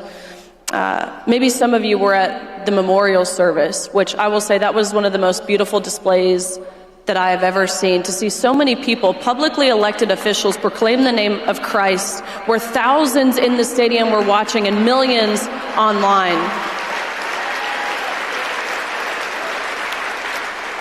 But Erica Kirk, It is hard to describe the impact that her speech had on everyone in the room, including myself. When I heard it, something awakened in me. It was a call to be to do better, to be better, a better wife, a better friend, a better daughter, a better mother, a better follower of Christ. In the hardest moment of her life, Erica chose forgiveness. She forgave her husband's assassin only 11 days after he was murdered in cold blood in front of thousands in person, and where it will live on the internet forever. Only through God can a grieving widow have the heart, the serenity, and the strength to do something so extraordinary. So seeing that, seeing you all, those feelings of anger that I once had, of course, there's still grief there, but I feel hopeful, and I feel optimistic, and I feel inspired. This morning, which this is like true Riley fashion, I had not planned at all what I was going to say when I got on this stage. There's a unique opportunity, of course, I recognize that when you're standing on a stage like this, an opportunity for clarity, for courage, and if we choose it, for real impact.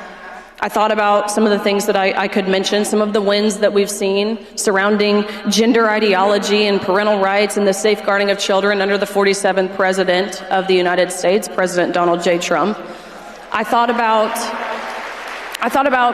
talking about some of the work that we still have left to do, because believe me, there is still a lot of that. But after talking with so many of you and hearing some of the other speakers on this stage, I felt compelled to talk about something that I believe is more foundational, something deeper, because there's a demographic of people right now who are desperate, not for slogans, but for the truth. That demographic is young people. I think more specifically, young women, future families. They're being shaped by a culture that has no idea where it's going and no interest in telling them the truth about what actually leads to joy. And so to just share a few things that I've learned over the past few years that feel especially relevant to young people in this cultural moment. First and foremost, most obviously, Benny Johnson said it. It's that gender ideology is an evil lie from the pit of hell. It is a lie that is built on deception. It is built on discouragement. It is built on destruction. And who does that sound a lot like, by the way? It tells people, it's a lie that tells people that they're correct to feel as if they're born wrong, that our Creator made a mistake in creating them. What a horrible message. I say this with a saddened heart.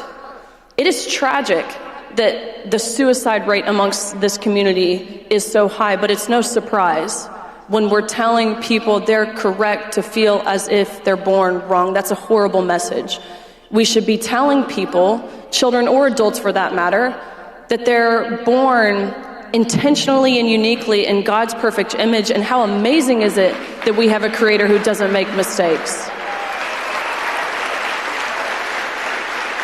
It is a lie that leads to children and adults to castrating and sterilizing themselves by cutting off healthy body parts or injecting themselves with some sort of synthetic or unnatural substance, chasing satisfaction that will never last. And I know as a Christian that the only place we will ever find real satisfaction is when we place our identity in Christ. And it won't be long, by the way, before we look back and call this weird blip of time that we're living in, especially the medicalization side of things, we call that accurately what it is, which is the biggest medical scandal this world has ever seen, and a very profitable one at that. The only thing that I believe to be more sinister than cutting off healthy body parts is prematurely ending a life before those body parts ever even get a chance to develop.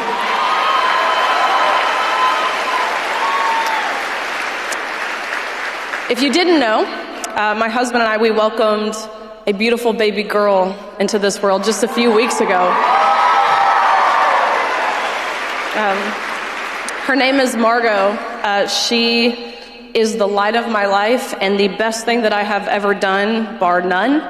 I'll tell you, before becoming a mom, I mean, I thought I understood what it meant to be pro-life. I've always had conservative values. More importantly, I always understood that, again, we have a creator who breathes life and value and purpose into every child in the womb and beyond it.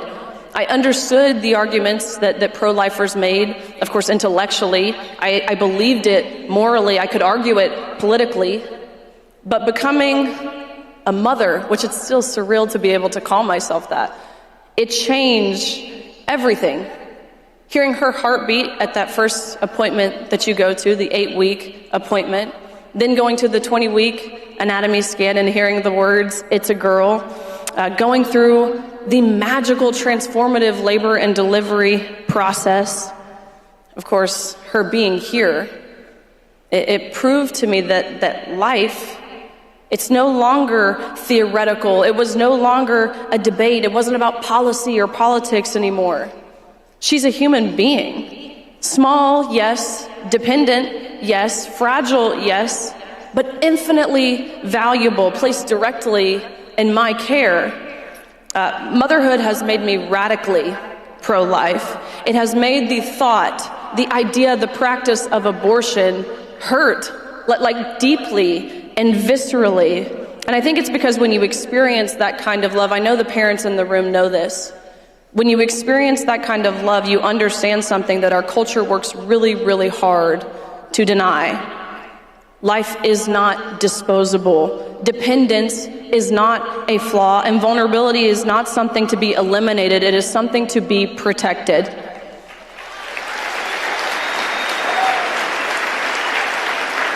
Which, by the way, women, you have been lied to for decades through propaganda.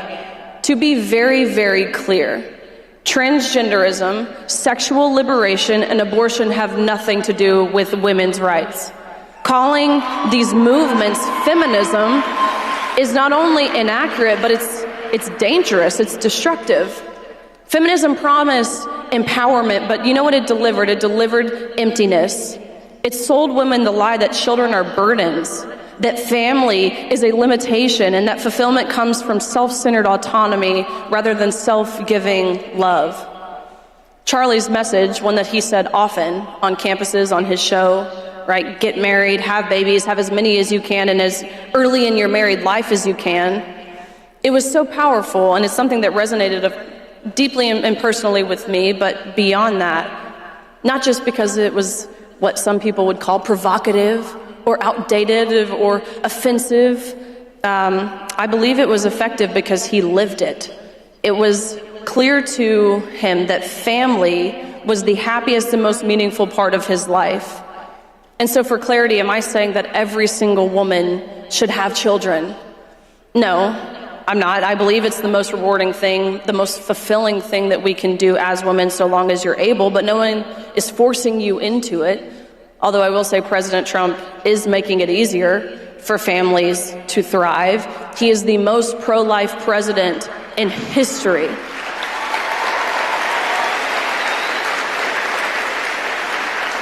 Under President Trump, we have seen the defunding of Planned Parenthood, which is an organization that for far too long, you and I, taxpayers, funded, an organization that received $792 million annually, and what they did with that money, of course, they performed nearly 400,000 abortions annually. They promoted gender ideology. They administered hormones to minors. They supported the Democratic Party politically. So we thank President Trump through this and the passage of the Big Beautiful Bill.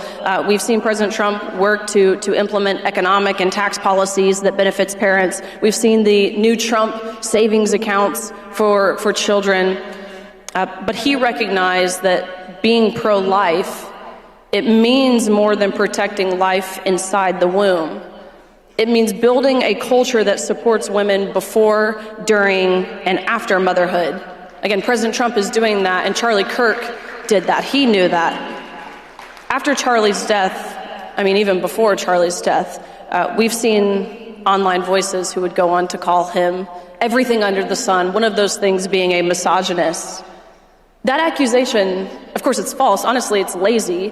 If you could get yourself to watch past the out of context 5-second clip or the out of context headline, you'd know that. But I want to tell you that Turning Point USA offers 6 months of paid maternity leave for moms because they recognize that families matter. You would be really hard-pressed to find that anywhere else. So I'm here to say that Charlie Kirk was the worst misogynist ever.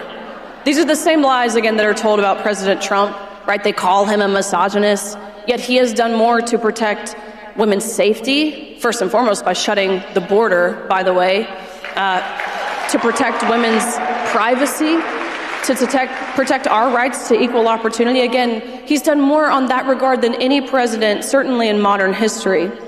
And he's appointed more women to his cabinet positions than any Republican president in both his first and second terms. So if their goal was to erase women's rights, as the left claims, then they've done a pretty horrible job. And so to the young people here, I really want to send you a message directly. I recognize that you are growing up in a culture that is really loud, that is confusing, that is deeply contradictory. You're told to chase independence, but you're punished for vulnerability. You're encouraged to reject limits, but given no guidance. You're told that you can be anything, women especially, except for faithful, for feminine, or family-oriented without apology. So my message to you is that you can do those things. You matter, young people in this room. They can't do this. This mission that we're attempting to carry out at Turning Point USA for the conservative movement, for the kingdom of Christ, it cannot be done without you all. If we're going to change the culture, if we're going to win the culture, we need you. Actually, we're relying on you. So I'm here to tell you to be bold, to say the controversial thing, to be courageous. And by the way, courage doesn't always look like this, like applause, standing on a stage with the microphone in your hand behind a camera. That's not always what courage looks like. Sometimes it looks like standing alone. Sometimes it looks like telling the truth when it would be far easier to stay silent. I also want to tell you guys to challenge authority. Do it respectfully, of course, but don't let anyone tell you that you can't do something, so long as it's legal, because you're too young. Reject that. Look at what Charlie Kirk did at such a young age, what he was able to build over many years, and now we're seeing and living and feeling the impact of it. I want to tell you guys to foster unity, focus on defeating the enemy. And when I say defeating the enemy, I'm not talking about the left. Indirectly, maybe I am, but I'm talking about Satan and the power that he has, the real and living power that he has on this earth.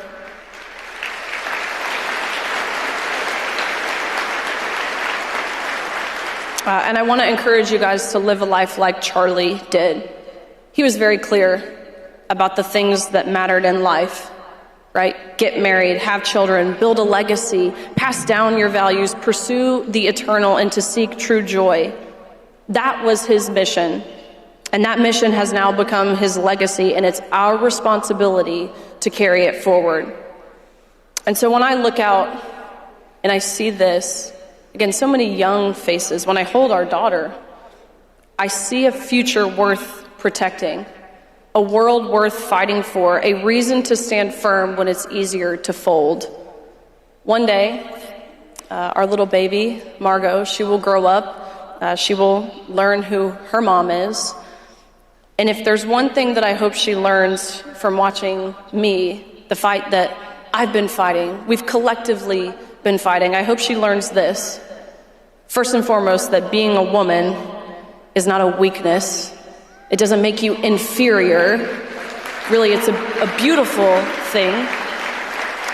I hope she learns that the truth, both in an objective sense, of course, in a biblical sense, is worth defending. I hope she learns that family is worth building and that faith in our Creator calls us, everyday Americans, common sense Americans. Our faith is what calls us to rise. I appreciate you guys. I hope you are enjoying AmFest. It's hard to see some of the different mementos of Charlie sprinkled throughout the speakers on this stage, some of the things that we're seeing in the exhibitor halls. But just know what he built, it will live on so long as we do our parts. I appreciate you guys. God bless you. God bless Turning Point USA.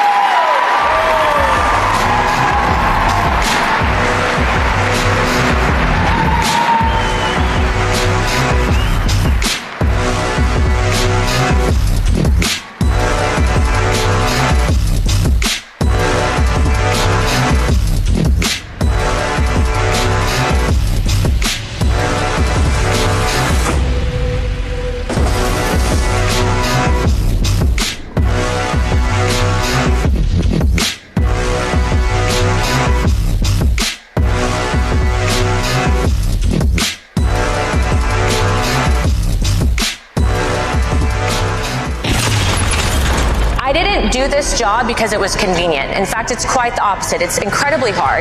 It's a big sacrifice for the family, but I'm doing it because it's the right thing to do. Because right now we need young leaders who will speak the truth, sometimes calling out our own party. If we don't have your voice, we will lose this country. And you're seeing that with some of the elections taking place around this country. When you see them electing open communists, when you see money coming in from the Communist Chinese Party, when you see systemic government corruption, I'm telling you right now, we need your voice to fight it.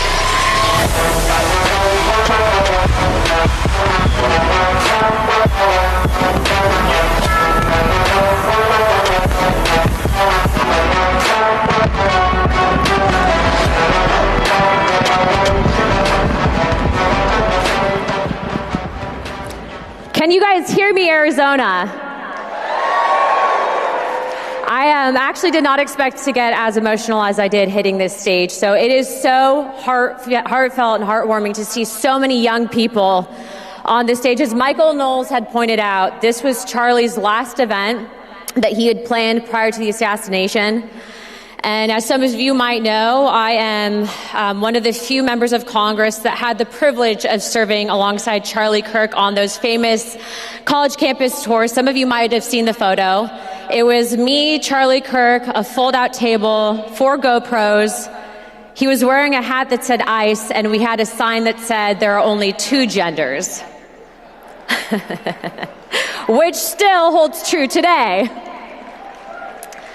But, you know, I want to point out, just start out with this. Every single person that's walked across this stage was invited here by Charlie Kirk. Yeah, a round of applause for that, because there's a lot of people, and there's been a lot of discussion about that. We'll get to that in a second. But his legacy, even though he's no longer with us, and I would argue that he's in a way better place, but his legacy continuing to shape the future of discourse, dialogue, and policy. You are seeing it play out in real time on stage. We have leading voices in conservative politics, pundits, journalists, personalities, and the ideas being debated are incredibly important. They're important because they impact our everyday lives, whether it be foreign policy, whether it be war, tariffs, free markets, Trump, the future of MAGA. And you don't have to agree with everyone on stage. I might not. But next year, if I could suggest prior maybe a celebrity conservative boxing match, we can bring in maybe people like Dana White and Joe Rogan. We can get Polly Market to moderate. But in all seriousness, in the UK, we currently have them pushing digital ID. In China, there's a social credit system. In Germany and England, journalists are jailed. If you post a meme, you might have literally the police at your door arresting you. And while their women are being raped because military-aged males fled their failed states and countries only to come to countries in the UK to bring their nonsense with them, here in the United States, we serve, because of the very people on this stage, as a beacon of hope and freedom in Western civilization, and we plan to keep it that way.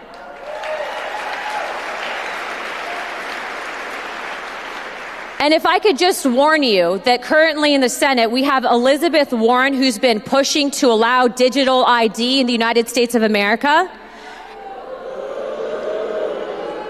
We know the dangers of digital ID and what it could mean. It doesn't matter if you're on the left or the right. If they don't like what you're saying, they can silence you.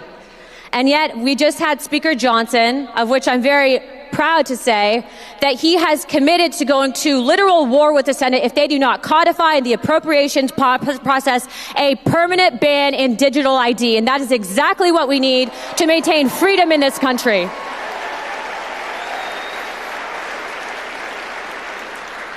So, going back to what I was saying earlier, minus the joke about the celebrity boxing, which I'm happy to host, by the way, if they really want to do it. You may not like Tucker Carlson or Ben Shapiro or Steve Bannon or me, but guess what? If the radical left wins, you, us, and them, we all hang together. We can duke it out on stage, but remember the fight ahead, because we are all in this fight together. And we have crossed this Rubicon, and it's important to remember who the real enemy is, and that is the radical left that killed my friend Charlie Kirk.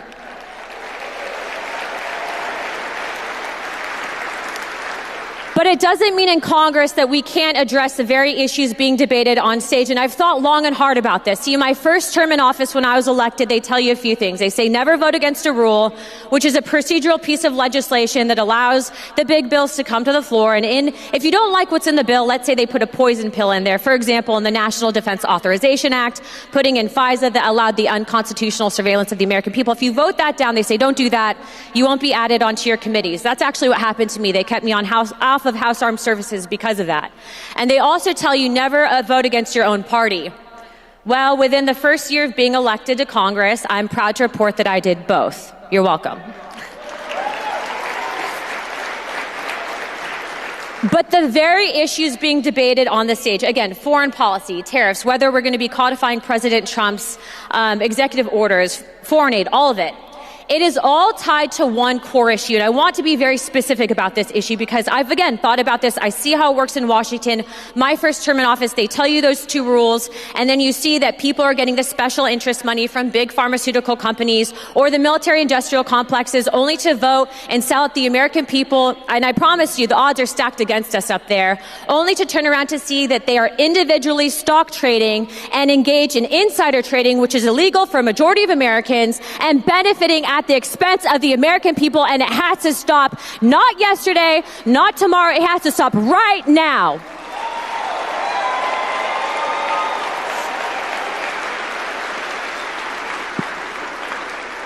And I want to explain to you some of these stats because I think it's important for the American people to know exactly what's happening. Nancy Pelosi, do you guys like her? It's funny, my husband says the same thing. Nancy Pelosi, by the time that she announced that she was no longer seeking office, had outperformed Warren Buffett. We've nicknamed her the real Wolf of Wall Street. And she's currently outperformed the S&P and made over 17,000% returns on her stock investment. That statistically does not happen unless you are engaged in insider trading. Both Democrat and Republican members of Congress that have promised to protect the American people and our country are making on average 600% on their returns. They sit on committees of jurisdiction that oversee the policy that impacts this country. Do you think they're ever going, first of all, let's just talk about foreign policy, right? We see this debate. Are you pro-Russia? Are you pro-Ukraine? How about you be pro-America and maybe not advocate for foreign wars? How about that? But do you ever expect a sitting member in the House or the Senate to vote for peace when they are personally invested and backed and owned by the military-industrial complex? Do you ever think that's going to happen? The answer is no. And it doesn't happen, and I see it happen every single day. In fact, President Trump's peace plan that he just put forward, he's been trying so hard to index the war in Ukraine, where thousands upon thousands of young men have died on both sides because of what happened with Biden's failed foreign policy, of which, to be clear, they could have stopped the war. We've sent millions and millions of tax dollars over there, and you know what they're doing? They're laundering the money. That's exactly what happened. I'm proud to report I never voted for a single dollar to go to Ukraine, okay? And I still won't vote for that. But you have members of the House and the Senate that are vocally against what President Trump is doing, against what Steve Witkoff is doing, against what Jared Kushner is doing, because they are personally invested and benefiting from a continued conflict in Ukraine, of which we have no business being involved with, of which a peace deal with Russia could mean $2 trillion trade deal for the American people. And that is exactly what we need to be backing. But because they are corrupt and because we haven't fixed it from within our own institution, this war continues and it has to end.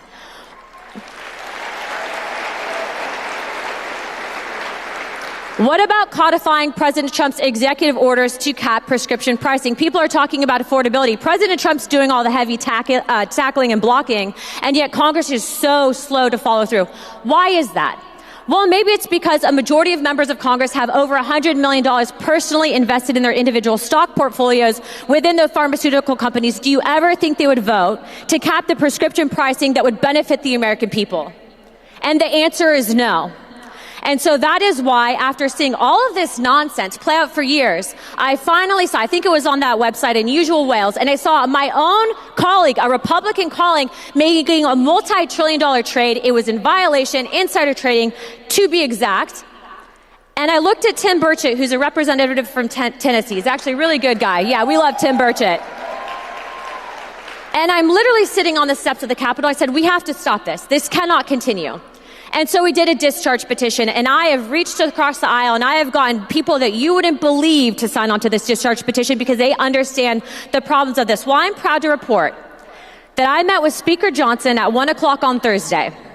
And the Speaker of the House understands and agrees that this is a problem. And we discussed the piece of legislation that we'll be bringing to the floor in the first quarter of this next year.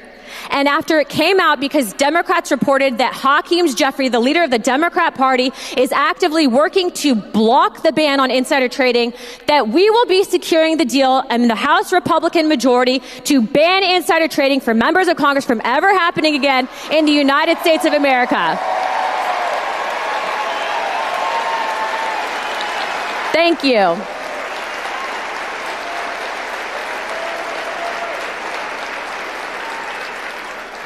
And yes, that will impact the future of this nation for the better, because everything that I laid out earlier, everything being debated on stage, it's all correlated. And we hope to leave the institution in a better place than when we got it. And I promise you, I've told you guys this before, I definitely don't want to do this. You know, I'm a little bit vain. I'm getting white hair because of the stress.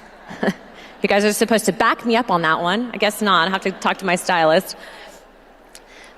But in addition to that, more importantly, we are doing this on behalf of the American people. Over 86% of Americans support this. Shoot, President Donald Trump supports this. In fact, when he tweeted about it, some of my Republican colleagues got a little bit nervous about it. So thank you, Mr. President. We love Donald Trump. Never forget, Charlie's with Donald Trump since day one. We're going to be with him till the very end. That's right. A round of applause for that. And since I brought up the speaker real quick, and I know that you guys are all huge fans of Turning Point, but more importantly, I want to record this and send it to him, so I need you guys to get a little vocal. Do you think the Speaker of the House should put a statue of Charlie Kirk in the U.S. Capitol? Because we've been having issues getting it done.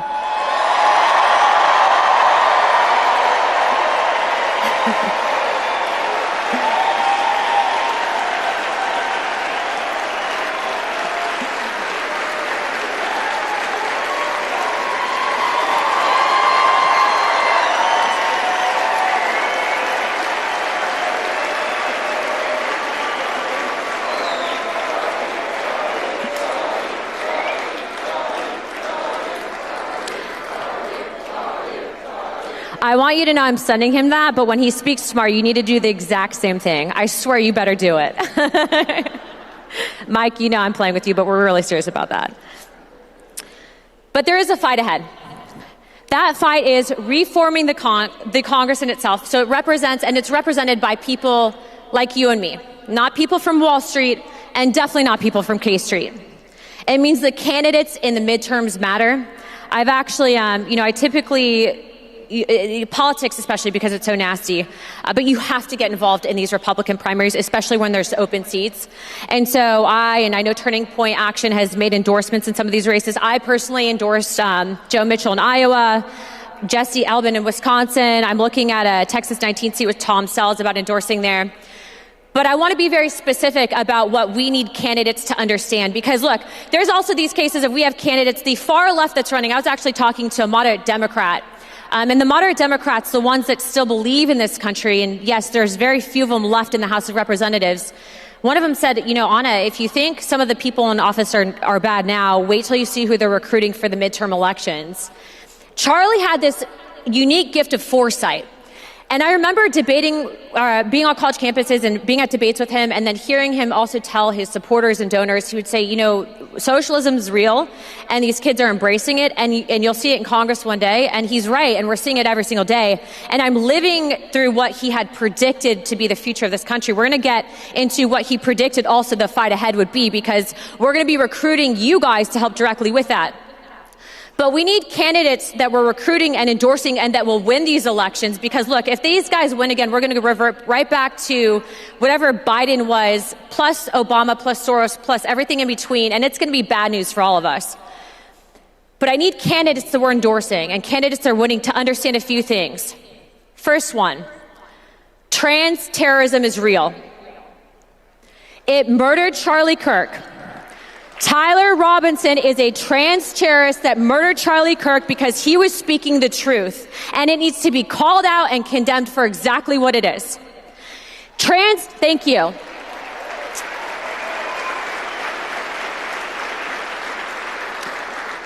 Trans terrorism murdered those innocent Christian children because they were targeted and easy targets, and we need to condemn it and ensure that it never happens again.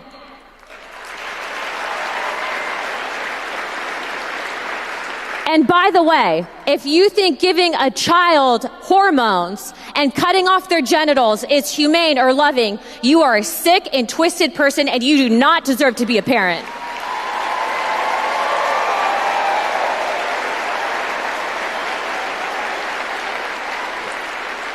We need candidates who will understand, and Charlie called this out for exactly what this is. But that jihad and radical terrorist ideology is a threat to this country and a threat to the West, and will not work in a divine and civilized Western civilization.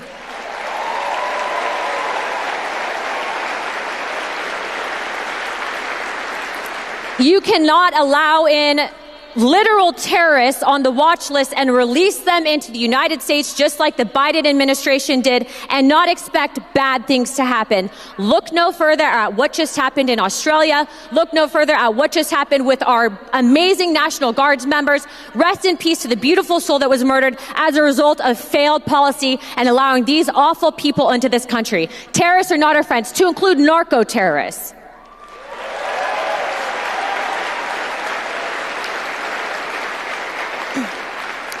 We need people that understand, and candidate elected to office that understand peace through strength means pursuing peace first at all costs. I work with way too many neocons, and I refuse to accept that neocons is the face of this party. I think Nikki Haley found that out the hard way.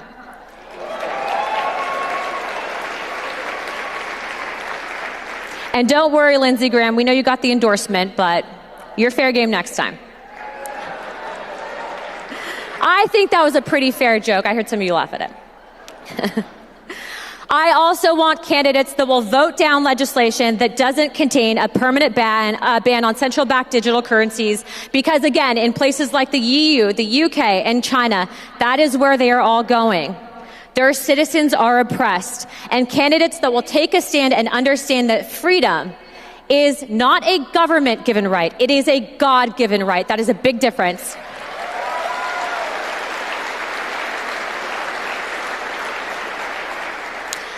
We want candidates to understand that strong immigration is important to a nation and that borders matter. If you come here, you embrace our culture and you assimilate and you become an American citizen and you put that first and foremost.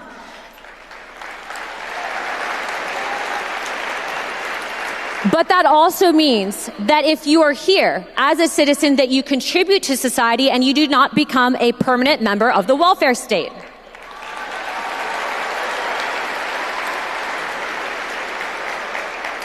And if you're a young man especially, It might work in the United Kingdom where you can go in and rape women and get away with it, but it does not work here in the United States. You do not bring your failed state policies to the United States of America and expect to stay here.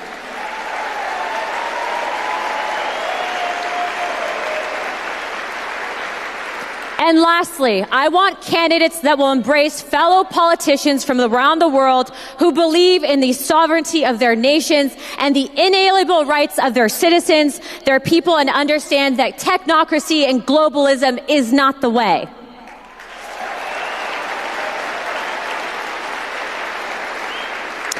Which is why in March, I'm happy to announce, after meeting with some members of the AfD, and don't listen to the media, the AfD are not Nazis, they are not alt-right, they are simply people that believe in saving Germany.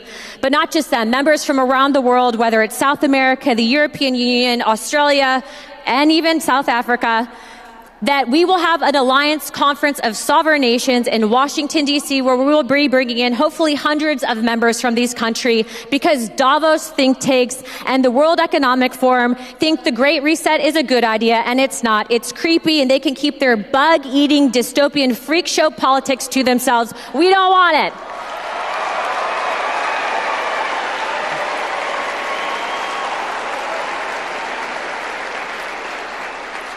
So that's it.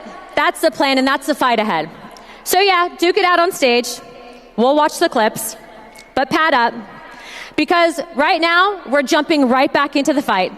And President Trump, we are blessed to have him to lead this nation, but he's not going to be here forever, which means you are all responsible for carrying the torch. That is what Charlie always said. It's your fight too. That's why he set up these conferences. And just so you know, every single person on the stage has prayed for Erica Kirk. We love Erica Kirk. She's doing amazing for this organization, and Turning Point will not fail because of her leadership.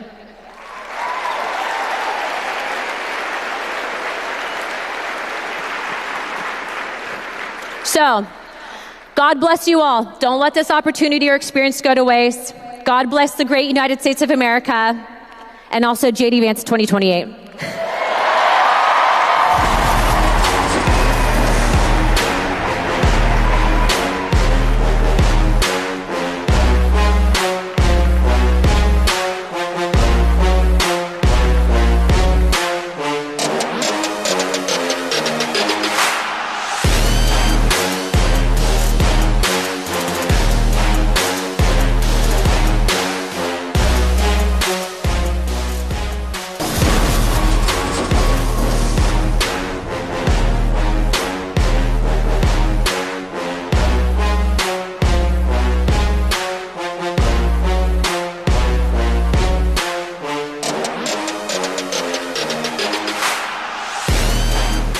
Before the world calls it choice, we must see the people who survived it. This is a type of abortion designed to tear apart the fetus in the womb and bring them out in pieces. I've spent my life with a deformed arm. So she tried to abort me in multiple attempts. However, I miraculously survived. She didn't know I was still alive until she felt me move. Go to facesofchoice.org to take part in bringing the message of abortion survivors to the 2026 World Cup. Billions will face the choice.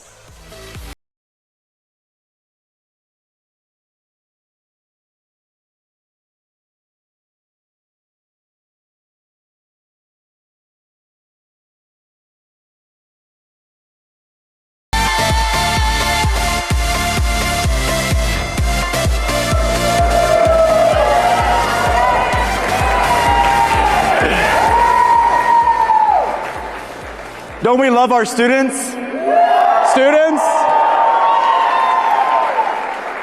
I know why I love our students, because they stand on their feet. My name is Andrew Seifer, and I'm the Vice President of Field Operations for Turning Point USA. And I have the privilege to oversee all of our student programming. And I've done it from the very beginning with Charlie. The days when I was begging people to come into a room to listen to a very tall man, twice my height, so that I could keep my job. To where, on this final day, I saw so many people there in attendance out of respect and love for a man that had built something from the ground. Yet what made him special was it was never about him. It was always about these students here and all across the country. Because the secret sauce to what made Turning Point and what makes Turning Point so special is that we have thousands of chapters all across the country. Thousands. And each group consists of 50 to 100 to 150, 200 students that are regularly meeting, hosting their own debates on the quad, hosting their own meetings, bringing speakers, and evangelizing on campus. They are the real heroes, our students.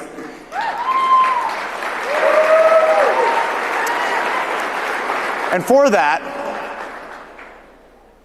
it's an honor for me and humbling. It was Charlie's idea a couple years ago to say, why aren't we recognizing our top chapter of the year, our top student leader of the year? It was his idea because his heart was always with championing the youngest of voices. And for that, we want to recognize our top 2 legacy chapters of the year. And we're going to start first with our college one, University of Tennessee, Knoxville. Come on out.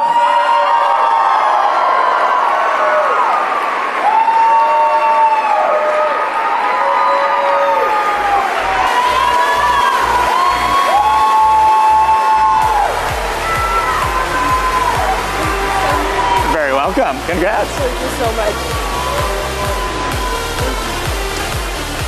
All right, so the University of Tennessee Knoxville TPUSA chapter is known for its bold, creative, and highly visible activism on campus.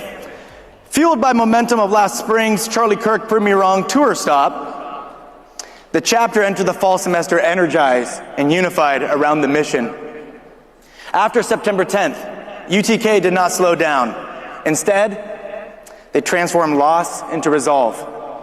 This semester alone, the chapter grew to well over 1,500 students. Hosted over 10 high-impact campus events and strengthened their presence both on campus and in the surrounding community. The University of Tennessee Knoxville chapter stands as a powerful example of resilience and moving forward despite any obstacle. Congrats.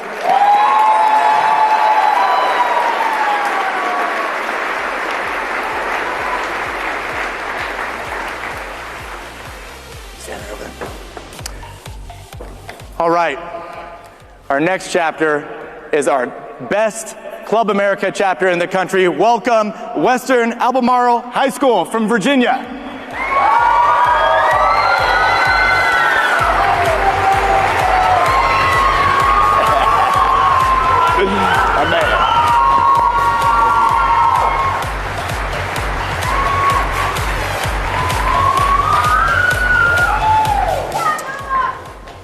In under a year, the Club America chapter at Western Albemarle High School became one of the fastest growing chapters in the country, despite operating in a region defined by constant opposition. They faced protests at recruitment tables, repeated removal of their club materials, legal challenges, and public harassment meant to silence them. Instead, they pushed forward, hosting a major event with Virginia State Representative Nick Freitas, and executing an October gala that drew over 200 students and community members. Today, Western Albemarle Club America is the largest on campus, averaging more than 150 students per meeting, and stands as a powerful example of resilience, leadership, and commitment to free speech. Give it up to our great high school leaders.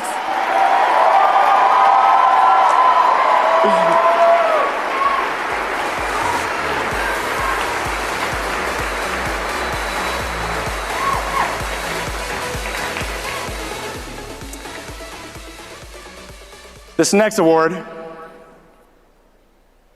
pulls at the heartstrings. We used to call it, it doesn't matter what it used to be called. What matters is what we renamed it and who we renamed it for. Our Student Leader of the Year, we are now naming after Charlie Kirk and for his courage. And there's no better person that can present this award than the wife of that person, Erica Kirk.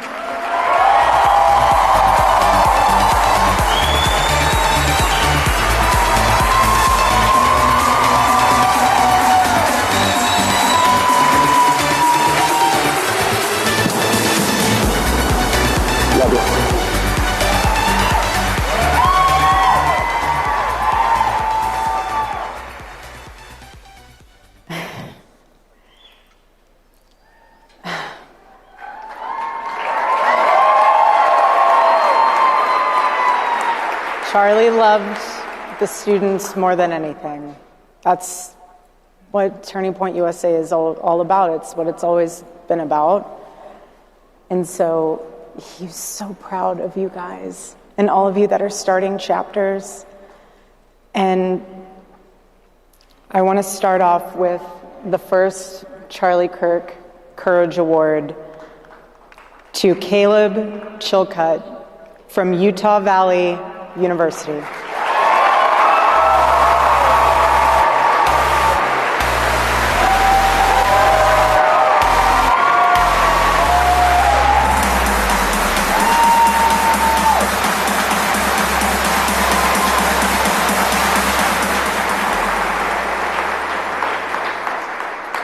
Caleb Chilcutt, a rising senior and chapter president at Utah Valley University, has been involved with Turning Point USA since 2023. Despite the devastating loss of Charlie Kirk, my incredible husband at UVU, Caleb has persisted with the same grit. It has been a long day. Trust me, you're not a grifter, honey. It's all good. The same grit, the same focus and sense of mission that Charlie instilled in him. Since September 10th, Caleb has coordinated countless efforts to memorialize Charlie on campus and across the state of Utah. He is currently working to establish an official memorial on UVU's campus to commemorate Charlie.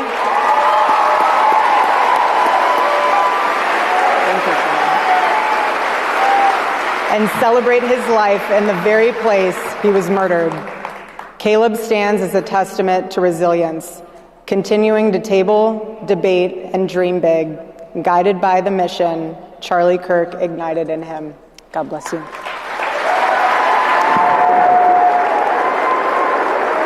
I'll take a picture.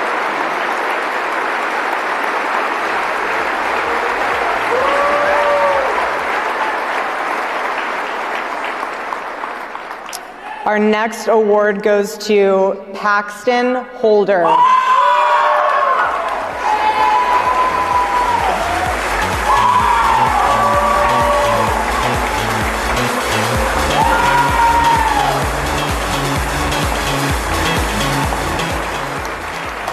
Paxton Holder is a student leader who refuses to accept no when it stands in the way of principle. As president of Club America at Rockvale High School,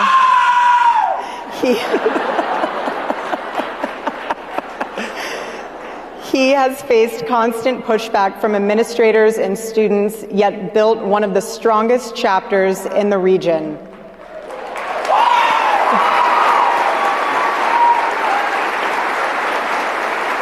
When his school repeatedly denied speaker requests, Paxton persisted. After September 10th, he helped organize a vigil in Charlie's honor that drew over 2,000 people, where Paxton addressed the crowd with poise and resolve. That same determination later secured approval for his chapter to host Riley Gaines after being denied several times. Beyond his campus, Paxton recruits for and promotes Club America in his community and mentors other chapter leaders.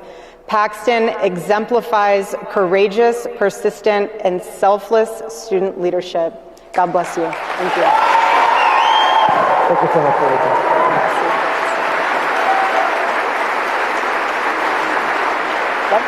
Okay.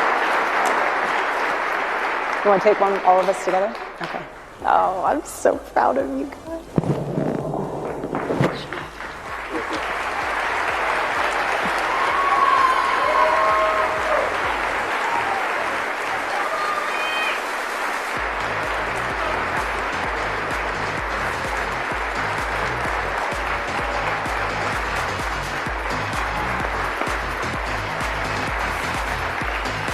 why don't you stand right here? I'll stand right here.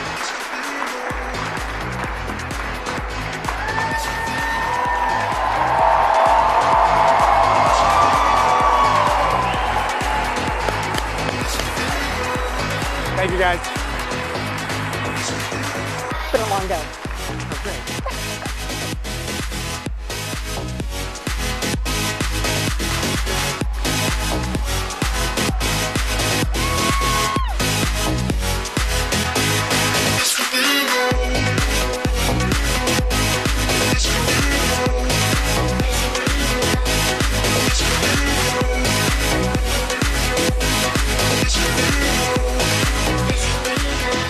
Rally was one of the few that really did it for the purpose of forwarding free speech, the actual idea of doing something great for America. We got a lot of stuff to talk about today. Now we're heading into one of the most bullish weeks of the year. There's a video that's kind of dividing the internet. Took us all day, boys. Got hammerhead.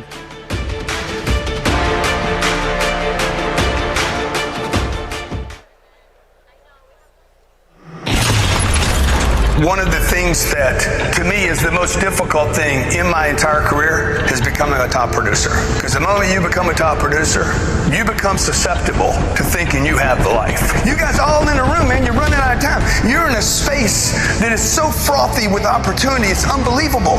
The money exists. The potential is there. The opportunity is there. Your space is enormous. I'm done adding a customer. I want to multiply customers. I want to challenge you today to start thinking, hey, wait a minute, am I even a top producer? Money follows attention. Success and power follow attention.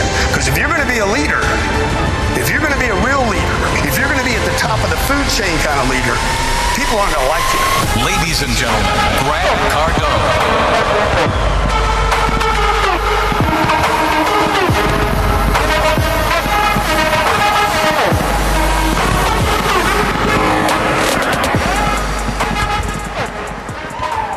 How's everybody doing?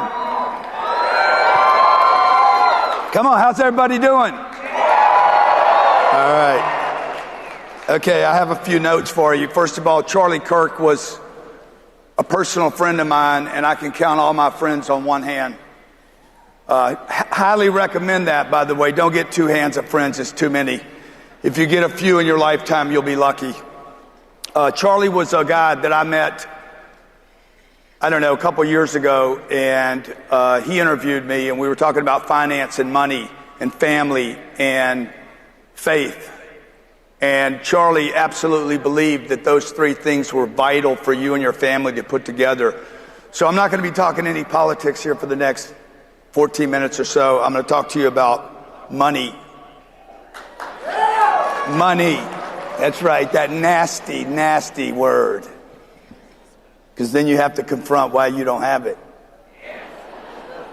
Or that you do have it and you're not doing the right things with it. Or something in between. First, I want to say about Charlie. Charlie was one of the most, I've met millions of people in my lifetime, in my short period of time on this planet. And Charlie Kirk was one of the most impressive people I've ever met in my life.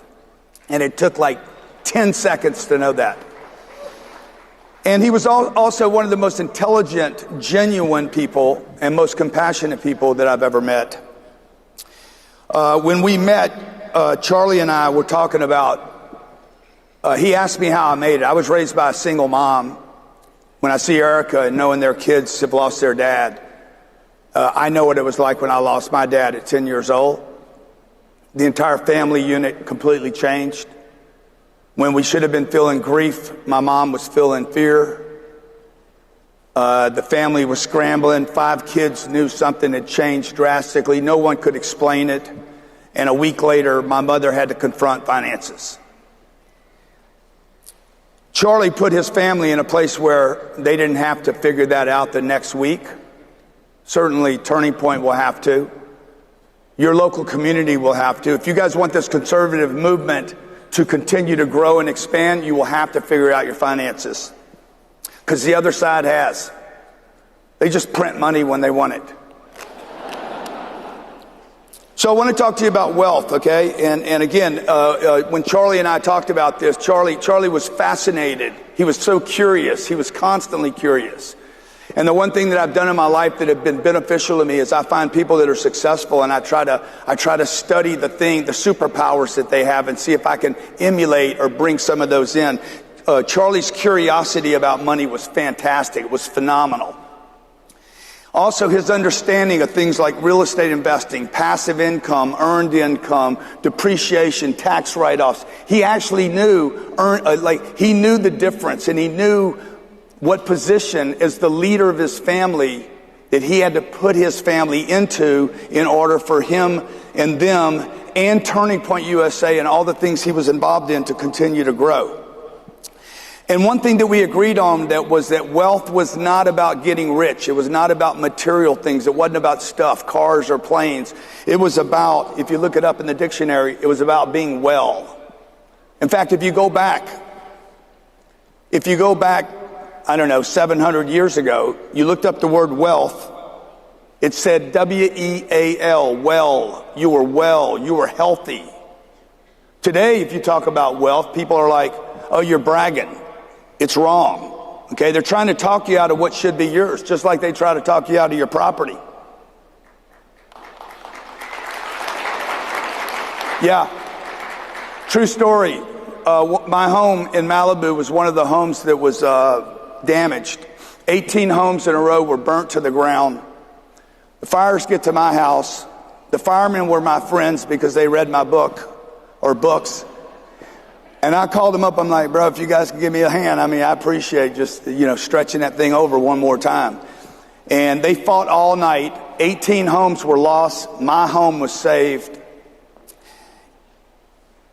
And the state of California today will not allow me to repair my own property. Okay? Sent me a letter saying, if you spend more than $1 over half of what the house was assessed at, you will have to tear the house to the ground, take the pilings out that are in perfect shape. You'll have to reduce the entire structure to raise it 6 inches. I would have to go from spending a couple $1 million to $50 million. That's property seizure. Wealth is about having choices. Wealth is about funding options. It's not about buying shoes and belts and cars.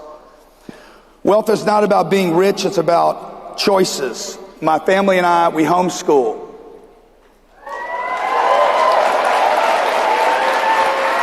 Probably the best thing I've ever done with my kids was take them out of a school system. By the way, it's cheaper to homeschool than it is to send them to a place that'll turn them into drug addicts.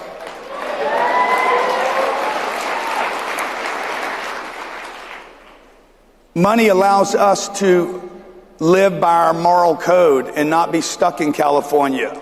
I lived there 25 years. I loved the state of California for 25 years. And then one day something happened and we sold our home there. We got rid of our businesses. We left our customers and our investors and moved across the country. Wealth gives you choices. I'll tell you the most beautiful thing about wealth, having enough money for your family to actually move, is to say no to customers and investors. To return money.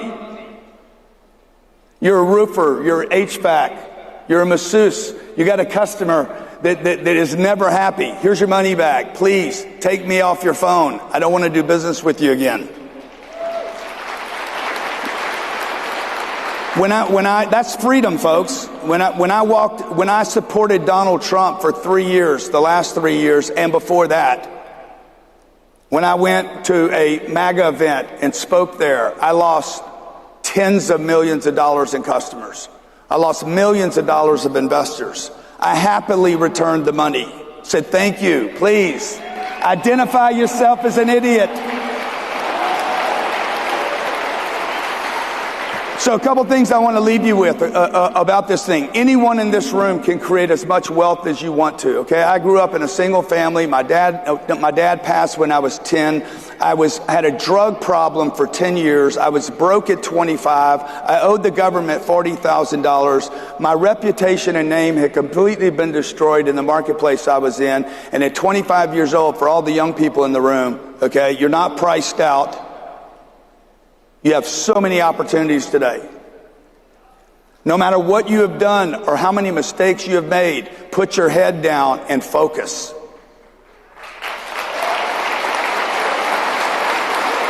Anyone, and I hear this today, I hear this a lot. I've heard it here already. I did some interviews on the media road, and I've heard people say, the kids have gotten priced out. You guys have not gotten priced out. You have more opportunities today than ever in the history of the world.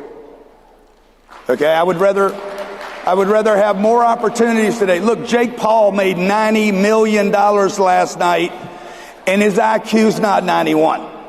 Okay? Okay, I know that's going to hit the internet, and Jake's going to call me, but you got people creating tremendous amounts of wealth today. Tremendous amounts for their families. Financial freedom. That's what it's going to take to keep this movement along, too. To get your local politician, to get the right mayor, the city councilman, to get the politician, the good guys to run. It takes money to run these programs. You'll have to know the difference between earned income and passive income. Charlie and I had this conversation all the time. I said, Charlie, why do people spend their earned income? I never spend it. If you pay me to do a job, I don't spend that money. I invest all of it. Anything I earn off my investments, I can spend. Anything I earn because I trade time, I keep. You've been programmed, by the way. You're not financially illiterate. I hear this all the time. People are financially illiterate. You're not. You have been indoctrinated. You've been indoctrinated to go to college. You've been indoctrinated to save your money. Saving money makes money for the banks. It doesn't make you money. If you study the wealthiest people that walk this planet, they take money and they use it and convert it to real assets. And they hold those assets. So many people in America are suffering today. It's crazy. Here we are, 355 million people in the wealthiest country on the planet. And people don't have enough money. Why? We've printed more money in the last 20 years than in the history of the world. There's more money. There's more available for everyone to get. But also, on the top of that, you have a TV and the internet that is telling you constantly that you can't have it, that you're priced out, that the opportunities are gone, that AI is going to replace you. Ladies and gentlemen, no AI will ever replace a person like Charlie Kirk.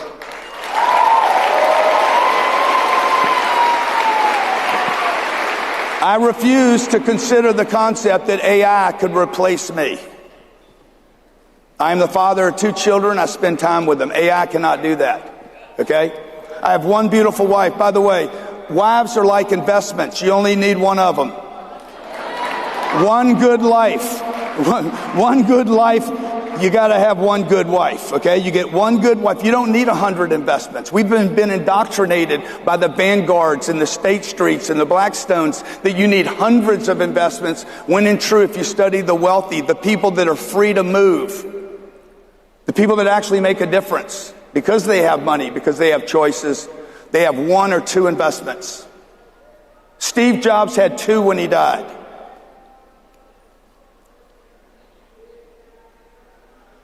You don't need 100. The house that you live in is a place to live. It's not an investment. So I challenge all of you in 2026 to relook at what your parents and great-grandparents and the TV and the media and Instagram is telling you what wealth is and what it isn't. Money is not bad. You need money. Money will not buy happiness. Everybody agree? But it buys everything else. When it buys groceries, it bought a ticket into this place, it's going to buy a Coke or something to drink. It's going to fund your elderly when your parents need help and they need to go to an assisted living. That's what's going to pay for that. No, money doesn't buy happiness. Charlie knew that. Money buys choices. It buys options. It buys freedom. It allows you to change your community. It would allow you to fund the next presidential election. Okay, they outspent us by 4x. And they will next time. In fact, they might outspend us by 10x next time. Yeah. I encourage you to go out there and get this right for your family. The trifecta is faith, family, and finance. Thank you so much.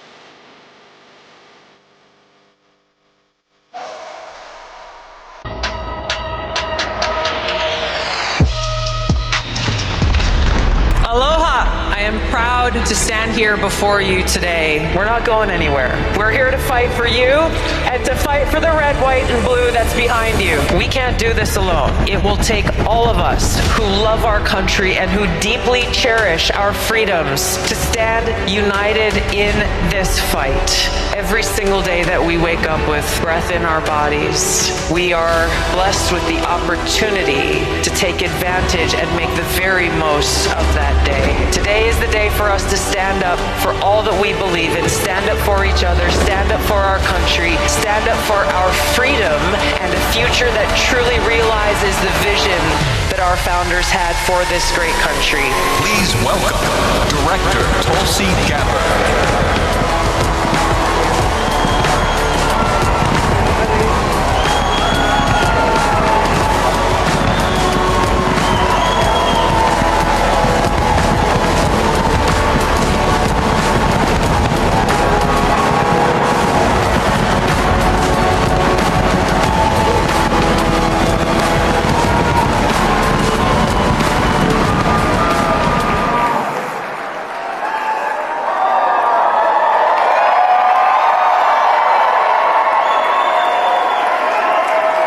Merry Christmas.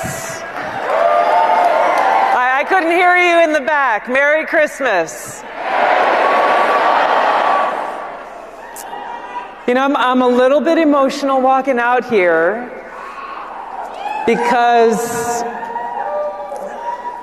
this is the first time we are gathered here for AmFest without Charlie Kirk. But I feel in all of your voices and your presence here his love. And that's a beautiful thing.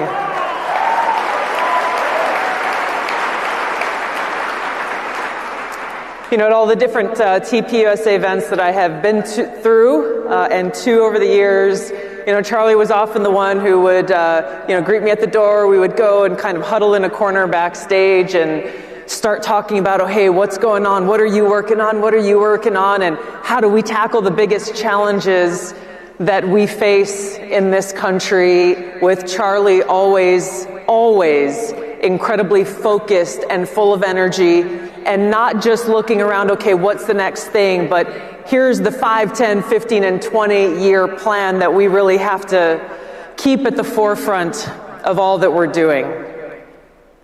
And so, well, I didn't get to have that conversation with Charlie here. I had a conversation with Erica backstage, and I got to tell you, I continue to be in awe of this woman.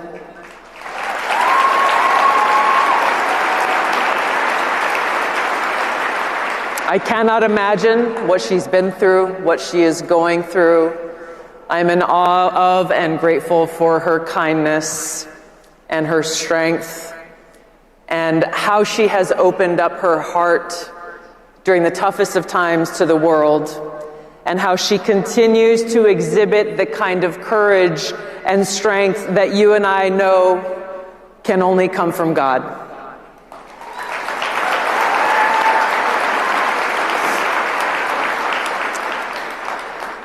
We hear a lot of talk about unity. It's a word that is frequently used. We must stand united. We must come together and unify. But too often, we don't actually think about what that means. To say we have to unite just for the sake of unity, what does it mean? We can unite around the wrong things. We can unite around a negative cause that results in a negative impact. And so when we talk about standing united as Americans, we have to understand what that really means. What is it that binds us together? What are the fundamental principles that we must stand together on, whether we are Democrats or Republicans or people of different religions, people of different backgrounds or different views on certain policies. Fundamentally, the thing that we must unite on is our God-given freedoms that are enshrined in our Constitution and that every one of us as Americans must remain committed and dedicated to defending.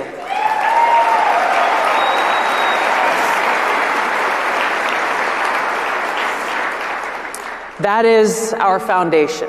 When we talk about America, we can look at borders, we can look at land, we can look at territories, but when we truly look at what does it mean to be an American and the responsibility that every single one of us as Americans carries with us, it is centered on our foundational principles, on that vision that our founders had for us, knowing way back then how challenging it would be and how there would be frequent and consistent attacks on our freedom, and it would be up to us to defend them.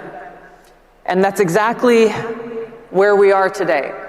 Charlie understood these threats. He saw them and focused completely on this defense of freedom, not just in words, but in action. He lived that truth that so many of us who either have worn the uniform or wear the uniform live by. I may disagree with what you say, but I will defend it to the death your right to say it. That's real.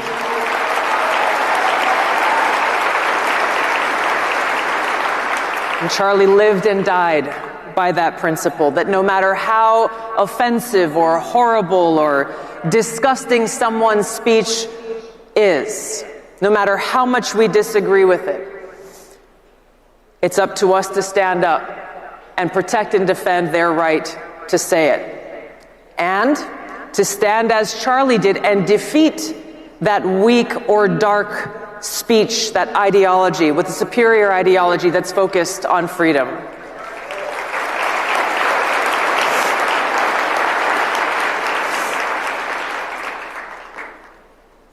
You know, thinking about the threats to our freedom, in these gatherings across the country that TPUSA hosts, we often talk about the attacks on freedom that came from the Biden administration, how they sought to censor us in different ways, how they sought to spread disinformation to try to limit or control or curate what we saw and what we heard, how they lifted up certain voices and hushed others, reaching into their propaganda arms and compelling social media companies to do their dirty work for them.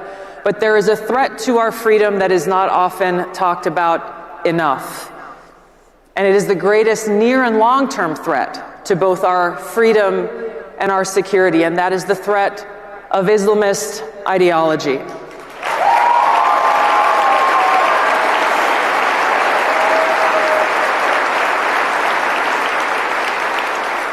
It is propagated by people who not only do not believe in freedom, their fundamental ideology is antithetical to the foundation that we find in our Constitution and Bill of Rights, which is that our Creator endowed upon us inalienable rights, the right to life, liberty, and the pursuit of happiness.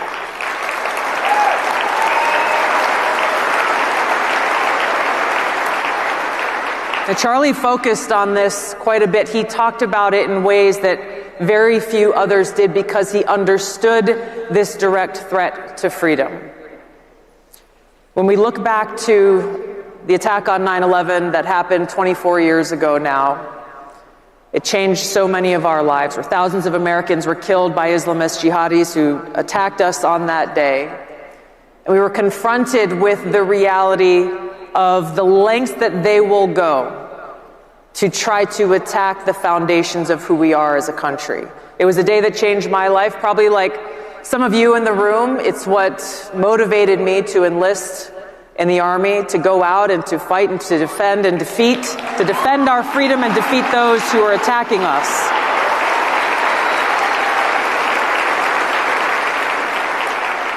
But when we talk about this Islamist ideology, yes, it is the ideology that fuels terrorist groups like Al-Qaeda and ISIS and Al-Shabaab and Hamas and Boko Haram and others, and they must be defeated militarily.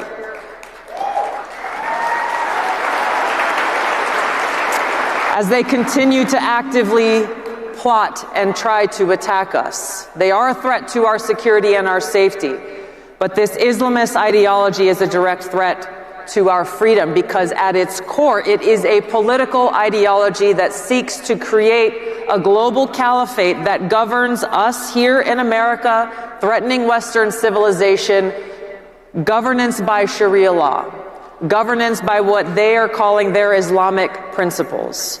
And if you fail to comply, if you fail to adhere to this ideology, if you dare to exercise your God-given right to free speech, censorship is not what we face.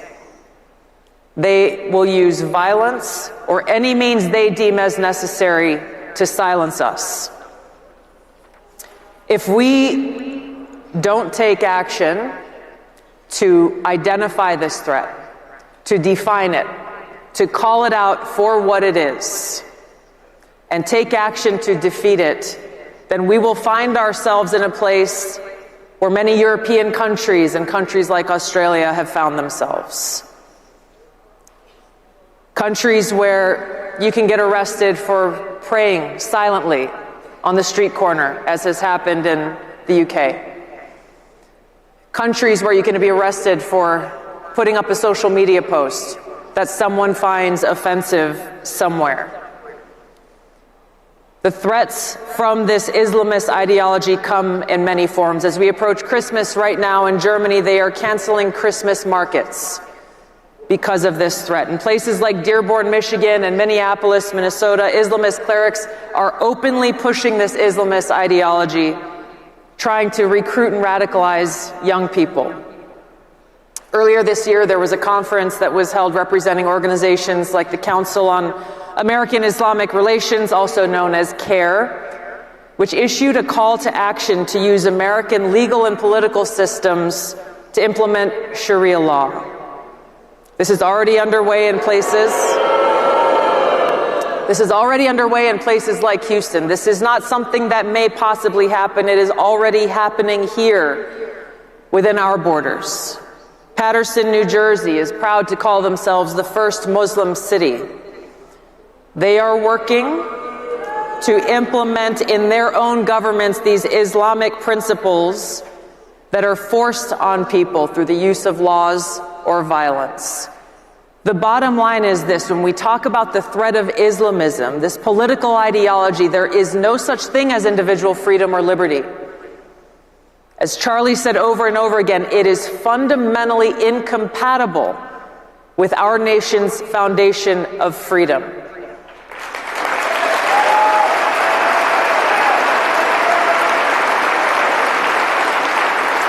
And at its core, when we understand that our freedom comes from God and no one else, we understand the seriousness of this Islamist ideology threat, because it means they deny that God is the one who has bestowed this right to freedom in every one of us.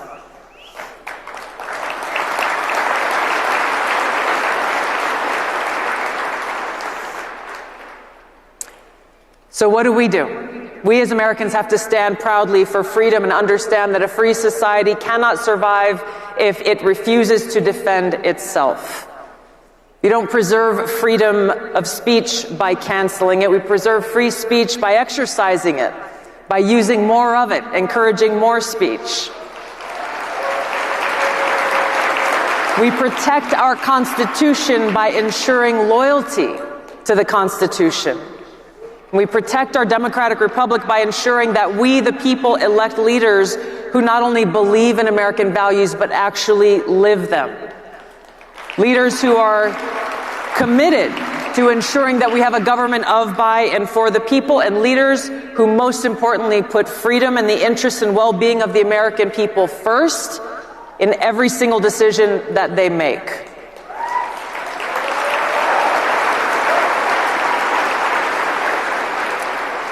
You know, one of the things that Charlie and I talked most often about was peace. And this was the topic of the last in-person conversation that I had with Charlie. It's the topic of peace. He was a consistent and powerful advocate for peace because he understood that in order for us to be truly free and prosperous, we must be at peace. He understood the importance of President Eisenhower's farewell address when he warned that, quote, in the councils of government, we must guard against the acquisition of unwarranted influence, whether sought or unsought by the military-industrial complex. The potential for the disastrous rise of misplaced power exists and will persist. We must never let the weight of this combination endanger our liberties or our democratic process.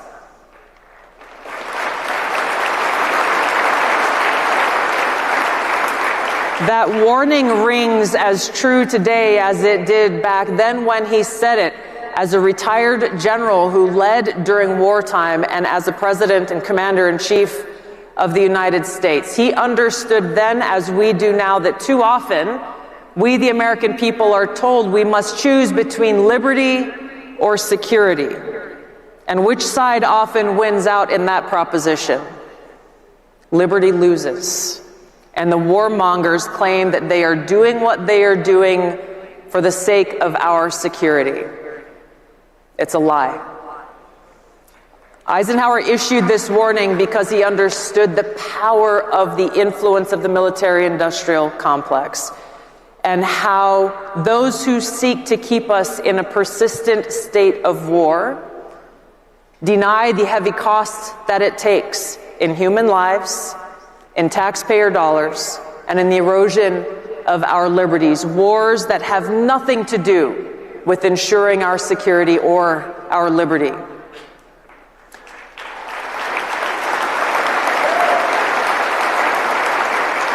Now, this is something that we're dealing with right now in real time. As you know, President Trump has been persistently and relentlessly pursuing a peace deal to finally end the war between Russia and Ukraine. He talks frequently about the need to end the killing and the bloodshed, and his teams are negotiating now as we gather here.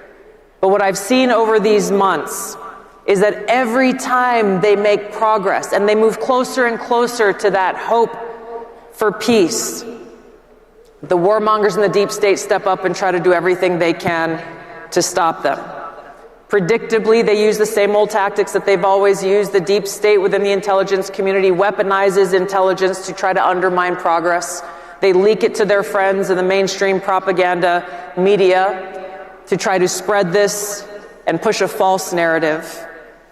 They foment fear and hysteria as a way to justify the continuing of the war and their efforts to undermine President Trump's efforts towards peace.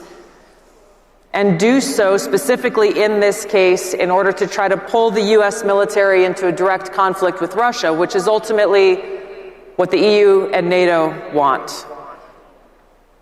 We cannot allow this to happen. We have to see clearly what's happening before our very eyes and stand united in this cause of peace.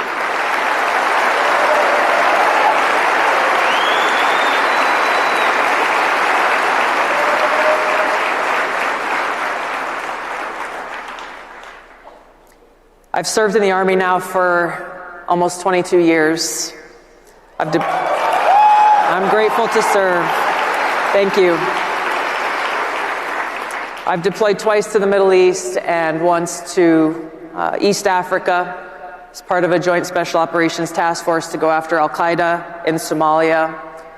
But during my first deployment to Iraq in 2005, I served in a medical unit in a base about 40 miles north of Baghdad.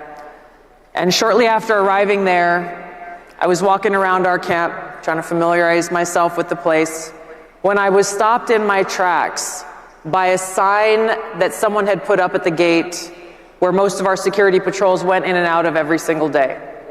And this is inside the camp. Just before they left every day, they saw in big block letters the words, "Is today the day? Is today the day?" This ever-present reminder that any day could be our last.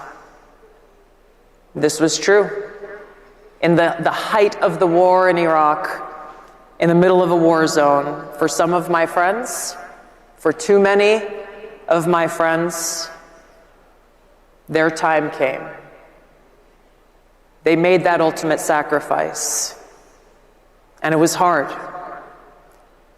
Hard to lose those who were a part of our military family, those who I knew were willing to lay their lives down. One of my friends was named Staff Sergeant Tia'i.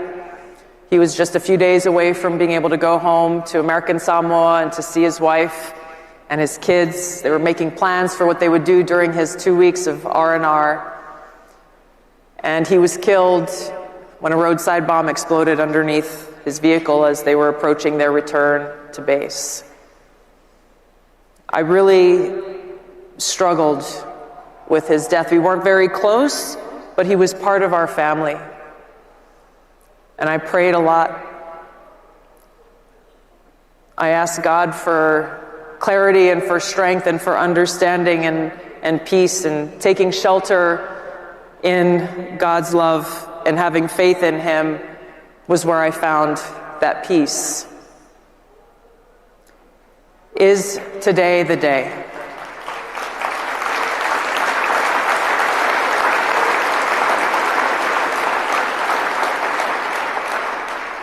Is today the day is a reminder that every one of us has the opportunity to reflect on as we pray and think about how we can make the most of every single day that we are blessed with life and breath in these bodies. We know Charlie did that. I remember being at a rally with him towards the end of President Trump's campaign. He was running the whole event, and as the speakers were going through, he was sitting there just backstage with his laptop working on to the next thing, on to the next thing, on to the next thing, working tirelessly. The reality of this reflection is today the day is just as important for us here as we gather and as we leave here and go about our daily lives as it was for those of us serving in a war zone. None of us knows how much time we have. But the thing that we can choose to do is to dedicate our every day to love and serve God with all that we have and in all that we do.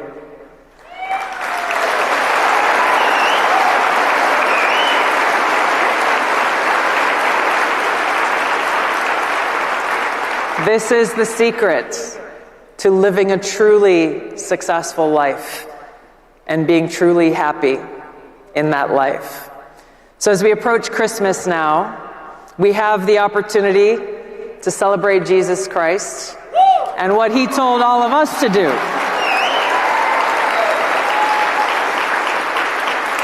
And He said it best in response to the question, what is your greatest commandment? Love the Lord your God with all your heart, your mind, your entire being. And the second is like unto it. Love your neighbor as yourself. If we follow these commandments and keep them at the forefront of the choices that we make every day, how we treat each other, how we speak to others, whether they are friends or those who are coming at us and hurling insults at us, doesn't mean we roll over or we allow them to go unanswered. We understand the responsibility and the opportunity that we have is to respond with love, which is the most powerful force that exists. And that love is inspired by God's unconditional love for every single one of us.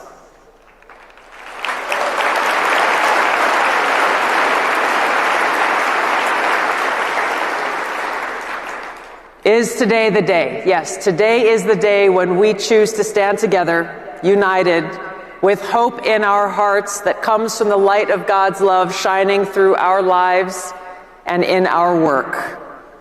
I have hope today, inspired by God's love, that we will share that love with others, that we will treat each other with respect, with aloha, and that we will stand strong and unshakable in our resolve to defend our God-given rights and freedoms. Merry Christmas. Thank you so much. May God bless you all. May God bless America. Thank you so much. Thank you. Thank you. Thank you. Thank you. Thank you.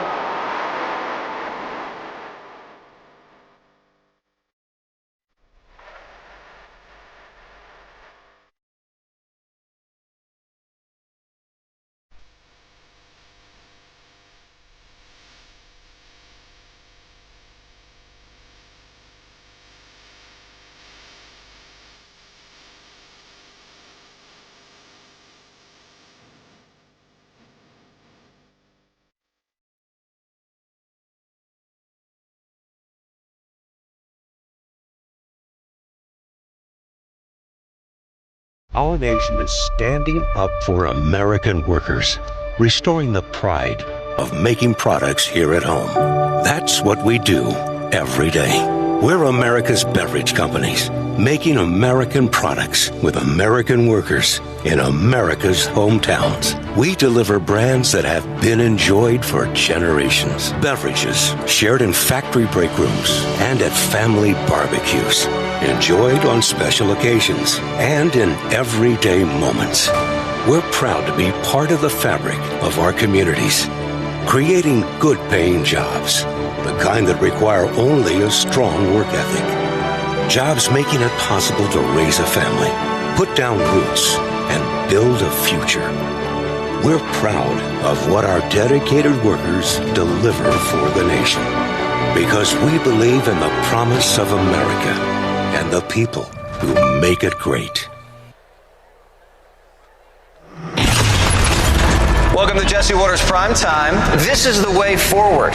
America first, with God above. Charlie's death woke us up. It's always been a spiritual war between light and darkness, between good and evil, between right and wrong.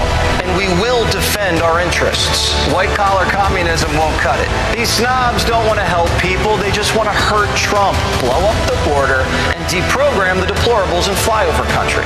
And there's a part of the country that says we have to forgive these people, and there's another part of the country that says no. And that's where we are as a country, and that's okay. And we'll grow as a country, both factions together, and try to heal together. Always remember one thing. I'm Waters, and this is my world. And now, please welcome Jesse Waters.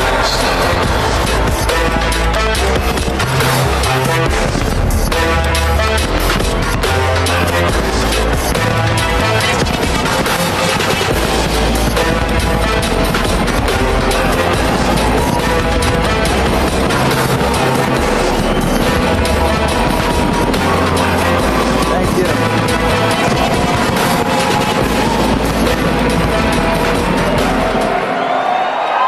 Thank you.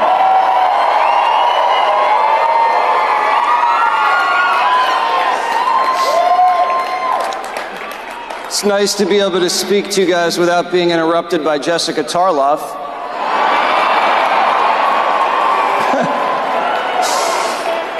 She makes me miss Geraldo. One time I said, Geraldo, what is the secret to success in this industry? And he said, Jesse, keep your hair and keep your waistline. Well, so far so good, but I have a different secret, and I'll tell you guys that in a little bit. I started in the basement of Fox News, making minimum wage, no health insurance, 2 p.m. to midnight. I sat next to a girl named Candy who dotted her I with a heart. And all of a sudden I heard there was an opening on the O'Reilly factor. I said, I got to get this job. I got to get out of the basement. So I go in for an interview with Bill, and I sit down and he sits down, and I give him my resume, and he looks at it and he says, what's your father do?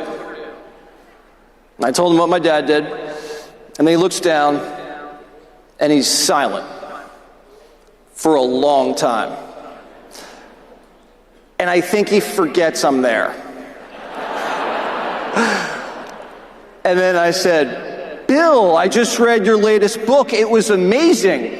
And all of a sudden he perks up and says, you seem like a smart kid. You start Monday.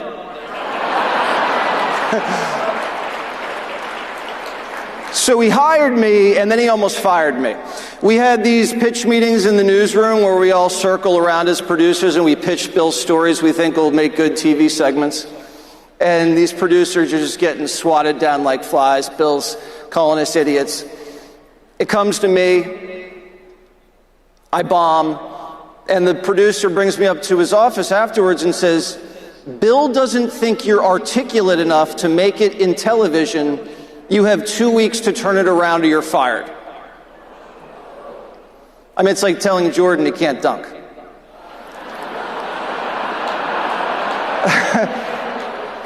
So I put my nose to the grindstone, turned it around, and I got it together.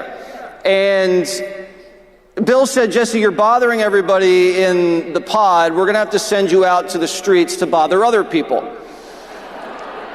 He said, I want to find out how much young Americans know about current events. Turns out they know very little. Would you guys like to hear actual questions and answers from Waters World? Okay. Who did America fight in the Revolutionary War? China.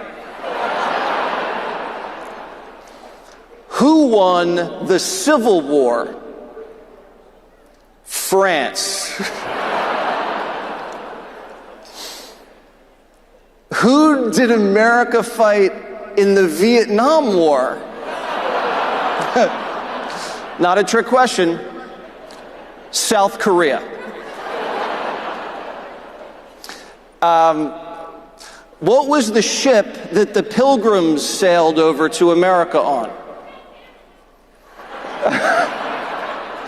The Nina, the Pinta, and the Linta.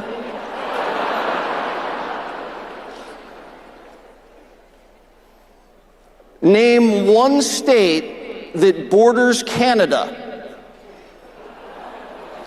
Philly. Not a state. I asked this one kid, what do you think about Bernie Sanders? And he said, who's Bernie Sanders? I said, I wish I didn't know either.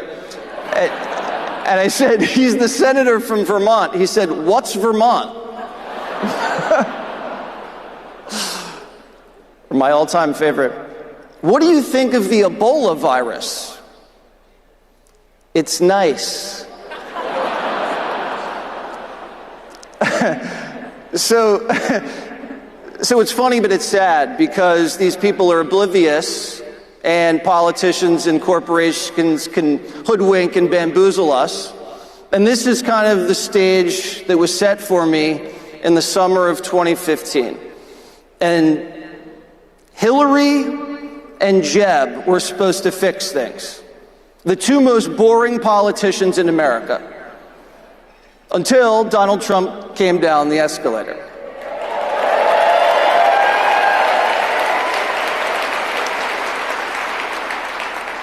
And I thought he was selling hats. I didn't know what was going on. And so he connects emotionally with the American people right away on immigration. And everyone's offended, but you feel it in your heart. And so, first big event, he has the Iowa State Fair. Do you guys know what the Iowa State Fair is? There you go. So it's like regular politicians go around and press the flesh and try to act like regular people, and there's like fried food everywhere. Trump comes down in his helicopter and lands it in the middle of the Iowa State Fair, gets out in a $5,000 suit, takes a pork chop on a stick, takes a bite, and then starts giving kids rides around the Iowa State Fair in the helicopter.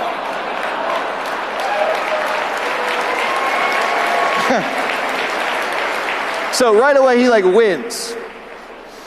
And then we start going into these debates. You remember Little Marco? Lion Ted. Or my favorite he said about Mitt Romney, he said, Mitt Romney is poor and he walks like a penguin.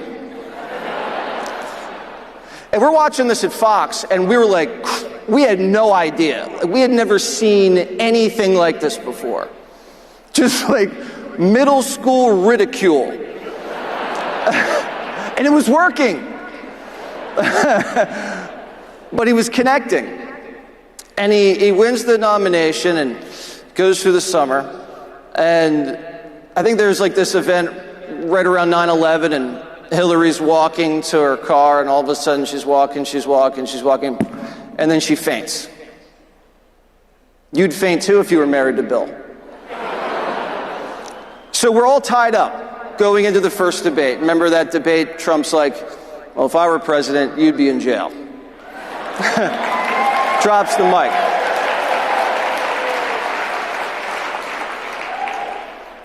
Now, Hillary didn't go to jail, but Bill might. Have you guys seen the Epstein files?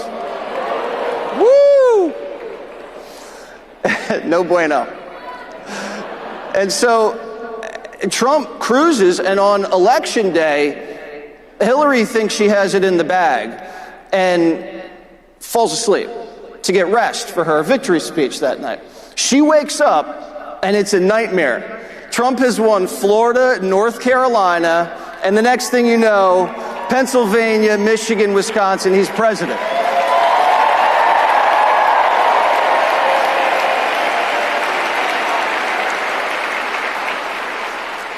So obviously, what do? I say, I got to get an interview with the president. So we call Hope. She sets it up. It's like somewhere in Tennessee. And he puts me there. There's like this big rally beforehand. O'Reilly made me work the rally beforehand, before a presidential interview. Can you believe it? And so I sit there in this holding area where we're going to do the interview, and all of a sudden the president walks in the room. Jesse, my man, how you doing? Grabs my hand, like pulls my arm off.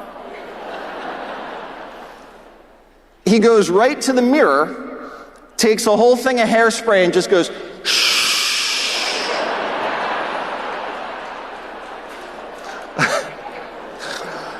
He sits down, I sit down, he said, Jesse, you see how many people are outside? 45,000, 85,000, 125,000?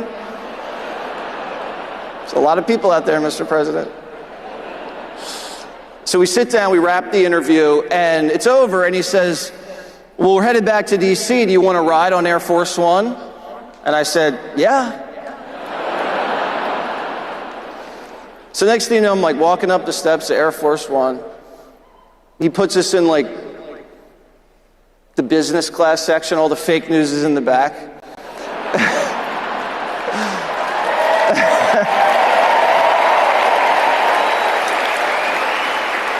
And so, you know, I'm trying not to steal everything. I have sticky fingers, so like there's like Air Force One like M&Ms with the logo emblazoned on it, and I'm just stuffing everything in my pockets.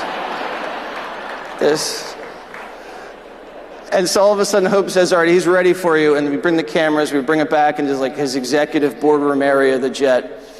And I said, Mr. President, now that you're president, they're going to have to rename this Hair Force One. Yeah. He didn't think it was funny either. So we wrap the interview and we go back. He tells me to put the camera away. So we're just talking. I said, Mr. President, why were you playing NSYNC at your rally? That's kind of a strange choice. He goes, what do you mean? NSYNC's amazing.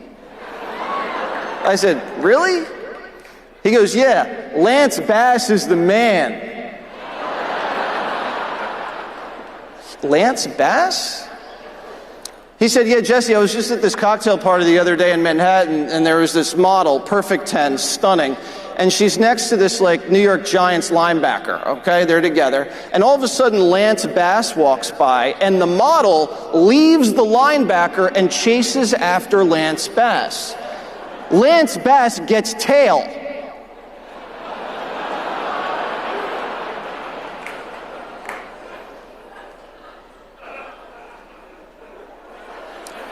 I said, Mr. President, Lance Bass is gay. He said, he is? He said, all right, Jesse, I'm going to go talk to the failing New York Times. I'll see you later. So, you know, Fox changes the lineup. They move me from the weekends to the 5 at that point.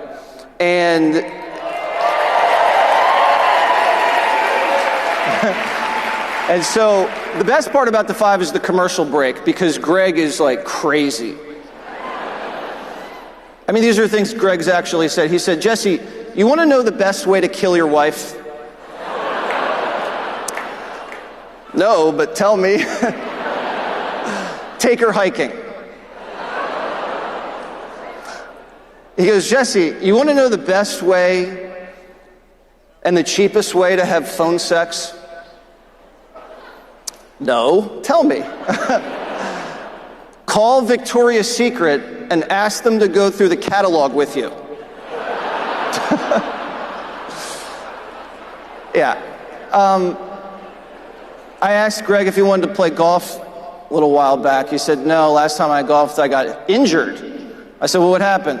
Someone like shank a drive, hit you in the noggin? He said, no, I was bending over to pick up my ball, and I jabbed my golf club into my neck and ruptured my trachea.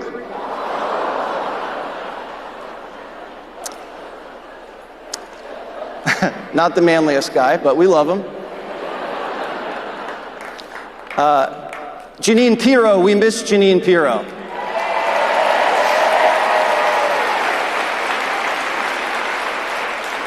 I don't think Jessica and Harold miss her so much. Both Jessica and Harold went deaf in their right ears. Doesn't matter, they don't listen anyway. Pirro actually got her phone hacked last month, but the good news is now China's deaf. So I'm on the 5 now, and all of a sudden the phone rings. Jesse, it's your favorite president. How you doing? Just got back from 5 days in Asia. It was meeting after meeting after meeting. If Jeb were president, he would have had to have taken a nap. I said, that's crazy. He said, why don't you bring everybody from the 5 and come have dinner at the White House? And I said, even Juan?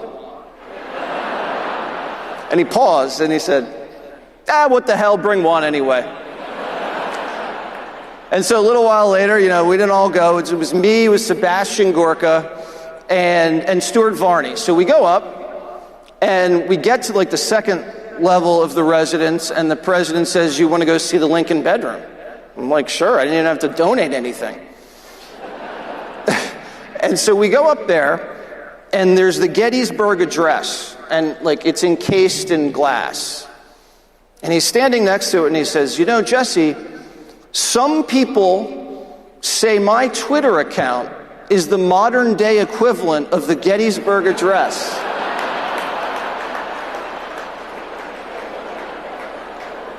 I said, some people meaning you? And then we go downstairs and he shows me this other room. It's very private. And he goes, see that on the wall, Jesse? That painting's a Monet. Jackie O brought it. I'm thinking about taking it with me when I leave. I said, I don't think that's a very good idea, Mr. President. He said, why not? Crooked took the silverware. It's true. So we go sit down, and like Miller's there, and Sarah Huckabee Sanders, and we're having dinner. And all of a sudden, the First Lady walks into the room. And she's statuesque, she's very tall and graceful and elegant. And I had not been briefed on the protocol on how to introduce myself to the First Lady. Do I bow? Do I curtsy? I don't know. So I go in for the kiss.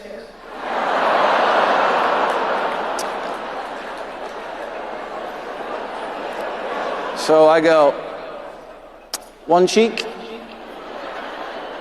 and then I got greedy. Other cheek, denied. So I kind of scurry back down a little embarrassed, and I sit back down, and I just change the subject and ask about the Russia hoax, and he forgets about the whole thing. And so the first term was very tumultuous. There was a lot of conflict, but like right in that late winter, early spring, Trump was just riding so high. He beat impeachment. I think Gallup had him about a 50% approval rating.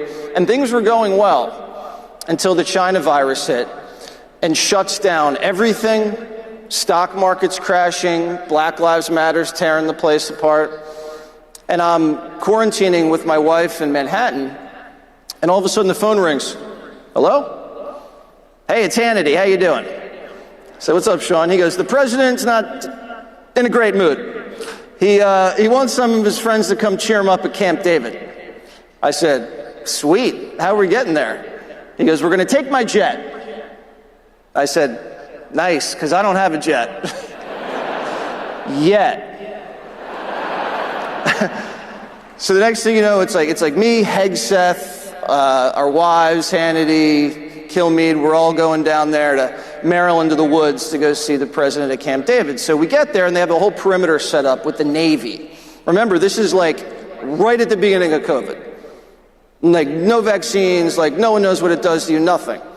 So we all have to get tested before we go in there. And the test at the time was the Abbott test. Do you guys know what that was? You guys know what a Q-tip is? Okay, there's a Q-tip about that long. And they take this Q-tip and they shove it up your nostril and then swirl it around so it like tickles your brain, makes you cry. And so you have to wait 15 minutes to get the results. It's like no news is good news. So we're all just kind of knocking back drinks on the perimeter of Camp David in the woods, waiting for our test to come back good and go on in. So all of a sudden, this naval officer says, Mr. Waters, I'd like to see you over here, please. I said, what's up?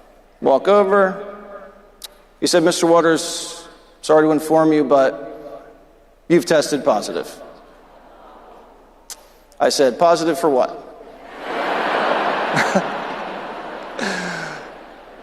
He said, you've tested positive for COVID-19, sir. And at the time, we didn't know what it did. Like, was I going to lose my hair? Was I going to grow a third nipple? I was a little scared, but I was most worried about how I was getting home. I can't take the jet back because I have COVID, and there's no Hertz rental cars in the woods in Maryland. So I start sweating. I don't know what to do. All of a sudden, the naval officer says, I'm sorry, Mr. Waters, but Mr. Hegseth put me up to this. I look over, Pete's laughing at me. He smoked me like a Coke boat. I'll get him back.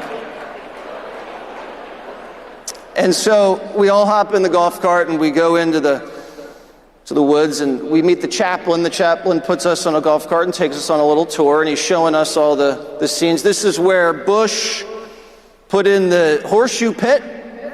Over here is where Eisenhower installed the par 3 chipping green. And see up on that little deck out there on that, there's a hot tub. Guess which president installed the hot tub? Bill Clinton. If hot tubs could talk. And so, then we freshen up, we put jackets and ties on, and, we go have dinner, and Robert Kraft was there, the owner of the Patriots, and he starts giving a toast. Boo! Go Eagles. Hey, we won last year. Let us have something. So Kraft starts speaking, he's got the mic, and all of a sudden, achoo, and he sneezes near Trump. And Trump, he jumps up and stiff arms Kraft like Gronkowski and runs out of the room. I've never seen a man move like that his age. And everyone's laughing and Kraft's a little humiliated.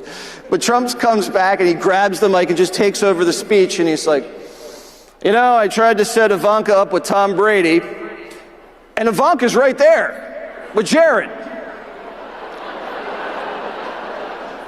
And Jared's like beet red. And Trump's like, Jared can't throw a spiral to save his life, but boy, can he get us those ventilators. So we finish up dinner, and Trump wants to watch a movie. And if the president wants to watch a movie, that's what you do. So remember, he doesn't drink. Thank God.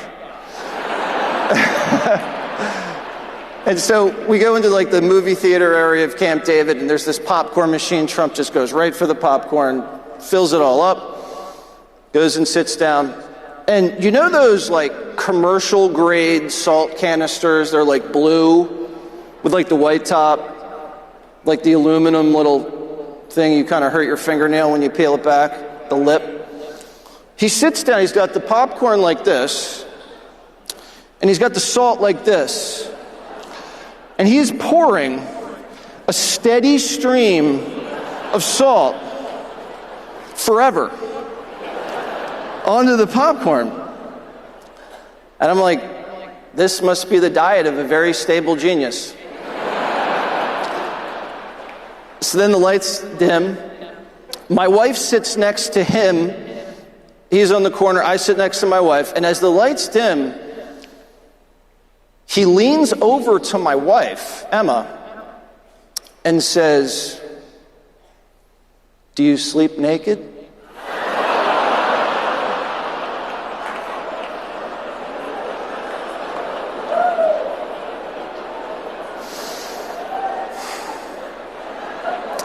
So I don't know what to do.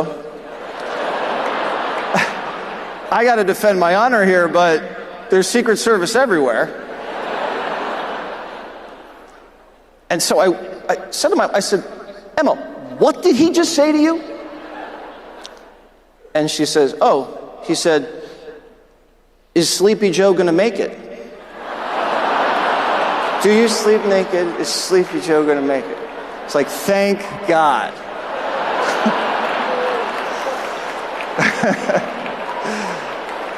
You gotta listen. And so the funny thing is, Sleepy Joe did make it. The only guy to sleep his way to the top.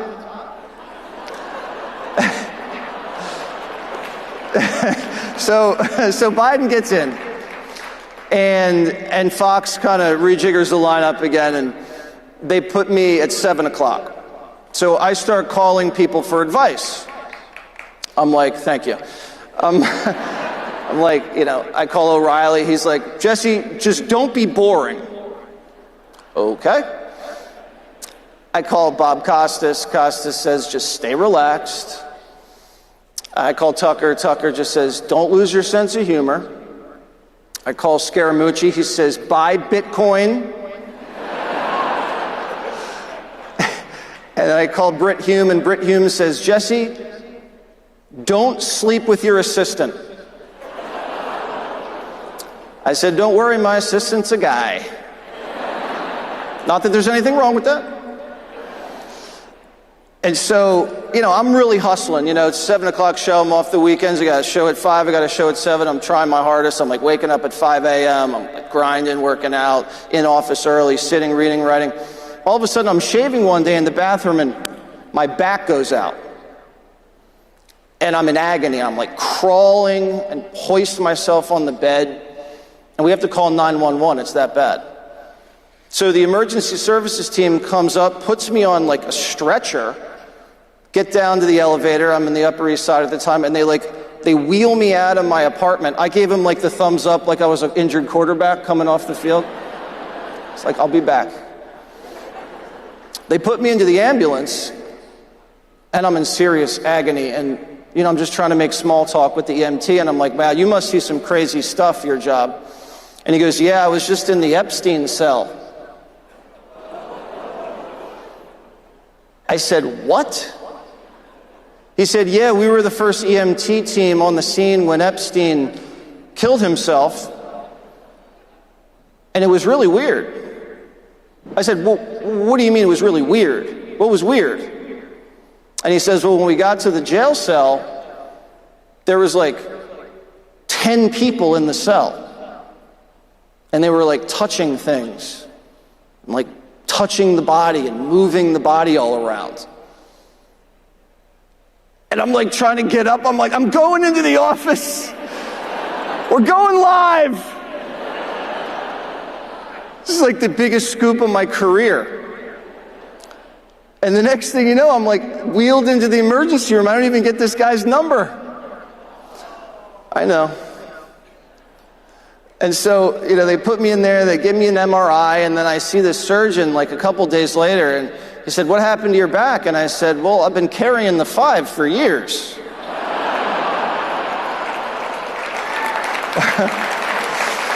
Not true.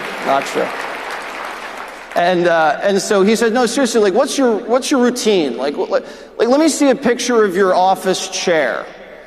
And then I text my assistant, Johnny, I'm like, "Send me a picture of the chair." I show him the picture, and he's like, "Look at this chair, Jesse. This chair is crooked. This chair has destroyed your back." You know who put my chair together? My assistant, Johnny. Now I'm definitely not sleeping with him. And so he's like, "Jesse, sitting is the new smoking. The human body was not designed to sit all day. Bad for you. And I'm looking at your images, and you're like this close to like permanent nerve damage." So we do the surgery, and all of a sudden I'm back. I'm like walking, I'm stretching, I'm MAGA, baby. And then Fox changes the lineup a little bit again, and Tucker leaves, and they bump me up to 8 o'clock, and so I call Tucker for advice, and he hangs up. I'm just kidding. He said, "Jesse, every day you want to take a sauna to relax."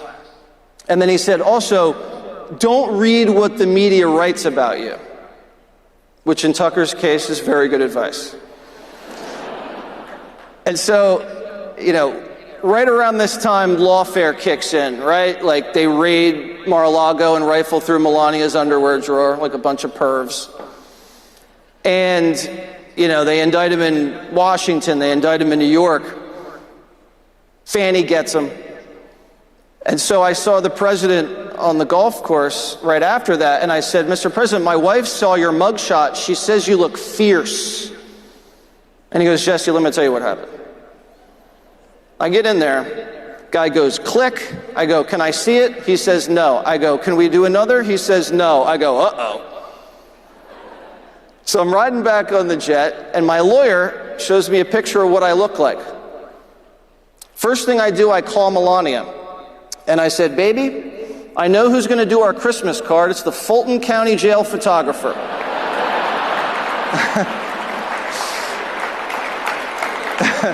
And he's like, "Did you see me on Tucker? 100 million people watched. It was bigger than when Oprah interviewed Michael Jackson and he was saying, 'I did not touch those little boys.'" There's a lot of people watching. But at this time, when he was assaulted by all these lawyers, his numbers were going up. And in that spring, his lead on Biden was bigger than it ever was. So the Biden team had to do something dramatically different. So what they decided to do is challenge him to an early debate in June.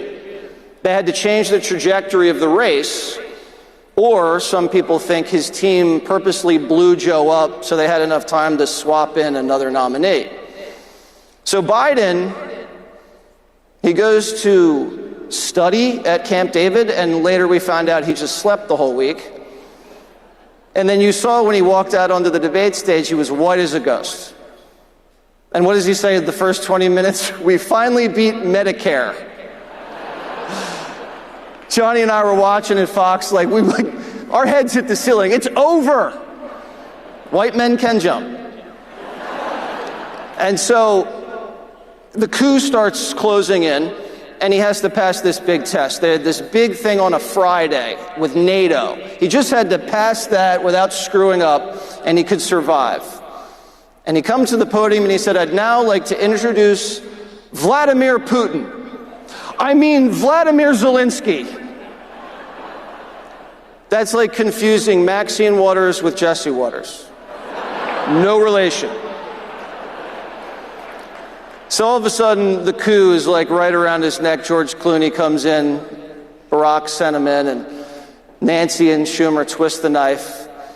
But Joe got the last laugh. Joe, right after he dropped out, endorsed Kamala an hour later and just stuck the party with her. And so what does she do? Kamala doesn't pick Mayor Pete for VP because he's too gay.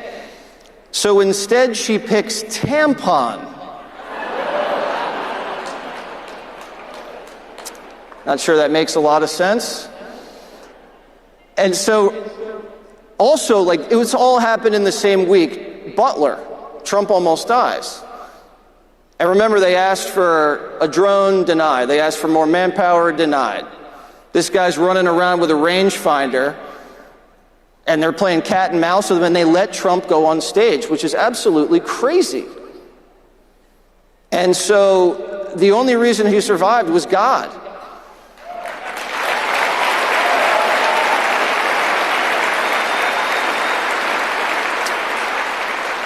So Trump now has God on his side, and he has J.D. Vance, which is good. So that's the ticket. And so Trump rolls into that debate with Kamala, and, you know, it's actually kind of like they were hitting each other pretty good. Kamala was holding her own. Trump was winning on points, and all of a sudden he said, these Haitians, they're eating the dogs, they're eating the cats.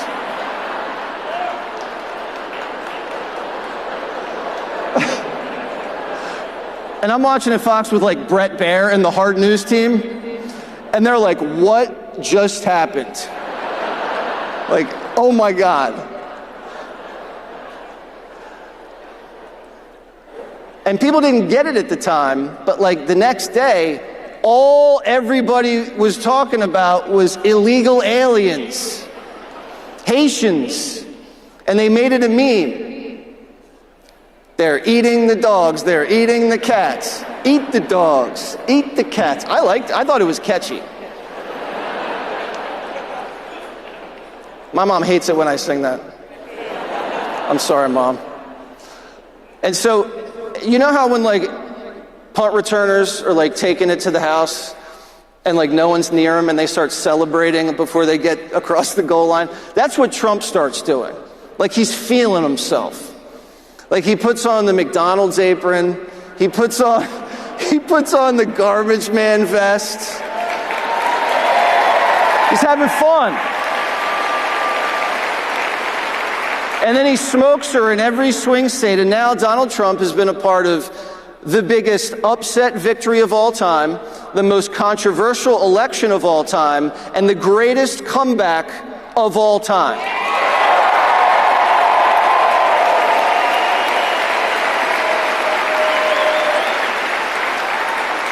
And so the first thing he does is Doge. And I'm like, I got to get an interview with the Doge boys.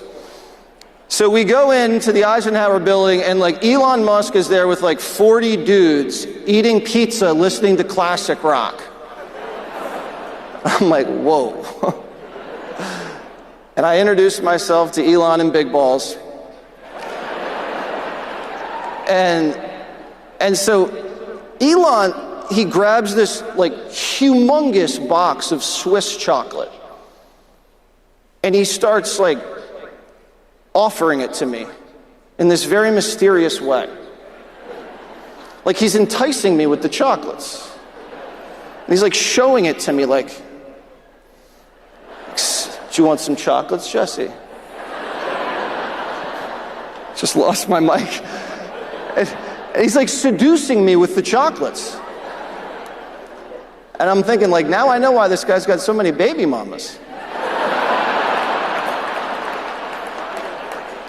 So we get in there, and Big Balls and Musk are telling me, like, we're spending $2 million on sex changes in Guatemala, $20 million on Iraqi Sesame Street, and like $100,000 on a DEI opera in Ireland. What American is watching that opera? Only Rosie O'Donnell.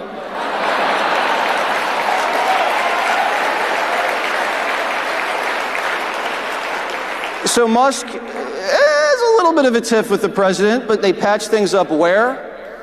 At the Arizona Memorial for Charlie Kirk. That's God again. And so, the president invited us again, my wife and I, on Air Force One, very grateful, and he said, Jesse, the guy that shot me had a perfect SAT score.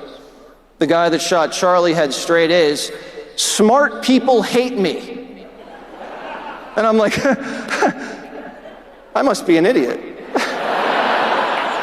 Because I love you. And so we're on Air Force One, and Oz is there, the doctor, and he's telling me the history. We modeled Air Force One after the Saudi Royal Jet, so they had an operating room on there in case anyone needed surgery. And Dr. Oz says, Jesse, from Arizona to DC, I could perform 16 vasectomies.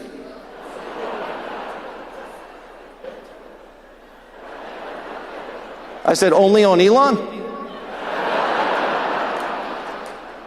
And then Trump's so excited, he loves to show stuff off, so he's like bringing us back to like the private quarters of the jet. And he's like, see, Jesse, that's the bedroom area, there's the bathroom.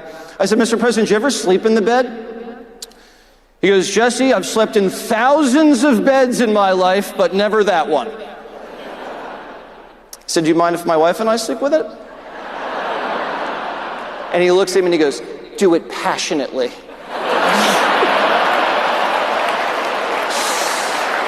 Oh my God. And so he brings us over to like the executive room, and he sits down, we're having like Mexican food. And he goes, Jesse, do you want to see the rendition of the big beautiful ballroom? I said, sure, let me see it. So he rolls the whole thing out. And guys, I don't know if you know this, the ballroom is huge.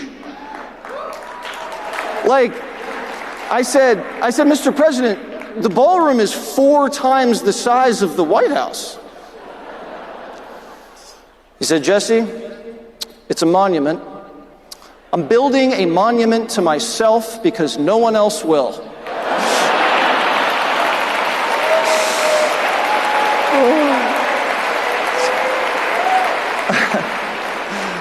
So a couple weeks after, we were at the White House for the Medal of Freedom ceremony for Charlie, where Erica received it so gracefully. And I walk in, I see O'Reilly. And then I see Tucker on the other side. And I'm like, wait a second. These are the 3 guys at 8 o'clock. I got to get a picture. So I go over to Tucker. I said, Bill's over there. We got to get a picture. He said, okay. So I bring Tucker over to kind of like the middle. And then I go over to Bill. I said, Bill, Tucker's over there. Like, we got to get this picture. And he goes, you bring Tucker to me. He big-footed him. So I go tell Tucker to come over, and Tucker's laughing. And we go over, we take a picture with Bill. And then Beck comes in. So it's like me, Beck, Tucker, O'Reilly, the legends. And then a legend in his own mind. And then I'm thinking to myself, wait a second. All these guys have been fired from Fox except me, and all these guys don't drink except me.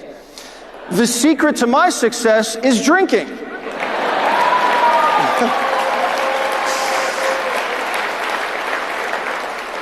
Greg doesn't drink, so he'll probably be gone next.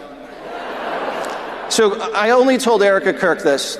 Greg, me, and Harold Ford Jr. have formed a Bible study group.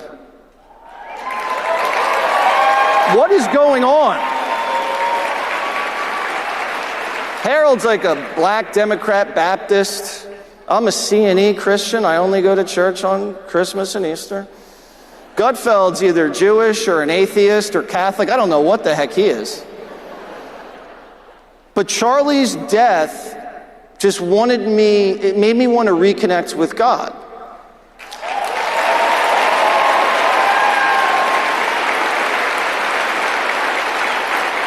So Harold Ford has given us this book of Bible passages, and there's a Bible passage each day. So every morning we all read this Bible passage, and then we text each other about what we think of it. It's the most beautiful thing in the world. And the lawyers at Fox love it that we're texting about Jesus instead of, the other stuff. And I'm learning more about Jesus, and just from these short passages, and if you guys could tell me, what is the main message of Jesus in one word? Love. It's love. And I'm realizing that the government will not protect what you love. You have to do it.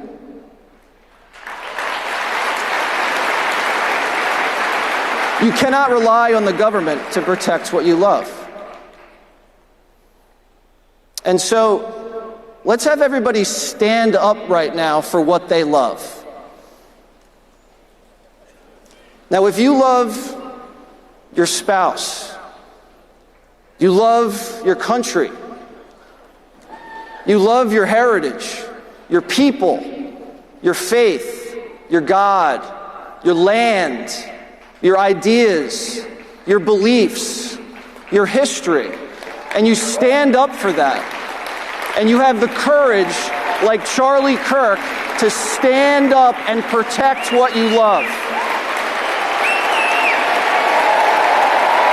Turning Point, I love you. Thank you so much.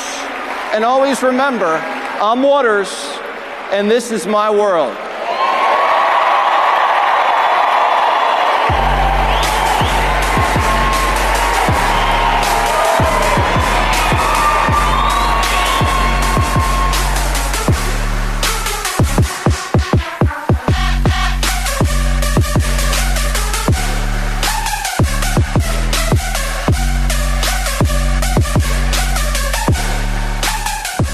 Ladies and gentlemen, thank you so much for attending today. If you stay around in just a few short moments, we will be switching over to our Turning Point USA Faith Night with worship and speakers. So take a quick break. Join us for that night. Should be spectacular.